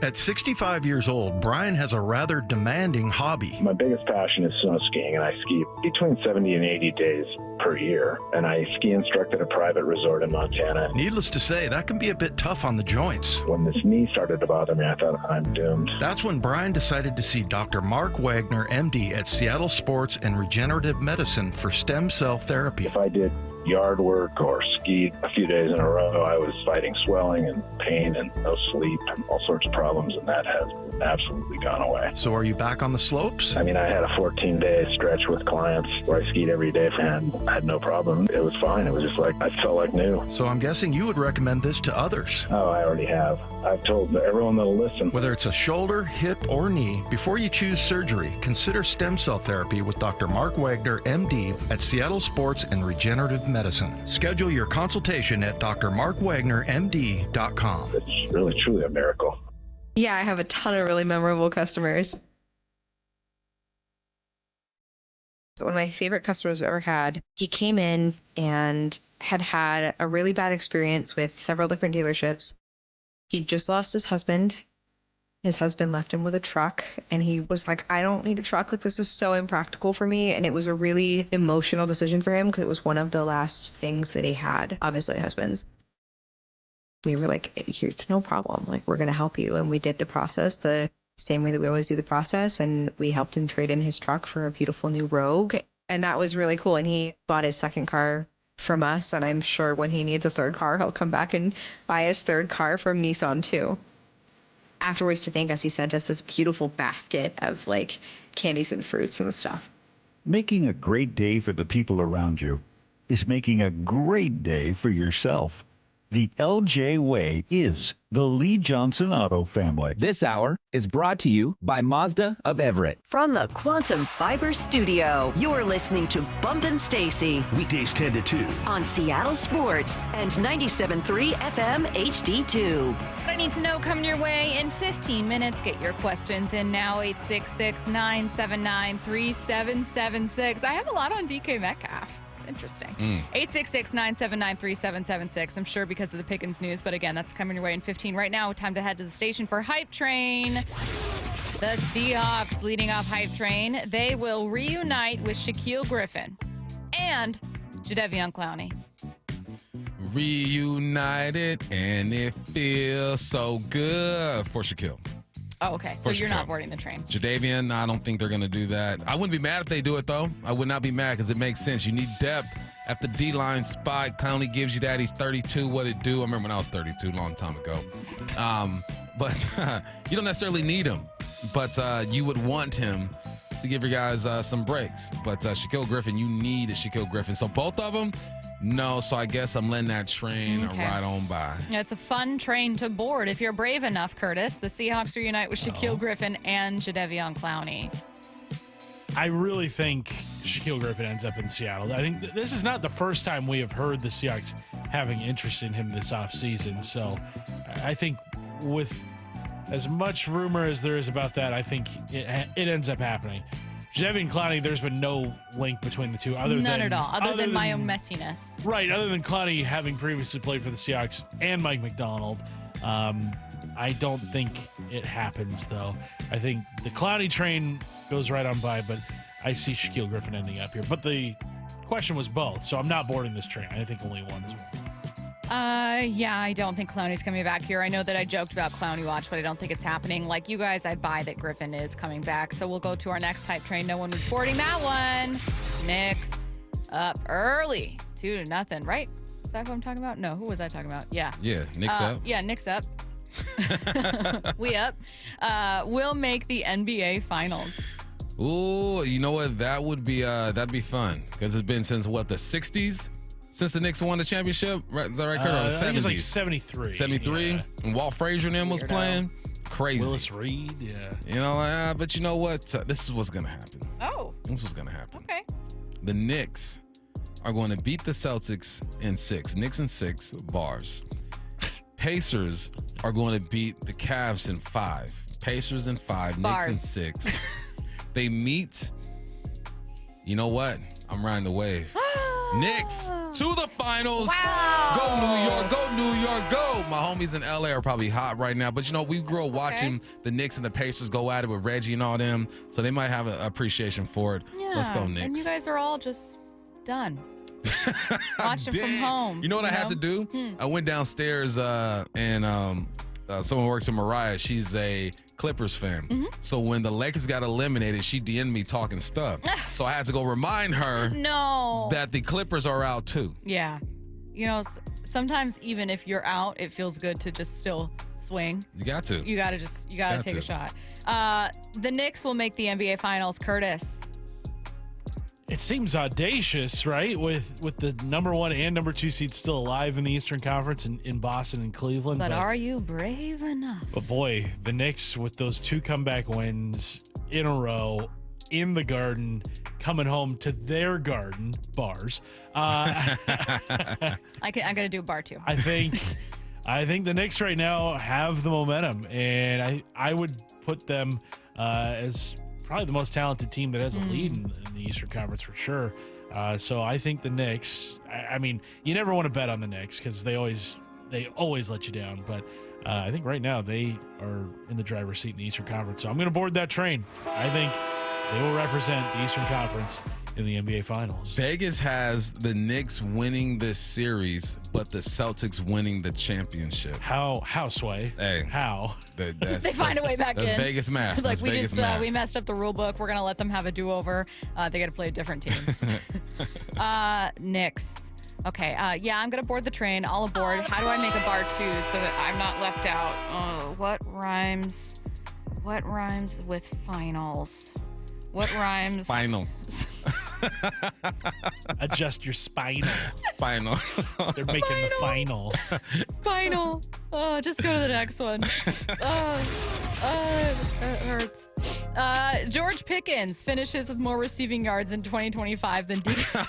Dang. Still laughing about final. Final. It does rhyme. Finishes with more receiving yards than DK Metcalf. It is a known fact that DK Metcalf is the only receiver on that roster right now. Yes. That's it. That's what it feels like. He's going to have to play quarterback too, which is crazy. He's going to be the Travis Hunter, but receiver quarterback of the Steelers. Ain't no way Pickens finishes with more receiving yards. There's not enough targets to go around. CeeDee's going to get his. I think Pickens could go for 900 to 1,000. He's done that at least 900 the last couple of years, 1,000 the year before. But DK Metcalf will be the focal point. I believe DK is back in the game as a Pro Bowler. He's going to drop 1,100, about 10 of them things. George Pickens finishes with more receiving yards in 2025 than DK Metcalf. Man, Dak does love to throw it, Curtis. You brave enough to board this one? He chucks it. Let's run through the Steelers receivers right now. Calvin Austin, I've heard the name. Brandon Johnson, that could be anybody. Lance McCutcheon, Scotty Miller, Rock Taylor, Keyshawn Williams, Robert Woods. He's Keyshawn old. Keyshawn Williams, Roman Wilson, Ben Skowronek. Not exactly Lynn Swann and John Stallworth, I'll tell you what. And boy, their quarterbacks, Will Howard, Mason Rudolph, and Skylar Thompson. It's all kind of dependent on if Aaron Rodgers ends up in Pittsburgh, which I think he will. So I'm not boarding this train. I think DK Metcalf finishes with more receiving yards than George Pickens, but I don't think either one of them is going to be lighting the world on fire this season. Yeah, I'm going to go with DK finishing with more. In theory, it would be George in that Dallas offense, especially if they never figure out what the heck to do with their run game. But I'm just like, who's going to throw it? Who's going to throw it to him? I guess we have to assume, Curtis, like you said, that it's going to be Aaron Rodgers. Like, there's no way that if they do not have Aaron Rodgers, that the answer to this one is DK Metcalf. There's no way that Mason Rudolph is making DK Metcalf a 1,000-yard receiver. Aaron gonna be there. Yeah. Okay. Let's see. Next up. Deep dish is the worst pizza. No, you know what's the worst pizza? Gluten-free pizza. Oh yeah. Gluten-free is the worst pizza. Or like cauliflower pizza, like Cauliflower? You never had it? No, I have, but it's not called cauliflower. What's it called? Cauliflower. Same thing. Tomato, get them, got them, shoot Look, them, shot 'em. I respect Bump for not even worrying about how to Respecting it. pronounce it. Yeah. Remember when he said, that's how have you little ever it registers with had him. California pizza, chicken pizza? What did he say? Have you ever had California chicken. California chicken pizza. We were like, California pizza Yeah. chicken. That's what we call in California. California chicken pizza. Nah, I just jacked it up. Okay, I need you to eliminate. It's not the worst pizza. Okay, so you think cauliflower pizza is the worst? Cauliflower. Cauliflower pizza is the worst Curtis, pizza known to man. Deep dish pizza is the worst pizza. You know the answer is yes, Curtis. It's not. I'm not boarding this train. I'm with Bump. Anytime people try to like shape vegetables into not vegetables, that's bad. That is not how you do it. Cauliflower pizza is not that bad. Have you guys had it? You would like cauliflower Yeah, I pizza do like over deep cauliflower dish pizza. pizza. She got it in the fridge right And now. what? I sure do. Nasty. It's not bad. It's really not. Stop. Matt. It's not good. Matt. Deep dish pizza is the worst pizza. Do you really think for even half a second there's a chance that I'm going to be boarding a train that you're boarding about food? Like, truly, do you actually think that? Well, I guess not. Correct. I guess I'm by myself. You've been dying on this hill for like 2 hours now. Well, no. If someone gave me real pizza over cauliflower pizza, would I eat the real pizza over it? Yes. I think cauliflower pizza has a bad rap. It's really not that bad. And I also think that deep dish pizza is not good. I would not have more than one slice, and I don't even really think I'd like the slice. It wouldn't be worth the calories. Yeah, if it's a cheat day though, you do it. Yeah. Pump in about that one slice got to be like 1,000 calories. It's like a crumble cookie. Those are like 2 though, right? Oh, someone earlier texted in that my chowder analogy didn't work, but that maybe a better one is that it's casserole.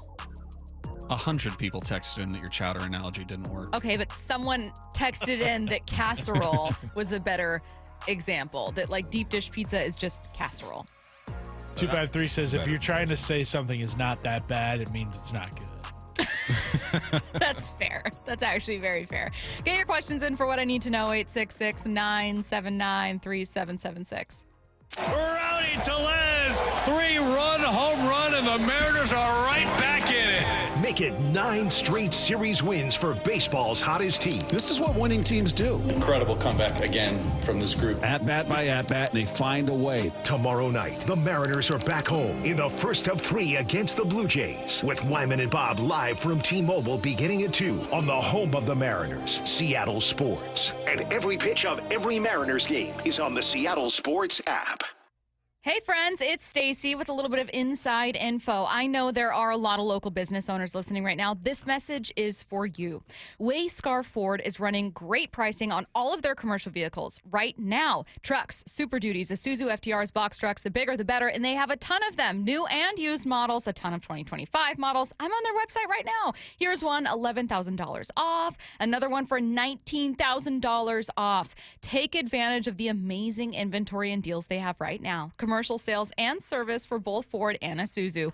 Wayscar Ford just expanded their heavy truck shop, and there are a ton of opportunities too. They're looking for mechanics. So if anyone listening has heavy truck experience, you can join a wonderful company at a dealership that's been in Auburn for 103 years. It's a great option for people, for families, and now for business owners. I'm a proud customer, and I know you will be too. Wayscar Ford, Isuzu in Auburn. WayscarFord.com.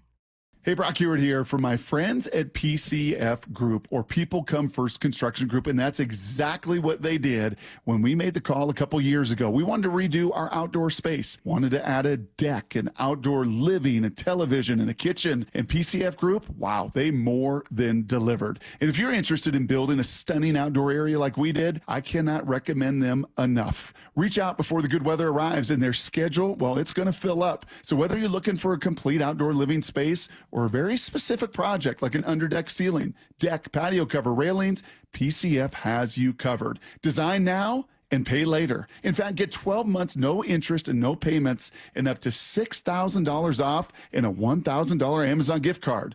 Request a complimentary design and estimate consultation at 425-629-8476 or project ideas. Explore photos at pcfgroup.com. That's 425-629-8476. Attention! If you owe money to the IRS, this is an urgent message. The IRS is cracking down by sending out collection letters, garnishing paychecks, seizing bank accounts, and putting liens on homes and businesses. They call it enforced compliance, and you better watch out because penalties and interest on unpaid taxes compound daily, making it even harder to get out of debt. Don't let tax debt destroy your life. You need to call Optima Tax Relief, America's #1 tax resolution firm. They're experts in taxpayer assistance programs that can save you thousands if you qualify. A+ rated by the Better Business Bureau, Optima's resolved over $1 billion of tax debt for their clients. Let them fight on your behalf, helping to put your tax problems to rest. Call the tax professionals at Optima now for a free consultation. Call 800-343-6460. 800-343-6460. 800-343-6460.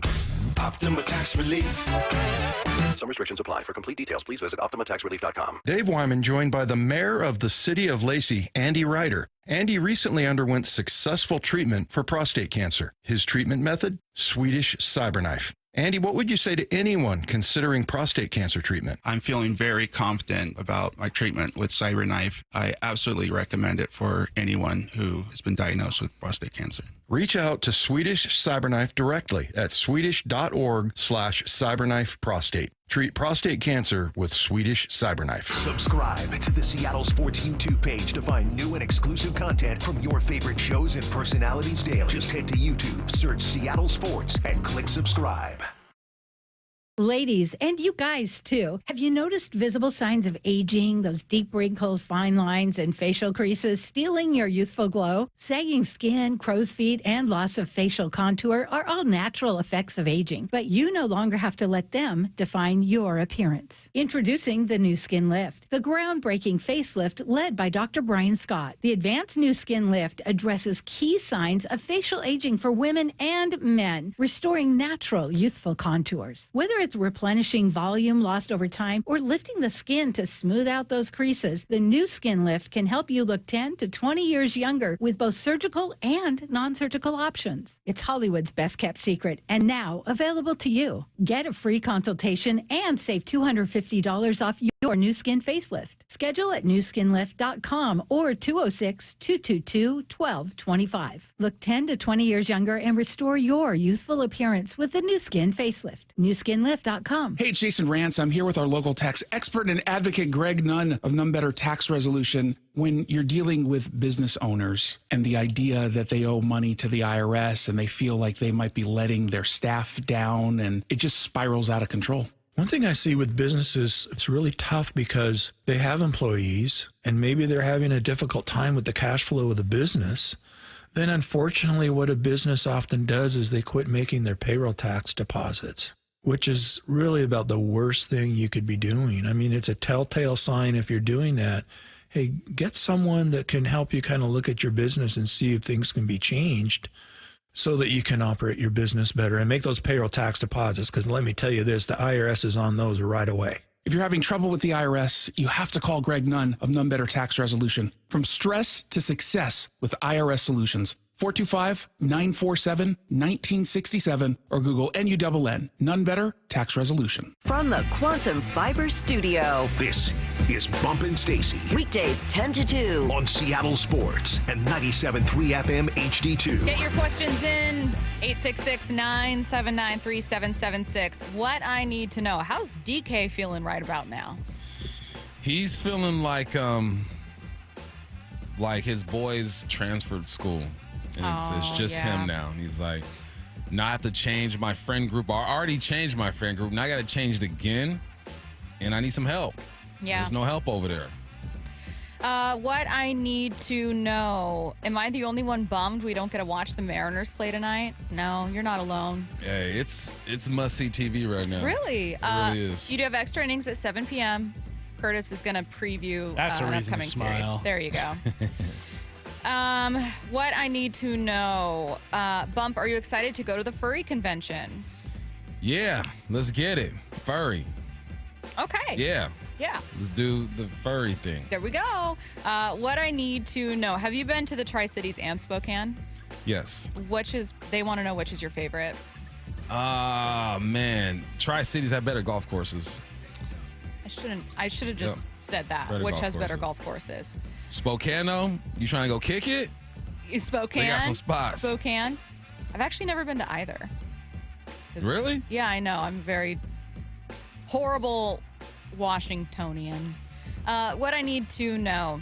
Cooper Kupp and JSN seem to have similar skill sets. Will they often be on the field at the same time? Will one of them need to adjust their role? How do you see both being utilized within the offense? Who they talk about? George Pickens? Cooper Kupp Cooper and Jackson Kupp. Smith and Jigba. Oh, they'll be fine, man. They'll be fine. Cooper Kupp is bigger than what people think. He's like 6'2", 6'3". I know he's a slot guy, but he's a little more twitchy. Jason's more smooth. I think they do have some of the same skill sets, but their bodies are a bit different. Mm-hmm. I'm not too worried about it. What I need to know, what word, song lyric, or phrase have you experienced that you thought you knew but found out you were completely wrong about? Mama say, mama sa, mama kusa. Mama say, mama sa, mama kusa. So I'm going to say it one more time. I'm not going to stop. Right? Right. No. Right. I'm going to say it one more time. I'm not going to stop. No. No, Yeah. it's not. It is. It's crazy. Wow. I just learned that in real time. Did you see me start dancing? I Yeah. was like, hey. Yep. Oh, no. Curtis, Matt, a phrase, a song lyric, something that you were like, this is for sure what it is. Oh, you know what? A lot of people say chomping or champing at the bit. Nip it in the butt. It's really nip it in the bud, right? Yeah, nip it in the bud, champing at the bit. Matt, you look confused. You're disgusted by that. I can't think of one, but Okay. I've never thought it was nip it in the butt. That's awful. I just Googled misheard song lyrics. Apparently in Dancing Queen, people think it says feel the beat on the tangerine, but it's actually Who feel the thinks beat on it's the tambourine. tangerine? This is the Hollywood Reporter saying this. I mean, I think a lot of stupid things, but I don't think I've ever thought it was feel the beat on the tangerine. That doesn't make any sense. That's simply not an instrument. It's a fruit. But I know for a fact that I have misheard lyrics a million times, like I did just now. Let's see. What I need to know. What would mean more? A Super Bowl appearance or a World Series? Appearance or a championship? What are we talking? Let's say appearance for both. Appearance, I mean, it doesn't matter. World Series appearance. Yeah. It's gonna mean more. I think it would mean more too. I mean, a Super Bowl, look, like it or not, the NFL is kind of king with ratings. So like a Super Bowl, selfishly, is like, oh, that's great, fantastic. Like there are just a ton of Seahawks fans that are going to be really excited about it. It's going to be the most watched thing in the country that entire year. Emotionally, the answer is World Series. Yeah. What I need to know, what is a wildly popular attraction that you find unappealing? The Space Needle. I'm scared of it. Okay, I can kind of see that. I'm scared of it. Yeah, the Been up Space Needle. Is it there because of heights or briefly. because of the shape of the Space Needle? The heights, and even though I understand the technology now, like it goes deep into the ground. They say it's the safest place in Seattle if there were an earthquake is the Space Needle. But I go up there. I don't know if I can get there in time. And the way that you know you're going up the elevator, and then all of a sudden, boom, it opens up, and I take a step back. Then I get up there. Now they got glass everywhere, and you can feel the Space Needle moving in the wind. Yeah. I'm like, nah, man, I'm good. I'm not going to say it's unattractive, but and I know that it doesn't have to be landmarks is the answer, but every time I go to like any Home Goods, a Ross, like any like discounted home decoration place, Eiffel Tower, France, Paris, everything, I'm just over it. I don't need a giant painting of the Eiffel Tower. That was like one of the first things I bought for my apartment when I was in the NFL. You know why? Because it's everywhere. It's at every single home decor store. That's what I wanted. I wanted to go there. Someone said, I could care less. It's I couldn't Yeah, I care couldn't less. care Yeah, less. that's another Yeah. one. Let's see. Someone said, Oh, Joan Belby says the gum wall. That's another. oh, yeah. They scraped it and started all over, right? No. Yeah, because there were health concerns for the old gum wall. that we just started right now? Like we didn't decide to have health concerns about the gum wall many years ago? Well, I mean, I guess when the gum gets to be like it's COVID 10, gum. 11, 12 years old, then apparently it's a health concern.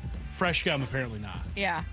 866-979-3776. Will the Mariners remain above 500 through the remainder of the season? You know what? Yes. At some point, they're going to drop below 500. No. Michael Bumpus. They'd have to really start losing here. Hey, they've been saying it all day. Remember, they lost a 10-game lead. Remember, they were. I mean, it's possible. It's possible. I don't think they ever dipped back below 500 last year after they got above 500. Did they? I don't think they did. What I need to know, Harry Potter or Lord of the Rings? Neither. Have you? I haven't seen any of them. Either of them. No. You haven't watched Lord of the Rings or Harry Potter? I've seen clips. I've never sat down. And you never read Harry Potter? No. Have your kids read Harry Potter? No. And Bump. We're not Harry Potter. Lord of the Rings is We're not Harry Potter's a over pretty here. fire series, trilogy. That's what I hear. I should say. That's what I hear. Not series. Matt? Neither. Just end the show. Wow, that's coming from Matt, too. I know. What do you mean neither? They're two both of the most so long successful and so franchises ever. What are you talking about, boring? I'm sorry. They're both phenomenal. The Lord of the Rings trilogy is like 10 hours or something. That's yeah. insane. You can take breaks. No, you I can know, take breaks. but the swords and everything, who cares? Harry Potter, you don't like at all? A bunch of wizards. Not interesting. Yeah, it's so much more than that. It's about friendship. One of the doesn't favorite. want friends. one Matt of the- doesn't need friends. Oh, yeah, friendship, my favorite. One of the themes of our show. You know what I mean? We all have that in common. Wow, someone said Bump is a Slytherin. You wish you knew what that meant. I don't. You would Sounds be a like Slytherin. something that slithers on the ground. Kobe Slytherin? was a Slytherin. He's a He's snake? self-described Slytherin. He said that he would be you mean the sorted into black Slytherin. mamba? Yeah. That's different than a Slytherin. No. Kobe was a massive Harry Potter fan. And Was he? Yes, and described himself as being. I found his one flaw. Well, he has others too, but we don't have to go there. Okay, that will do it for today. Wyman and Bob going your way next.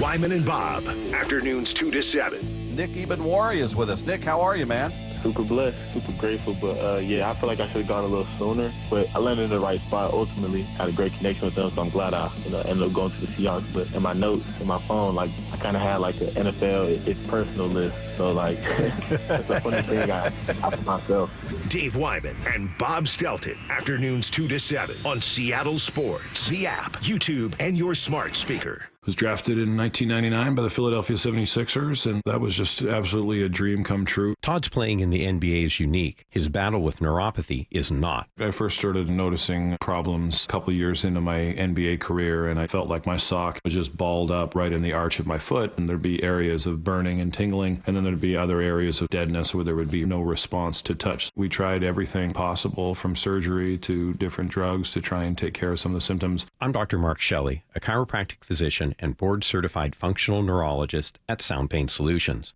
Our neuropathy treatments can rehabilitate damaged nerves. We use FDA-cleared, non-surgical, non-drug, pain-free procedures that have helped thousands of neuropathy sufferers find relief. Now I'm able to spend more time doing the things that I enjoy, being on my feet. If you experience numbness, shooting, or burning pains, or loss of balance, call us. Sound Pain Solutions, 855-996-0025, or click soundpainsolutions.com. From whiplash to herniated discs, there are a few car accident injuries we've all heard of. JP Pendergast with Pendergast Law explains that even the most common injuries differ from one another. Pre-existing conditions, health history, beginning of treatment. There are hundreds of factors that make every person and every injury unique. While these variables aid medical treatment, the strongest case recoveries must also take them into account. Could you explain a little bit more? Our team at Pendergast Law is obsessed with turning over every stone to differentiate each case. This requires thorough investigation, diligent listening, and relentless research. We never pursue cases with a one-size-fits-all approach. We built our success by treating every injury and every case with the individualized attention our clients need and deserve. Pendergast Law's individualized approach to even the most common injuries makes the difference in case outcomes. It's another reason why I can't recommend them enough. If you or a loved one has been injured in a car accident, call Pendergast Law. We can help. Hey, fight fans, Bob Stelton here from Wyman and Bob. How'd you like to sit ringside with me at Excite Fight MMA? Seattle Sports is hooking up one lucky winner with 2 VIP tickets. That's right, you and a guest for an unforgettable night of fights on May 24th at Muckleshoot Casino Resort. These seats are right next to the cage, right next to me. You're not going to find them online. This is a one-of-a-kind experience. You can enter right now at seattlesports.com/win for your shot at a fight night you're never going to forget. Hey, it's Graz here. Getting a quick round or range session in before work makes the day so much more fun and is a big-time stress reliever. Take advantage of one of the 11 local premier courses nearby. Inner Bay, Jackson, Bill Wright, West Seattle, Cedar Crest, Bellevue, Linwood, Walter Hall, Legion Memorial, Lake Padden, and the newest course, the Ocean Shores Golf Course. Practice on the range with Top Tracer at Jackson, Inner Bay, and Bill Wright Golf Complex. Play the courses, play virtual, play premier, premiergolfcenters.com. Did you hear? A recent stash of $10 gold Liberty coins from the 1800s has been found. These gorgeous gold coins are as bright and shiny as the day they were struck in the late 1800s. And less than 200 of these gold coins are available. Coin experts are calling this gold find an incredible opportunity. Call 1-800-917-4635 and you are guaranteed a $10 gold Liberty coin minted by the U.S. Mint in the 1800s. But with extremely limited availability, you must call now. These gold Liberty coins from the 1800s are still in uncirculated condition. That is history you can hold in your hand. To learn more, call 1-800-917-4635. Call now and you'll receive a free American Coin Collector's Bonus Package, a $40 value, free with every order. Call 1-800-917-4635 now to secure your $10 gold Liberty coins dated from the 1800s before they sell out. That's 1-800-917-4635. I've always been a super athletic guy, but after I turned 40, I noticed I was slowing down. Instead of hitting the gym after work, I spent my evenings on the couch with a bag of chips. I was gaining weight, losing muscle, and when I did try to work out, I ran out of energy right away. One of my buddies suggested I book a free testosterone check at Revive Health, and that's when I learned that low T doesn't just impact how guys perform in the bedroom. I worked with a provider to create my custom treatment plan, and today I'm feeling stronger than ever. Last week, I even set a new PR at the gym. My only regret is not reaching out sooner. If you're ready to book your free T-check, visit ReviveMen'sHealth.com or call 206-529-1111. Again, that's 206-529-1111.